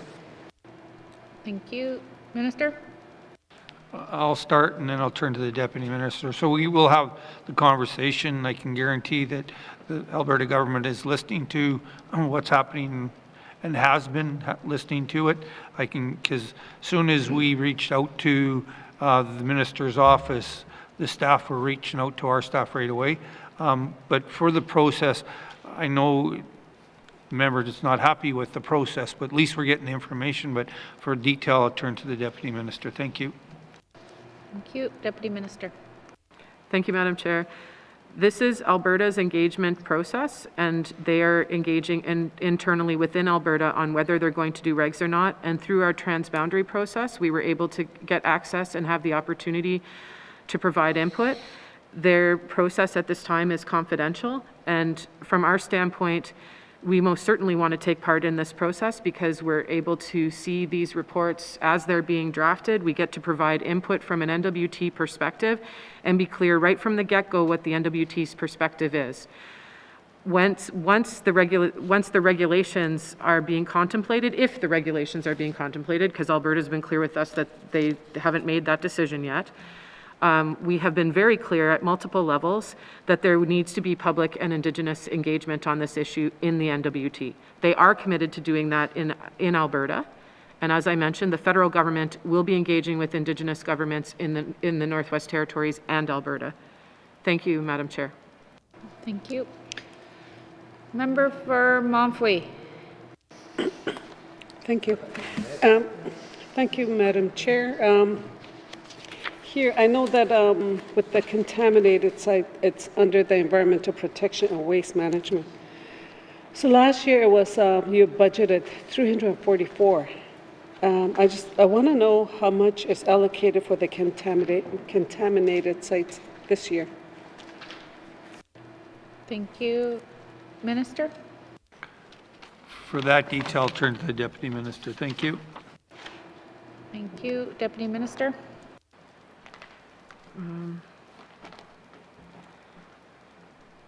Where is she looking? Madam Chair? Yep. Thank you, Minister. Could the member tell us what page she's on? Thank you. 83.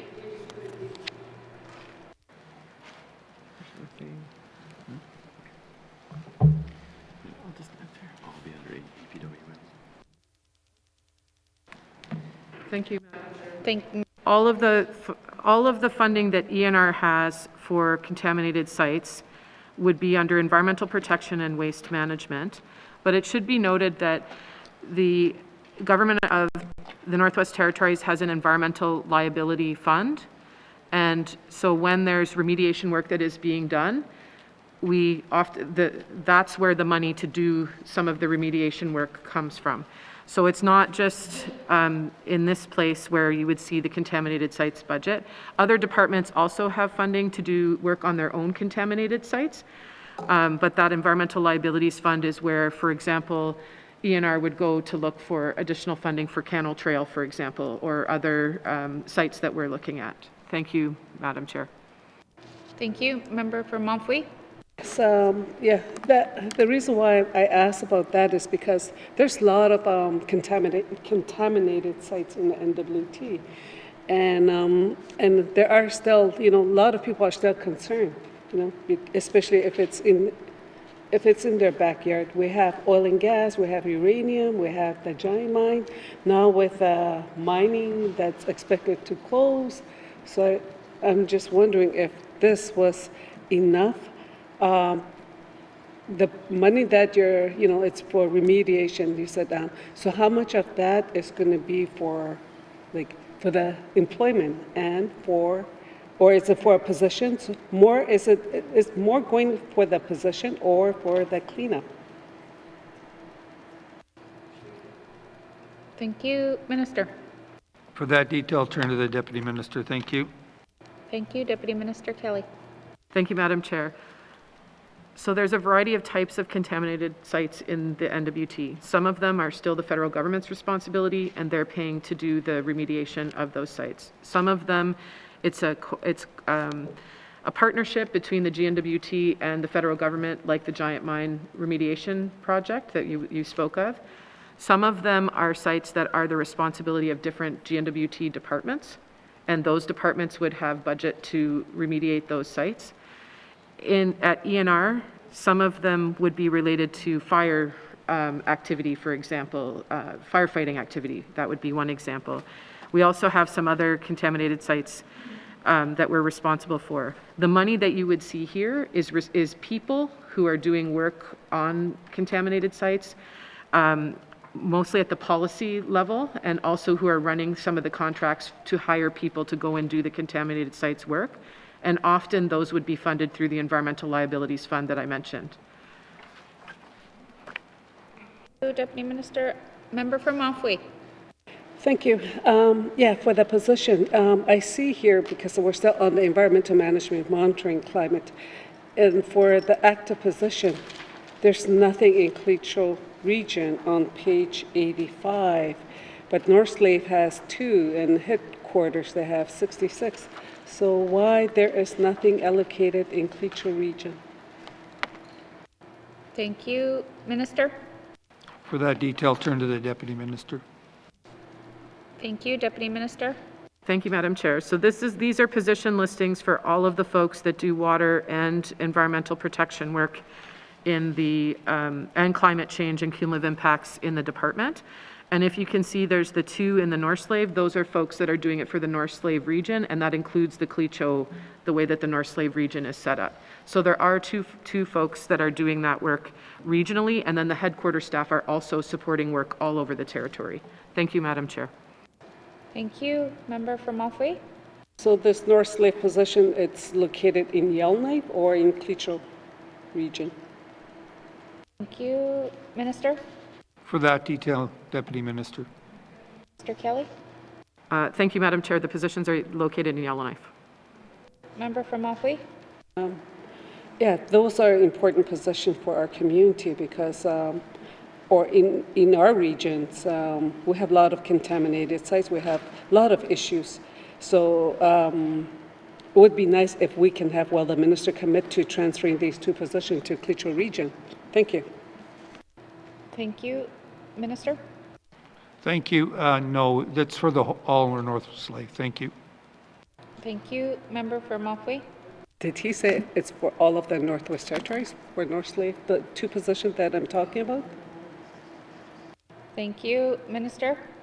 It's for the North Slave, and it's the water resource officers. Thank you. Thank you. Member from Mofway. Yeah, North Slave consists of Yellowknife, and then Tlitsuk consists of Fort Resolutions, Deda, Dilo, and Clecho regions. So what I would like to see is something specifically for Clecho, because we're not part of Yellowknife. And I keep saying that, so I just want to know if in the future, I know people do change all the time, so I would like to see more position transferred to Clecho region. Thank you. Thank you. Member for, Minister. Thank you. So right now, we are not looking at relocating those positions specifically to the Clecho. It's the North Slave, and that's where those positions are based right now in Yellowknife. Thank you. Thank you. Member from Mofway. Thank you. Well, I mean, it's doable. We can do something about that.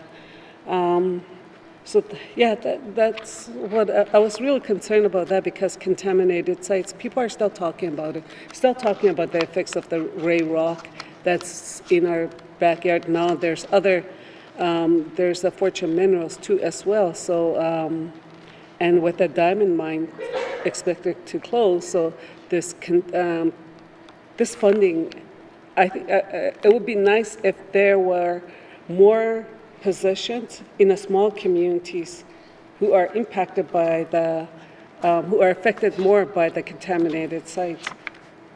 So that's what I would like to say is that more be invested in the small communities to monitor these contaminated sites by bringing in more jobs to small communities. Thank you. Thank you. Minister? Yeah, I think we need to, I'll ask the Deputy Minister to explain what these positions are. Thank you. Thank you. Deputy Minister Kelly. Thank you, Madam Chair. So the regional positions that you're seeing here are water resource officers. They're not people that are working specifically on contaminated sites. So their role is to go around and do inspections at industrial sites, and they're housed in Yellowknife. 2 of them are housed in Yellowknife right now, and they're in the middle of where the sites are to go and do this work. There's a couple other regional positions in here that are environmental protection officers. None of them are directly related to contaminated sites, although they do contribute to contaminated sites work. Thank you, Madam Chair. Thank you. Member for Montfrey?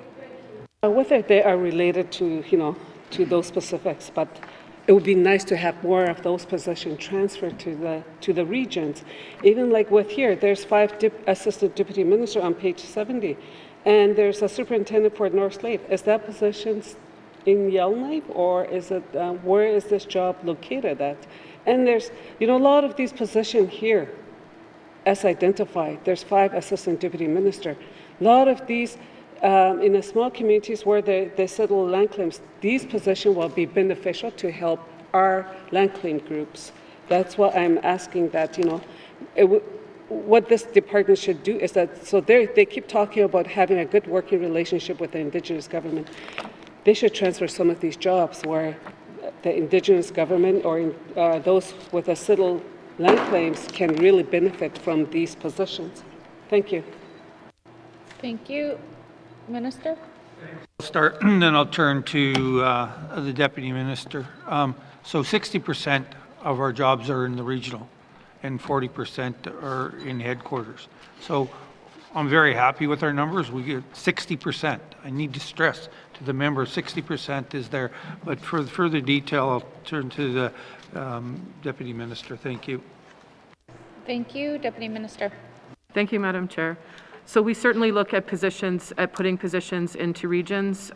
There's a renewable resource officer in N.W.T that's looking after the Clecho All-Season Road. We have a position for an officer that's in Betchico for Denaga-Wekahodi as well.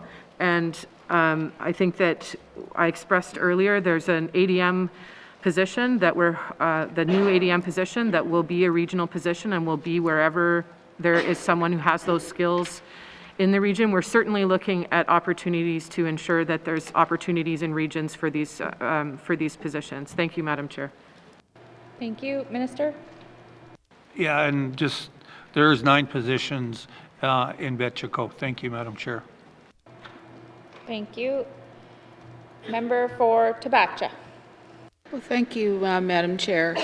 I just want to clarify the protocol for notification of spills. What is the process for notification? And who is the first person that the minister should be contacting when it comes to a spill? Thank you. Minister? Thank you. Could the member, is it territorial or is it Alberta or with their transboundary? Who's our contact? What's the question with? Thank you, Madam Chair. Thank you. Member for Tabacha? Thank you, Madam Chair. When the spill happened, it was kind of a surprise to everybody. Everybody was kind of running around and watching the media thing out there and doing all these other things. I'm just wondering what the protocol is with regards to who is the first person that the minister called in the territories with regards to this spill. Minister. Yeah, I guess the first person I called, once I found out, is I reached out to the minister, or the premier. I reached out to her, and then the rest of the cabinet, and then we put something together and we reached out to the MLAs as well as our Indigenous governments and their community impacted down in the south part. But for the whole process, I'll turn to the Deputy Minister. Thank you. Thank you, Deputy Minister. Thank you, Madam Chair. So in this particular spill, the community was already aware of it. So we knew that the town of Fort Smith had been alerted by an Indigenous government who sent an email to them, and we were aware that they were already aware. Usually, at the time where the minister would find out if this was a BMC announcement, or notification, where we were told. At the time that we were speaking with the minister, we would also be in communication with the communities and the Indigenous governments through the Indigenous Steering Committee to make sure that they were aware and that we were starting to plan the additional monitoring while the minister's office went about letting the premier and others know. In this particular case, the community was already aware of the spill, and it was the regional superintendent of the South Slave who alerted headquarters ENR because he became aware of it, which is not how the process is supposed to work. Alberta is supposed to let us know and notify us through the Bilateral Management Committee. Thank you, Madam Chair.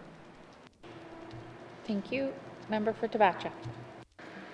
So, Madam Chair, I'm of the belief that water is life. I've been in leadership for 14 years as a chief of the Salt River First Nation, and also have been involved with the Dene Nation and the Acacho Territory. Water is very significant to life. And I'm just wondering, who did you contact at the town of Fort Smith? Who's the person that was contacted at the town of Fort Smith? Thank you. Thank you. Minister. Yeah, for that detail, turn to the Deputy Minister. Thank you. Thank you. Deputy Minister.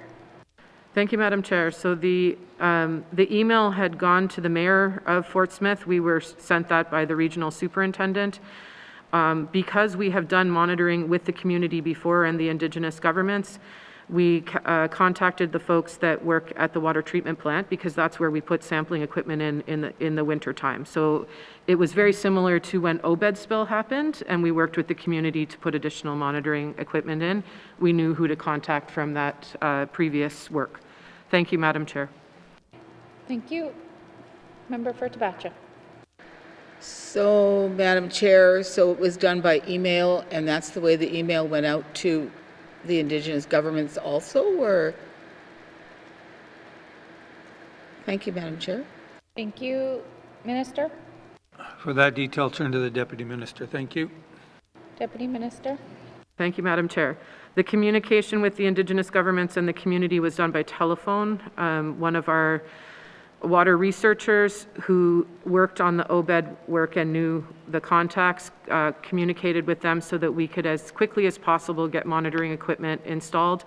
We also have a water quality monitoring expert that works at ENR in Fort Smith who was instantly engaged to go and meet and start talking to people about how we could get the monitoring equipment in. Thank you, Madam Chair. Thank you. Member for Tabacha. I guess I have a concern about the way the protocol went, because I've never been, I'm not a computer person, and I knew that it had happened through hearsay, but I was never approached by the minister to tell me this actually happened, and he's never come down the hall to even explain to me exactly what happened, even though I knew what happened. And I'm also concerned that I contacted one of the Indigenous governments, and they have had no contact with this whole water spill. I'm of the, when we I think that it's extremely important that the protocol is followed. You know, I have a lot of respect for this department. Always did, always supported it. And we used to take part in the monitoring program ourselves at the Salt River First Nation with people from both the federal and the territorial level people that come in to do the monitoring. And it amazes me that you know, there's no contact with myself. Not once has anybody come to my office and said, this is what's happening now or anything. I mean, I expect that same respect that I give the minister. And how hard is it? He's passing by my office every single morning. And, you know, I just want to make sure that the right protocol is followed. I love my community. I sit here and talk about all these different aspects of the community all the time, especially when it affects Indigenous livelihood and especially when it is part of the food security that we are all talking about now because of inflation, because of all the different things that I believe in. And I'm quite disturbed that the minister could sit there and say that, and he has not come to my office once in this last week. So there you go. So how much contact is really happening with the actual mayor, the acting chief of the Salt River, and the president of the Fort Smith local Métis Nation? That's what I'd like to know. Thank you, Madam Chair. Thank you. Minister? So first and foremost, I'll take responsibility that I didn't reach out to the MLA. We sent an email. I was dealing with the Alberta government and that there, so I'll take ownership. I haven't gone to her, but we did send an email, and we sent it to all the Indigenous governments and the municipalities. I'll take the ownership. I haven't gone down to her office. I will make sure it happens in the future. But for the other detail, I'll turn to the Deputy Minister. Thank you. Thank you. Deputy Minister.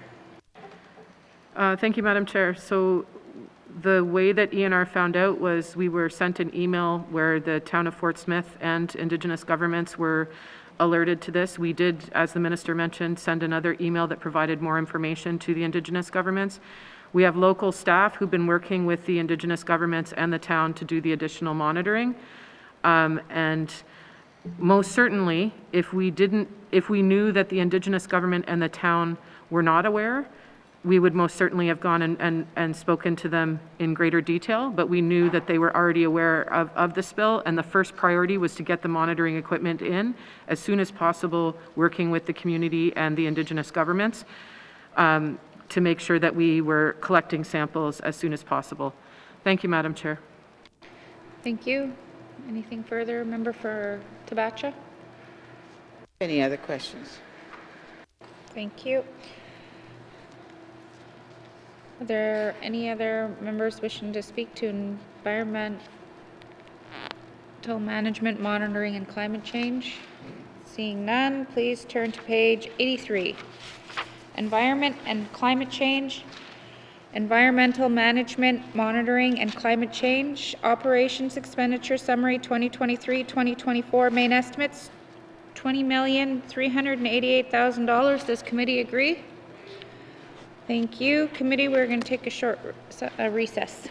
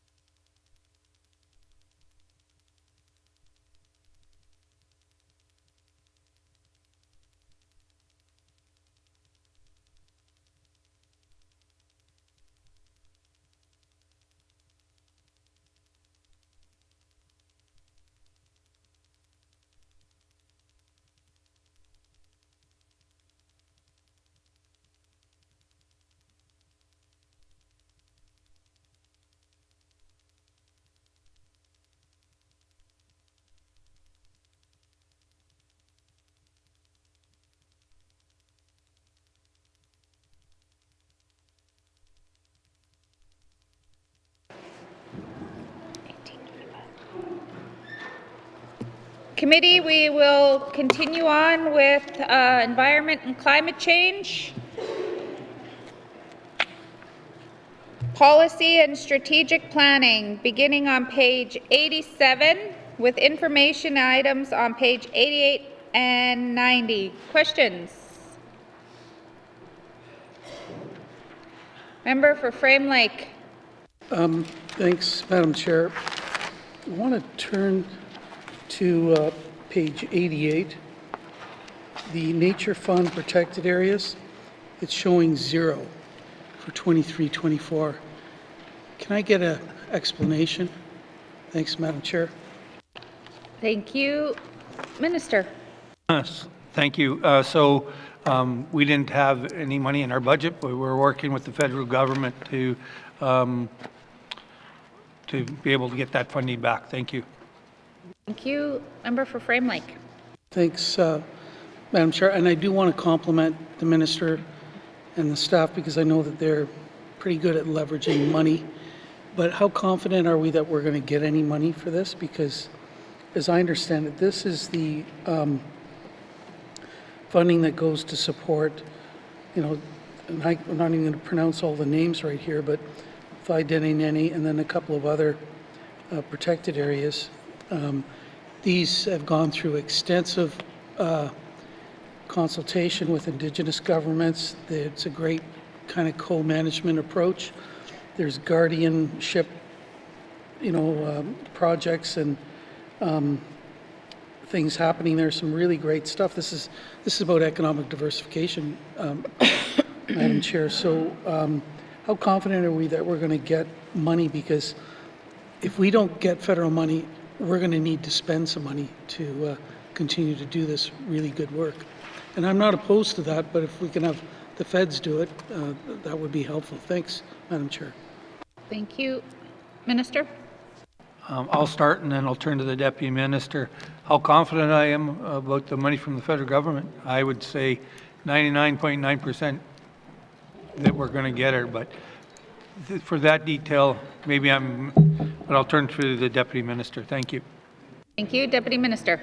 Madam Chair, we have a letter of agreement with ECCC for bridge funding for 2 years with the possibility for extending another year, but our hope is that in the interim, we'll be able to agree to project finance for permanence, or a PFP, which we're working on with Indigenous governments at this time, that would provide a mechanism for long-term funding for protected areas and conservation areas in the N.W.T. Thank you, Madam Chair.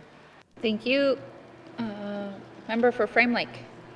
Thanks, 99.99, that's pretty good, so I'll take it. Is that the first question you answered? Yeah, I'll just try to continue the roll here. So the contributions for supporting sustainable land use management are declining from 150 to 90. Can I get an explanation, please? Thank you. Minister? For that detail, turn to the Deputy Minister. Thank you. Thank you. Deputy Minister?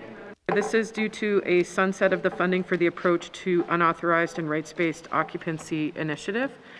And we're able to do this work at the level that it's at right now in-house. Thank you, Madam Chair. Thank you. Member for Frame Lake? Okay, thanks, Madam Chair. On the same page, sustainable livelihoods, we seem to be on a downward slide there. Can I get an explanation, please? Thank you. Minister? For the detail, turn to the Deputy Minister. Thank you. Deputy Minister? This is due to a sunset of some sustainable livelihoods funding that we had to develop the sustainable livelihood and implement the sustainable livelihoods action plan. And we've done the work that was required for that money. Thank you, Madam Chair. Thank you. Member for Frame Lake? Thanks, Madam Chair. So if the strategy and an action plan has been done, when can we expect this funding to actually be increased? We're losing quite a bit just due to CPI, and I don't think things like the Community Harvester Assistance Program have been increased for probably decades. So when can we expect to see some more money there? And maybe the regular MLAs we're going to work to maybe get some more money there, but what's the minister's thinking on this? Thanks, Madam Chair. Thank you. Minister? Turn to the Deputy Minister. Thank you. Thank you. Deputy Minister? Thank you, Madam Chair. We have done a review of the Community Harvester Assistance Program, and through that review, we've come up with a new funding formula. There were some concerns that were brought forward about the program, and we've have been working to address them.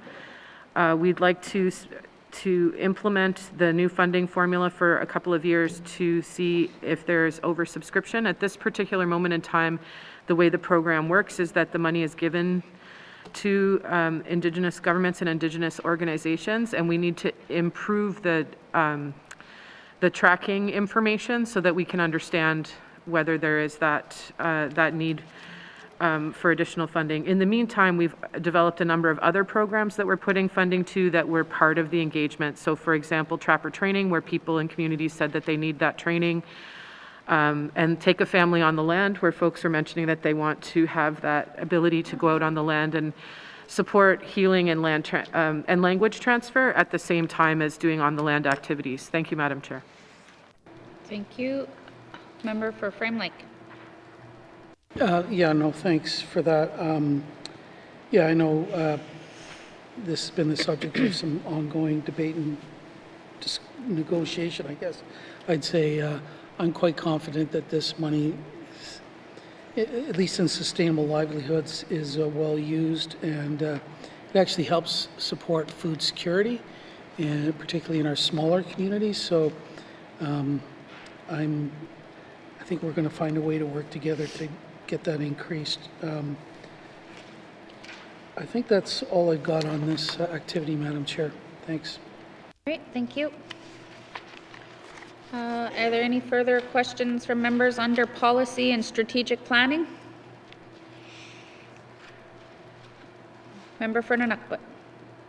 Thank you, Madam Chair. Just a couple of quick ones. The fur price program, how is that working out? Because, you know, the fur pricing across the territory, and how are they getting it down? I guess, is it still North Bay? Thank you, Madam Chair.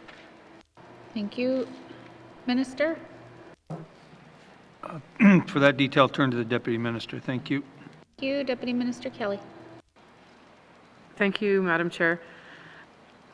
So one of the things that we have noticed, and especially post-COVID, is there's been a reduction of the number of furs that are being brought into ENR and going to market. We have a fur forum that will be happening this month, where we're bringing in folks from across the territory to have conversations about how we can better support trappers in communities, and there'll be some folks there that will be helping us. We're also doing a review of the Genuine Mackenzie Valley Fur Program that should also help with this situation. Thank you, Madam Chair. Thank you. Member for N.W.T. Thank you, Madam Chair. No, the sustainable, like my colleague Mr. O'Reilly said, that sustainable livelihoods, anything that you could do to help, I guess, are on the land. The trappers, Take a Kid trapping, and family initiatives that you could do, and we're hoping to get that increased in this.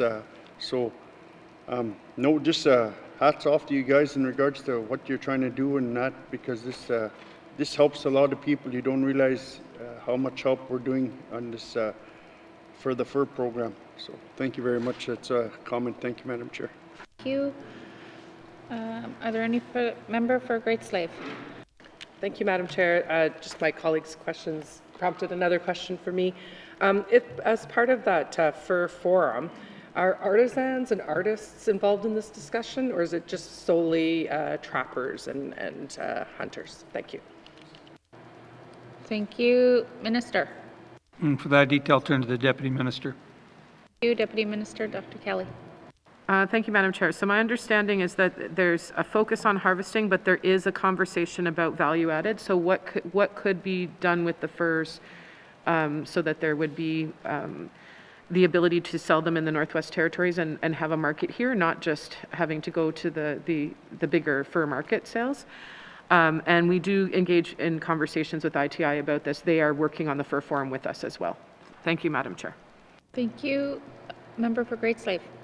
Thank you, Madam Chair. And I'm really glad to hear that and hear that there's the cross-departmental collaboration, because I'm assuming that, furs that potentially are not of quality enough to be, say, sold down south would then have an artisan or market value here, like you mentioned, or the department mentioned, regarding just for like making earrings and such. So I'm just really happy to hear that. Is there going to be, as part of this forum, the discussion around the hide tanning conversation that keeps happening? And I may be sort of somewhat in the wrong location, but again, it still seems to be all part and parcel of the same thing. And I know that a lot of artisans are talking about having the natural tanned hide. And I'm just wondering if there's a place in this area, or sustainable livelihoods even, where we could potentially be looking again at that natural tanning and promoting that. Thank you. Thank you. Minister? Thank you. Yeah, it's a separate conversation, but it's with ITI, and we're having that conversation and working with them. Thank you. Member for Great Slave. Thank you, Madam Chair, and I apologize if this has already been asked, excuse me.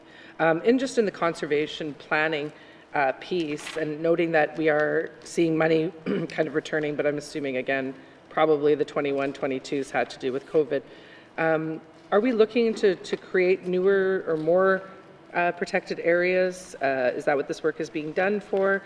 Are we looking to see new parks coming in the future, such as Taidenenene? Thank you. Thank you. Minister? So that there is part of our Healthy Lands, Healthy People Part 2. So there is other protected areas that we're talking about. Thank you, Madam Chair. Thank you. Member for Great Slave. Thank you, Madam Chair. Can the minister, the department, give me an idea of which areas those are in? Is that something that there's maybe one in one area, or is it sort of spread across the territory? I guess I'm just trying to get a feel for how much is happening in this area. Thank you. Thank you.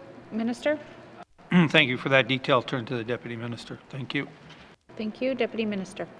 Thank you, Madam Chair. So a lot of the those that are in there are carryovers from the previous version. So Denego Wekahodi, some of the areas in the Dutcho, for example. There are, through the PFP conversations, there are conversations about areas of interest that we're committing to engage and talk to folks about, and the creation of Indigenous protected and conserved areas, which are not the same as protected areas, and other conservation type designations, but they're not all protected areas. Many are Indigenous protected and conserved areas that Indigenous governments are interested in. Thank you, Madam Chair. Thank you. Member for Great Slave. Thank you, Madam Chair. So then the Deputy Minister did answer a bit of my next question, but just to confirm then, if they're an Indigenous protected area, that still allows for Indigenous people to explore and look for mineral development in those areas as well, or whatever economic future they would like to see. Is that correct, Madam Chair? Thank you. Minister? Yes. Thank you. Member for Great Slave. Thank you, and perhaps I should have just done one of those. They all seem to be nodding, so I think I'm right in that one. So again, I'll just reiterate what my colleagues said around more money in this area would be great. I know we have lots of conversations going on between committee and cabinet around this, but yes, anything where we can put more money into the hands of people to go out and be on the land in whatever form or shape they want to be, I think that's great. So more of a comment. Thank you, Madam Chair. Thank you. Are there any further comments, questions under policy and strategic planning? Seeing none, please turn to page 87, Environment and Climate Change Policy and Strategic Planning, Operation Expenditure Summaries 2020, 2023, 2024, main estimates, $13,058,000. Does committee agree? Thank you. Minister? Thank you, Madam Chair. Madam Chair, I'd like to bring in Dr. Brett Elkin. Oh, sorry, Blair Chapels. Sergeant at Arms, please escort the witness from the chamber and bring in the new witness.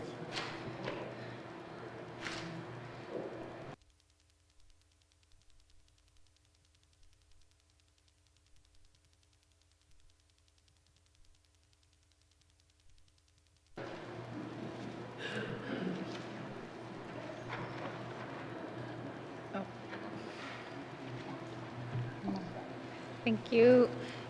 Minister, will you please introduce your witness for the record? Thank you, Blair Chapman. Thank you, Madam Chair. Thank you.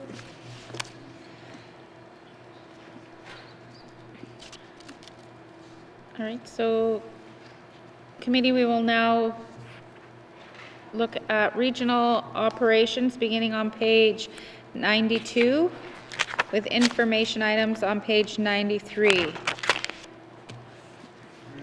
Questions? Member for Frame Lake. Thanks, Madam Chair. So is this just kind of moving over the regional operations that used to be in the Department of Lands and creating a division or whatever within the new department? No other changes? Is that what's happening here? Thanks, Madam Chair. Thank you. Minister? For that detail, turn to the Deputy Minister because there's a little bit more to the answer. Thank you. Thank you. Deputy Minister, Dr. Kelly. Thank you, Madam Chair. So I mentioned a little bit earlier that Lands and ENR dealt with regional funds differently. This right now is regional operations, and it will have the ENR regional operations in it. But the way that ENR did their main estimates before, the regional piece was part of, for example, water or part of wildlife. And we need to do the work through optimization to pull out the funding that is going specifically to the regions and put it in here. So this will ultimately become regional operations for the whole new department, but right now for this main estimates, it's the lands funding, and we need to do the work through optimization to add in the ENR regional ops funding, which currently is in the individual sections that we've already been going through. Thank you, Madam Chair. Thank you. Member for Frame Lake. Okay, thanks, Madam Chair. So that shuffling around of money, is that going to be done then through a supplementary appropriation, or do we get like one of those interactivity fund transfer letters? How's this going to be done as the department and the staff work through this optimization process? Thanks, Madam Chair. Thank you. Minister. So it'll be through internal transfers. Thank you. Thank you. Member for Frame Lake. Okay, thanks. And are those, we get these letters about interfund transfers from some ministers, usually kind of on the capital side, if I remember this correctly. So is there any kind of heads up to regular MLAs about when it's on the O&M side? Or how does the minister tend to communicate that to the regular MLAs? And I'm not saying every time you shift a dollar around, but having some kind of plan or, when you've figured it out, some communications with us, I think that would be helpful. Thanks, Madam Chair. Thank you. Minister. So right now, the process would be through the business plans, realizing that this is probably the last time that we're dealing with the budget, this assembly, but it's usually done through the business plan process and then mains. Thank you, Madam Chair. Thank you. Member for Frame Lake. Okay, thanks for that. Can I, though, get some kind of a commitment, though, from the minister that when the department has figured this stuff out, this optimization stuff, you got some better org chart, you got figured out how you're going to realign some of this stuff, that there could be something wrapped up and sent to the regular MLA so we know what happened? Thanks, Madam Chair. Thank you. Minister? So the process right now is we are looking at just transferring the money into that from the internal transfers. So as we move, we're transferring the money. So we can do a committee briefing should the member wish. Thank you. Thank you. Member for Frame Lake. Okay, thanks, Madam Chair. I think we'll have to put that one in the hopper.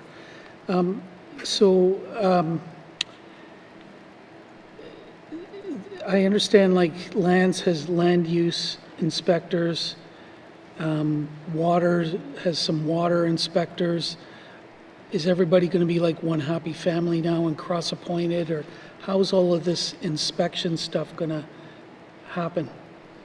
Thanks, Madam Chair, and be coordinated. Thanks, Madam Chair. Thank you. Minister. For that detail, turn to the Deputy Minister. Thank you. Thank you, Deputy Minister. Thank you, Madam Chair. There's ongoing discussions. There will be cross-appointment, most likely with the water resource officers, the lands inspectors, and environmental protection officers.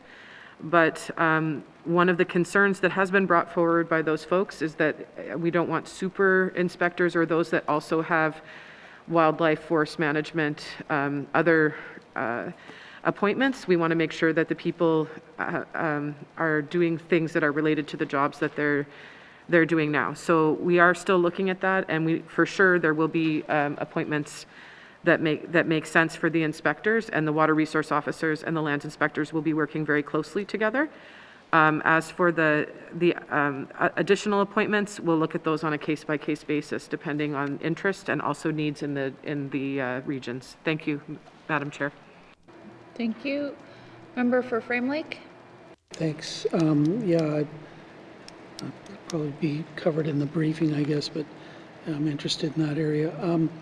So I look at the budget line here on page 92, land regional operations, and there's a little bit of a decline there. It's increased from what was spent in 21-22, but I'm also cognizant that at least one diamond mine is going to start closing down. You got another one that is in closure, Snap Lake. There's a lot at stake for our government because if anything goes off the rails, we're totally liable for that. So I just want to get on the record that the minister believes that we have sufficient resources to properly inspect and these diamond mines as they're starting to close so that we don't incur any liabilities. Thanks, Madam Chair. Thank you. Minister. Yes, we do. Thank you. Member for Frame Lake. 5, no. Well, I didn't expect such a short answer. Okay, great. I don't think I have anything further. Thanks, Madam Chair. Thank you. Are there any further questions under regional operations? Seeing none, please turn to page 92. Environment and Climate Change, Regional Operations, Operation Expenditure Summary, 2023-2024, main estimate, $7,708,000. Does committee agree? Thank you. We'll now turn to the regulatory assessment and authorizations, beginning on page 95 with information items on page 96 and 97.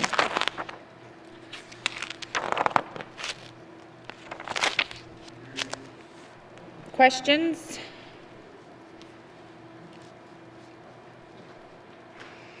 Seeing no, member for Frame Lake?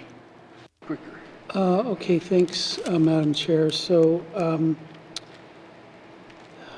yeah, well, we covered some of this, I guess, in my member statement and questions earlier today, but where are we at with having any kind of policy work with regard to prevention of public liabilities? I know committee has, tabled a report in the House about that. Motions were passed, but I guess some regulations may be developed under the Public Land Act, but we're still operating under a reclamation policy that was developed by the old Department of Indian Affairs and Northern Development. That was endorsed by our government at the time of devolution. But, and I understand this is an area of perhaps some shared jurisdiction with the land and water boards as well, and we had some input into the stuff that they've done, but is there actually ever going to be a policy statement or something from this government about how we try to prevent public liabilities? Thanks, Madam Chair. Thank you. Minister. For that detail, turn to the Deputy Minister. Thank you. Thank you. Deputy Minister Kelly.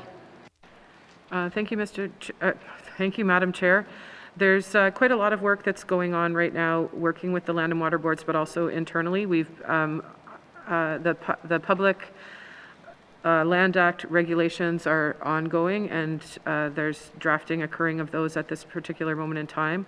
We're fully secured, and there's a guidance document that's being drafted based on some advice that's been provided by EY.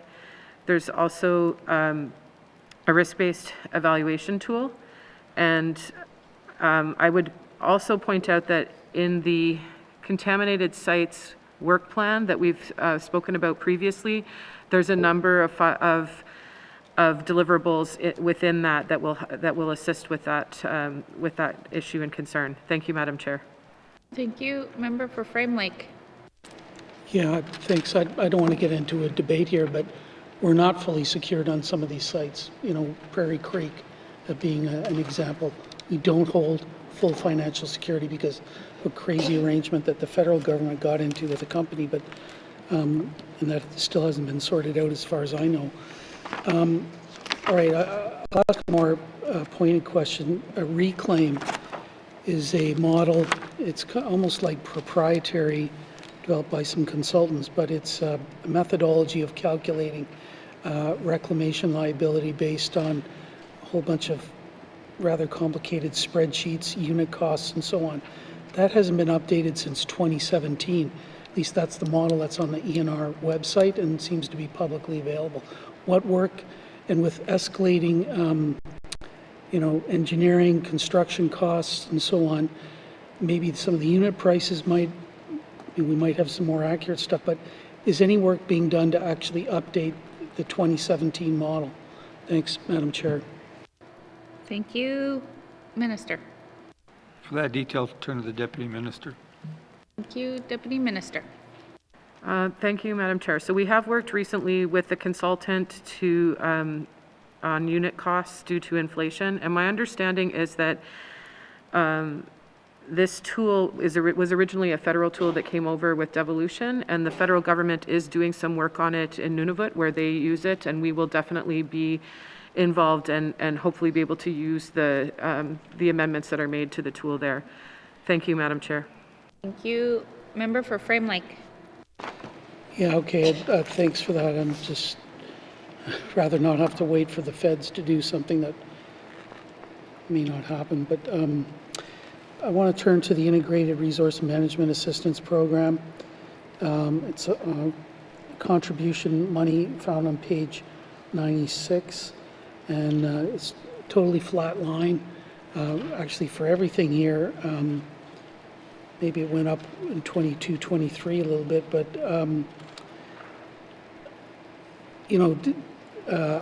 I guess this government had some sort of a policy or approach where government agencies or departments could go to FMB for forced growth, and clearly ENR either didn't go or wasn't successful. And I'm not going to ask them which one, but there's no increases here. Particularly for IRMA, this is important stuff where those governments that don't have land rights agreements can actually access funding to allow them to participate in environmental management, decision-making, co-management stuff. So when was the last time this was increased, and why is it not increased in 23-24? Thanks, Madam Chair. Why? Thank you. Minister? That detail, turn to the Deputy Minister. Thank you. Thank you. Deputy Minister. Thank you, Madam Chair. This is federal funding that comes with the SIMP and audit funding, and we will be engaging with them in a discussion about the next 10 years of funding. We have evaluated the program and updated it based on recommendations. And the change that you see here is due to unprocessed contribution agreements and a workshop that was not requiring funding as it was held virtually. Thank you, Madam Chair. Thank you. Member for Frame Lake. Yeah, okay, I guess I look forward to successful negotiations with the federal government then to increase this, because I think that's really essential work that some of these folks do. So I don't think I have anything else, Madam Chair. Thank you. Thank you. Are there any further questions under the regulatory assessment and authorizations? Member for Great Slave. Thank you, Madam Chair, and I promised my colleague I just have one short question. Given that and I'm not going to get the terminology right, but the Cleacho had asked for the all-season road, or the road to have the big environmental assessment done on it for the Slave Geologic Road, and I'm just wondering, I know this is a little bit far out, but how would something like that, a scale of an environmental assessment that size, would that cause us to then need more resources in this area of the department? Or does it just, because it would be sort of federal and with the Mackenzie Valley Land and Water Board and whoever would be sort of doing it from the Nunavut side, does that incur any further cost to us as a government? Thank you. Thank you. Minister. We don't know yet, but I can answer the participation. Yeah, so we don't know, but we don't know right yet, but for the participation, I'll turn to the Deputy Minister. Thank you. Thank you, Deputy Minister. Thank you, Madam Chair. So the departments are all participating right now with existing resources, and they're just at the stage where they're starting. So we can't answer the question about any additional funding. Thank you, Madam Chair. Thank you. Member for Great Slave. Thank you. I'm just going to reach a little bit further and ask then, in a normal process like this, does the federal government kick in extra money for such an important sort of nation building and critical mineral project? Do we anticipate that perhaps there would be federal funding that would be coming towards us, given that it is quite important to Canada's critical mineral strategy? Thank you. Thank you. Minister. Thank you. So this is a new process, but we've been encouraging the federal government to give money to the Indigenous governments to do this. Thank you. Thank you. Member for Great Slave. Thank you. Now I have a whole bunch of questions, but I think I'm outside of the scope of what this budget item is about, so I will stop there. Thank you, Madam Chair. Thank you. Are there any further questions from members under regulatory assessment and authorizations? Seeing none, please turn to page 95. Environment and Climate Change, Regulatory Assessment and Authorizations, Operation Expenditure Summary, 2023-2024 main estimates, $10,758,000. Does committee agree? Thank you. We will now go to Wildlife and Forest Management on page 99 with information items on page 100 to 102. Minister. Thank you. I'd like to switch up our witnesses, please. Thank you. Sergeant at Arms, please escort the witness from the chamber and bring in our new witness.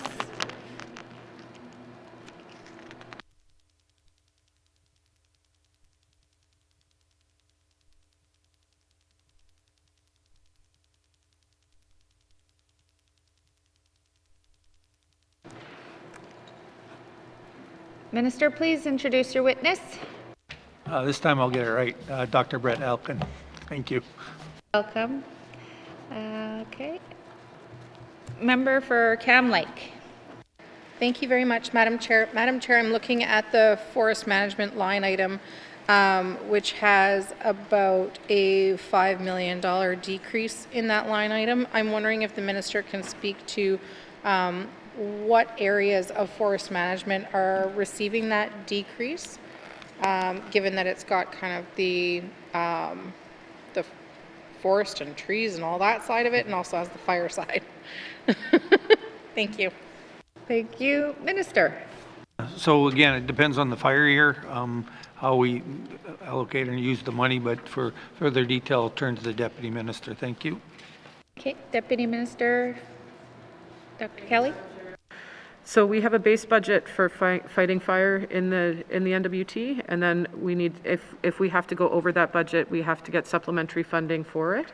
So depending on the fire year, the costs for things like aircraft or for fire crews, in last year, for example, extending the fire season, you'll see that those numbers fluctuate. Thank you, Madam Chair. Thank you. Member for Cam Lake. Thank you very much, Madam Chair. Madam Chair, I'm wondering if I understand the piece about coming back for a SUP, but I'm wondering what is this kind of the standard base, because it is different from the main estimates from last year even, and if we know that we are having more fires in a longer season, why that wouldn't be maintained? Thank you, Madam Chair. Thank you.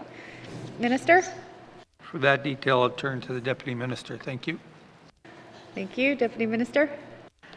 Thank you, Madam Chair. There was a forced growth submission that provides additional funding to the base budget for the main estimates, which is why it looks a little bit different. But the actuals and the revised estimates are showing those changes due to SUPs or additional fire expenses. Thank you, Madam Chair. Thank you. Member for Cam Lake. Very much, Madam Chair. Madam Chair, I'm wondering if the Minister can inform the House where the $2 million in chargebacks is coming from further down the page. Thank you. Thank you. Minister?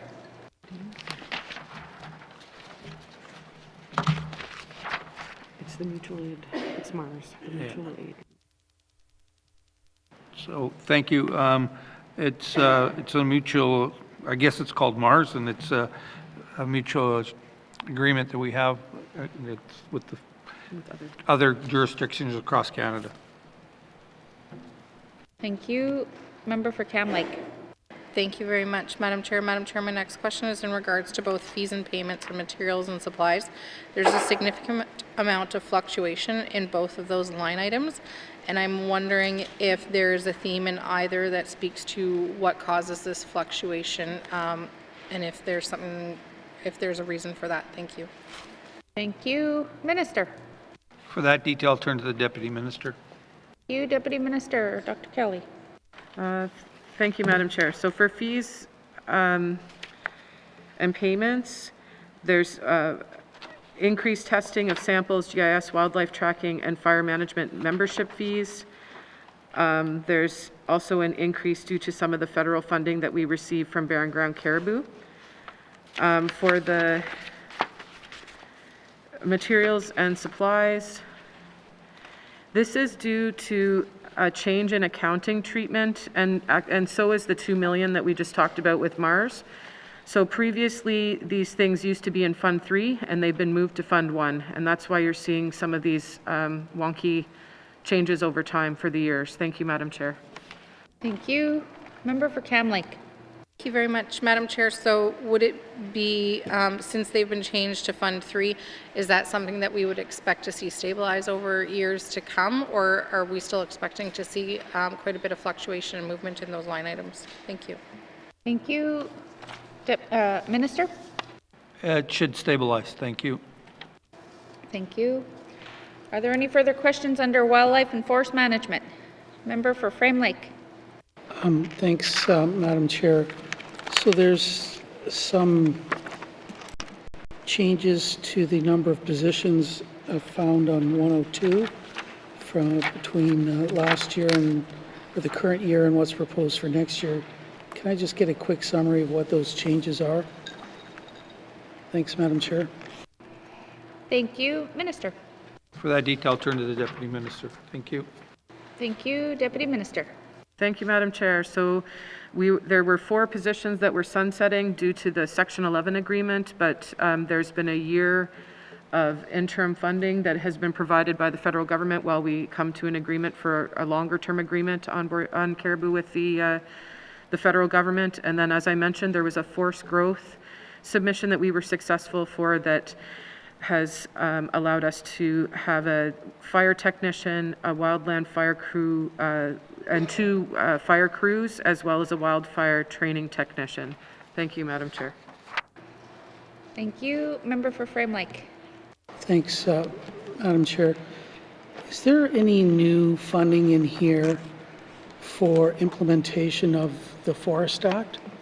I know the ministers, we got the what we heard report tabled in the House earlier today, and there's probably going to be some significant changes. Is there any money in here to implement that new legislation if and when it passes? Thanks, Madam Chair. Thank you. Minister. No, we're using the money within, but we still need to do the regulations as well. Thank you. Thank you. Member for Frame Lake. Okay. Yeah, I'm a bit worried about that because I think we're going to be taking on some significant new things with that legislation when it's brought forward. And I think, so what would be the process of identifying if there's new needs, and would that be brought in through a supplementary appropriation? Thanks, Madam Chair. Thank you. Minister. So as we develop our regs, we would find out what it is, and it would have to be through a sup. Thank you. Thank you. Member for Frame Lake. Yeah, okay, well, I'll just cool my horses till that point, but I want to turn over to the contributions page on 100. There's a bunch of money going out. Maybe there's some money coming in as well with regard to work on caribou. And where are we at with habitat protection? You know, we've told harvesters they can't harvest, and some of them have done that voluntarily. You know, we've gone out, tried to get more wolves, either by, you know, paying harvesters a little more or shooting them from helicopters. I don't know what else we can do for caribou other than protect habitat at this point, which we haven't done. So where are we at with habitat protection, and is any of this money in here in this part of the budget for identification of key habitat and, more importantly, protection of that habitat? Thanks, Madam Chair. Thank you. Minister. For that detail, I'll turn to the Deputy Minister. Thank you. Deputy Minister. Thank you, Madam Chair. So we do provide funding, support, and background information to Indigenous governments and Indigenous organizations, and important areas for caribou have been identified by the Clecho government, the Athabasca Denisoulene, North Slave Métis Alliance, and the N.W.T. Métis Nation. We're committed to supporting the Yellowknife Dene First Nation, Lutzelk'e Dene First Nation, and Dene to do similar work. 2 workshops were held in 2022 to share information on legal tools for protection, and a recent technical analysis using barren ground caribou collar data helped to identify and prioritize water crossings. The workshop also provided an opportunity to discuss next steps, and there is interest in identifying barren ground caribou habitat protection in Healthy Lands, Healthy People for conservation in the N.W.T. Thank you, Madam Chair. Thank you. Member for Frame Lake. Thanks, Madam Chair. Are we likely to see even 1 square centimeter actually protected of critical caribou habitat within the lifetime of this assembly? New habitat protection. Thanks, Madam Chair. Thank you. Minister. We're working with Indigenous governments to identify areas that they agree on and prioritize them. Thank you. Yeah. So we're working with the Indigenous governments to prioritize the areas that they're talking about. Again, it's a collaborative approach with our Indigenous governments. Thank you. Thank you. Member for Frame Lake. Thanks, Madam Chair. Yeah, look, I recognize that this is complicated with making sure everybody's at the table, but are we likely to see any habitat actually protected, you know, by the end of this assembly? New habitats identified and, more importantly, protected by the end of this assembly. Thanks, Madam Chair. Thank you. Minister. Thank you. It'll be dependent on the outcomes of our meetings. Thank you. Thank you. Member for Frame Lake. Yeah, okay, thanks for that. Yeah, I have a funny feeling that this is going to become one of the key issues as part of the regional study. I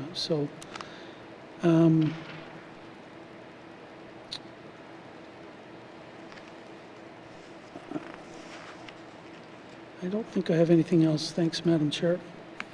Thank you. Member for Tabacha. Thank you, Madam Chair. I just want to express my gratitude for the people at the Wildlife and Forest Management, the capable staff there.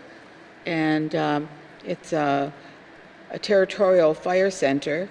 The staff there are awesome, and they have really incredible working relationships with the Indigenous governments. And same with the ENR staff that are on the highway and throughout with lands. I just want to ensure that the minister knows that I'm very grateful for the staff at the local level, that whether they be territorial or at the regional level,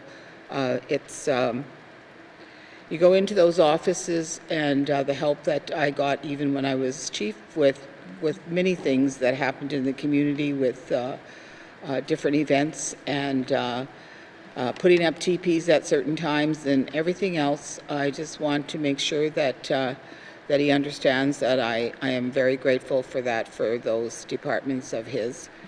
The only thing we have to work on is a little bit of the protocol when it comes to certain things that happen. And I love my community, and I love the people that are there, and that will never change. And I appreciate his department, and I appreciate the staff that work for him, especially the deputy minister. Thank you, Madam. Thank you, Member for Tabacha. Are there any further questions, comments under wildlife and forest management? Seeing none, please turn to page 99. Environment and Climate Change, Wildlife and Forest Management, Operations Expenditure Summary 2023-2024, main estimates, $60,608,000. Does committee agree? Thank you. There are additional information items on page 103 to 114. Are there any questions from members on those? Member for Frame Lake. Thanks, Madam Chair. The Environment Fund on page 103, and I had some involvement with the Waste Reduction and Recovery Advisory Committee for a number of years. There was a lot of concerns raised about the need maybe for a second depot in Yellowknife. You folks, I think, went out and looked at this. Where are we at with having a second depot in Yellowknife? Thanks, Madam Chair. Thank you. Member Minister? Needs to be a zoning change. Thank you. Identify a spot. Yeah, so we're working with the city of Yellowknife to identify a spot, and there'll have to be some zoning changes as well. Thank you. Thank you. Member for Frame Lake? Okay, thanks, Madam Chair. Any sense of timing on this? I think the last time I raised it with the minister, it was like kind of going to be sometime late last year that there might be something happening, and here we are about 5 or 6 months later, and I don't think anything's happened. Thanks, Madam Chair. Thank you. Minister? Thank you. We were trying to find a location, and that's one of our priorities there, working with the city on that, and we're hoping by the early fall 2023. Thank you. Thank you. Member for Frame Lake? Thanks, Madam Chair. Over on page 106, Newville Water Board, 0. What's happening? Thanks, Madam Chair. Thank you. Minister? For that detail, turn to the Deputy Minister. Thank you. Thank you. Sorry, Deputy Minister? Approved before the main estimates, so it's not included in here. This was something that committee brought up as being confusing, and we're working with finance to see how we can address it in future main estimates. Thank you, Madam Chair. Sorry, you started talking before the light, so I couldn't hear the first part, that something wasn't approved, or... Sorry. Oh. Sorry, Madam Chair. The budget has not been approved yet when the main estimates was developed, so the budget is still there, but it hadn't been approved, so it's not in the document itself. This was something that came up, that committee brought up as being confusing, and we're working with finance to see how we can address that for future main estimates. Thank you, Madam Chair. Thank you. Member for Frame Lake. Thanks, Madam Chair. Can I assume then that we've actually got the money in the bank for this? Thanks, Madam Chair. Thank you. Minister? Yes. Thank you. Member for Frame Lake. Thanks, Madam Chair. I love those answers. Over to one of my favorites, the Northwest Territories Surface Rights Board. Can I just get confirmation from the minister that they haven't dealt with any disputes in the last year? Thanks, Madam Chair. Thank you. Minister? The member is correct. Thank you. Member for Frame Lake. Thanks, Madam Chair. These folks haven't dealt with a dispute their entire existence, and this was never really needed. This could have been handled through the existing dispute resolution mechanisms and the land rights agreements. Look, this is not a co-management approach. The minister appoints everybody here. The Indigenous governments don't get a say in this. This is ancient legislation that we inherited from the federal government. We've reviewed a good part of the other resource management legislation that we have in place. When is the minister going to review this legislation and the board? Thanks, Madam Chair. Thank you. Minister? Thank you. So it meets Canada's obligations, and they provide the funding. So we don't have any visions of dealing with it presently. Thank you. Thank you. Member for Frame Lake. Thanks, Madam Chair. It may be federal money, but this is our legislation. And I think last time I think I raised this, the minister said, well, or maybe it was the former or whatever, deputy minister that raised this, that maybe there might be some opportunity to review this through some other renewal process or government renewal initiative or some other regular renewal or review provisions that N.W.T has. So we're just going to let this thing sit here, continue to spend money, and not do any work. I just don't get it. And there doesn't seem to be any interest on the part of this cabinet to actually review this, even though it's our legislation. Is there any process by which this can be reviewed? Thanks, Madam Chair. Thank you. Minister? So presently, we have other priorities, and that's where we're focusing our energy and time on. Thank you, Madam Chair. Thank you. Member for Frame Lake. Yeah, thanks, Madam Chair. I kind of feel like I should be a zombie, and I'm going to come back and continue to hammer on this one because this should never have happened in the first place. It's not needed. It doesn't do any work, and it's not a co-management approach. It just doesn't fit in with the way that we do other co-management here in the Northwest Territories. I don't know what else I can say, Madam Chair. This needs to be reviewed. Thanks, Madam Chair. Thank you. Are there any further questions under the information items from members? Seeing none, thank you, members. Please return now to the departmental summary found on page 73.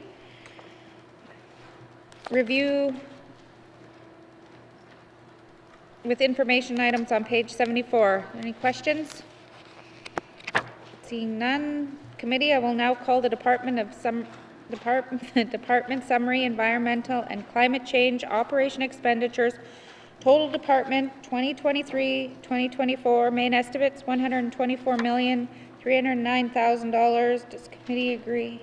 Mr. O'Reilly. Thanks, Madam Chair. I move that this committee defer further consideration of the estimates for the Department of Environment and Climate Change at this time. Merci, Madam Chair. Thank you. The motion is in order. To the motion. Question has been called. All those in favor? All those opposed? The motion is carried. I will now consideration of the Department of Environment and Climate Change 2023-2024 main estimates. Operating expenditures, total department is deferred. Thank you, Minister. Minister? Thank you. First of all, I'd like to thank committee for the work they did and the questions they asked today. But I'd also very much like to thank the department. I know it's been very challenging as we do the amalgamation, but I have to agree with the member from Tabacha. Amazing staff. We're working to better serve the residents of the Northwest Territories. So I'd like to thank the staff that worked together to provide these nice little binder and all the work that they have done to this date. So thank you very much. Thank you, Minister, and thank you to the witnesses, all the witnesses for appearing before us. And those are not little binders. I don't even know they came that big. Sergeant at Arms, please escort the witnesses from the chamber.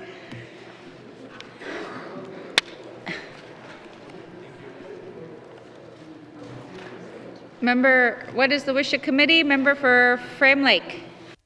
Merci, Madame la Présidente. I move that the chair rise and report progress. Merci, Madam Chair.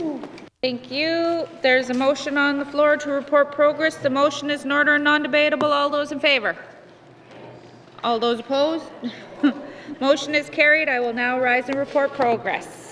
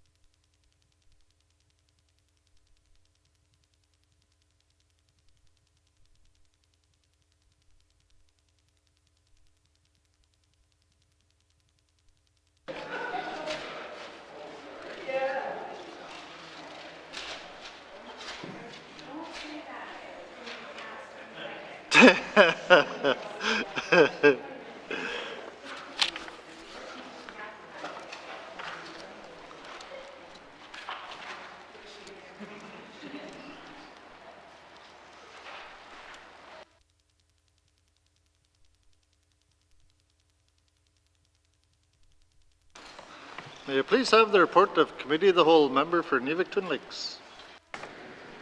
Mr. Speaker, your committee has been considering table document 813-19 brackets 2 2023-2024 main estimates, and I would like to report progress with 2 motions passed.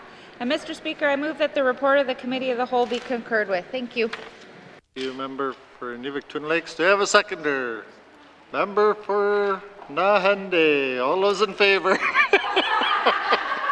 All those opposed? Any abstentions? The motion is carried. Third reading of bills. Third reading of bills. Mr. Clerk, orders of the day. Orders of the day for Wednesday, March 8, 2023, 1:30 p.m. Prayer, minister statements, member statements, returns to oral questions, recognition of visitors in the gallery, acknowledgements, oral questions, returns to written questions, applies to Commissioner's address, petitions, reports of committees and the review of bills, reports of standing and special committees. Tabling of documents, notices of motions, motion 74-19-2, notices of motion for first reading of bills, bills 74 and 75, second reading of bills, bill 64, consideration in committee of the whole bills and other matters, bills 23, 29, 60, 61, 63, 66, 67, 68, and 73, committee reports 40, 43, 44, and 45-19-2, minister statement 264-19-2, table documents 681, 694, and 813-19-2, report of committee of the whole, third reading of bills, orders of the day. Thank you, Mr. Clerk. This House stands adjourned until Wednesday, March 8th, 2023 at 1:30 p.m.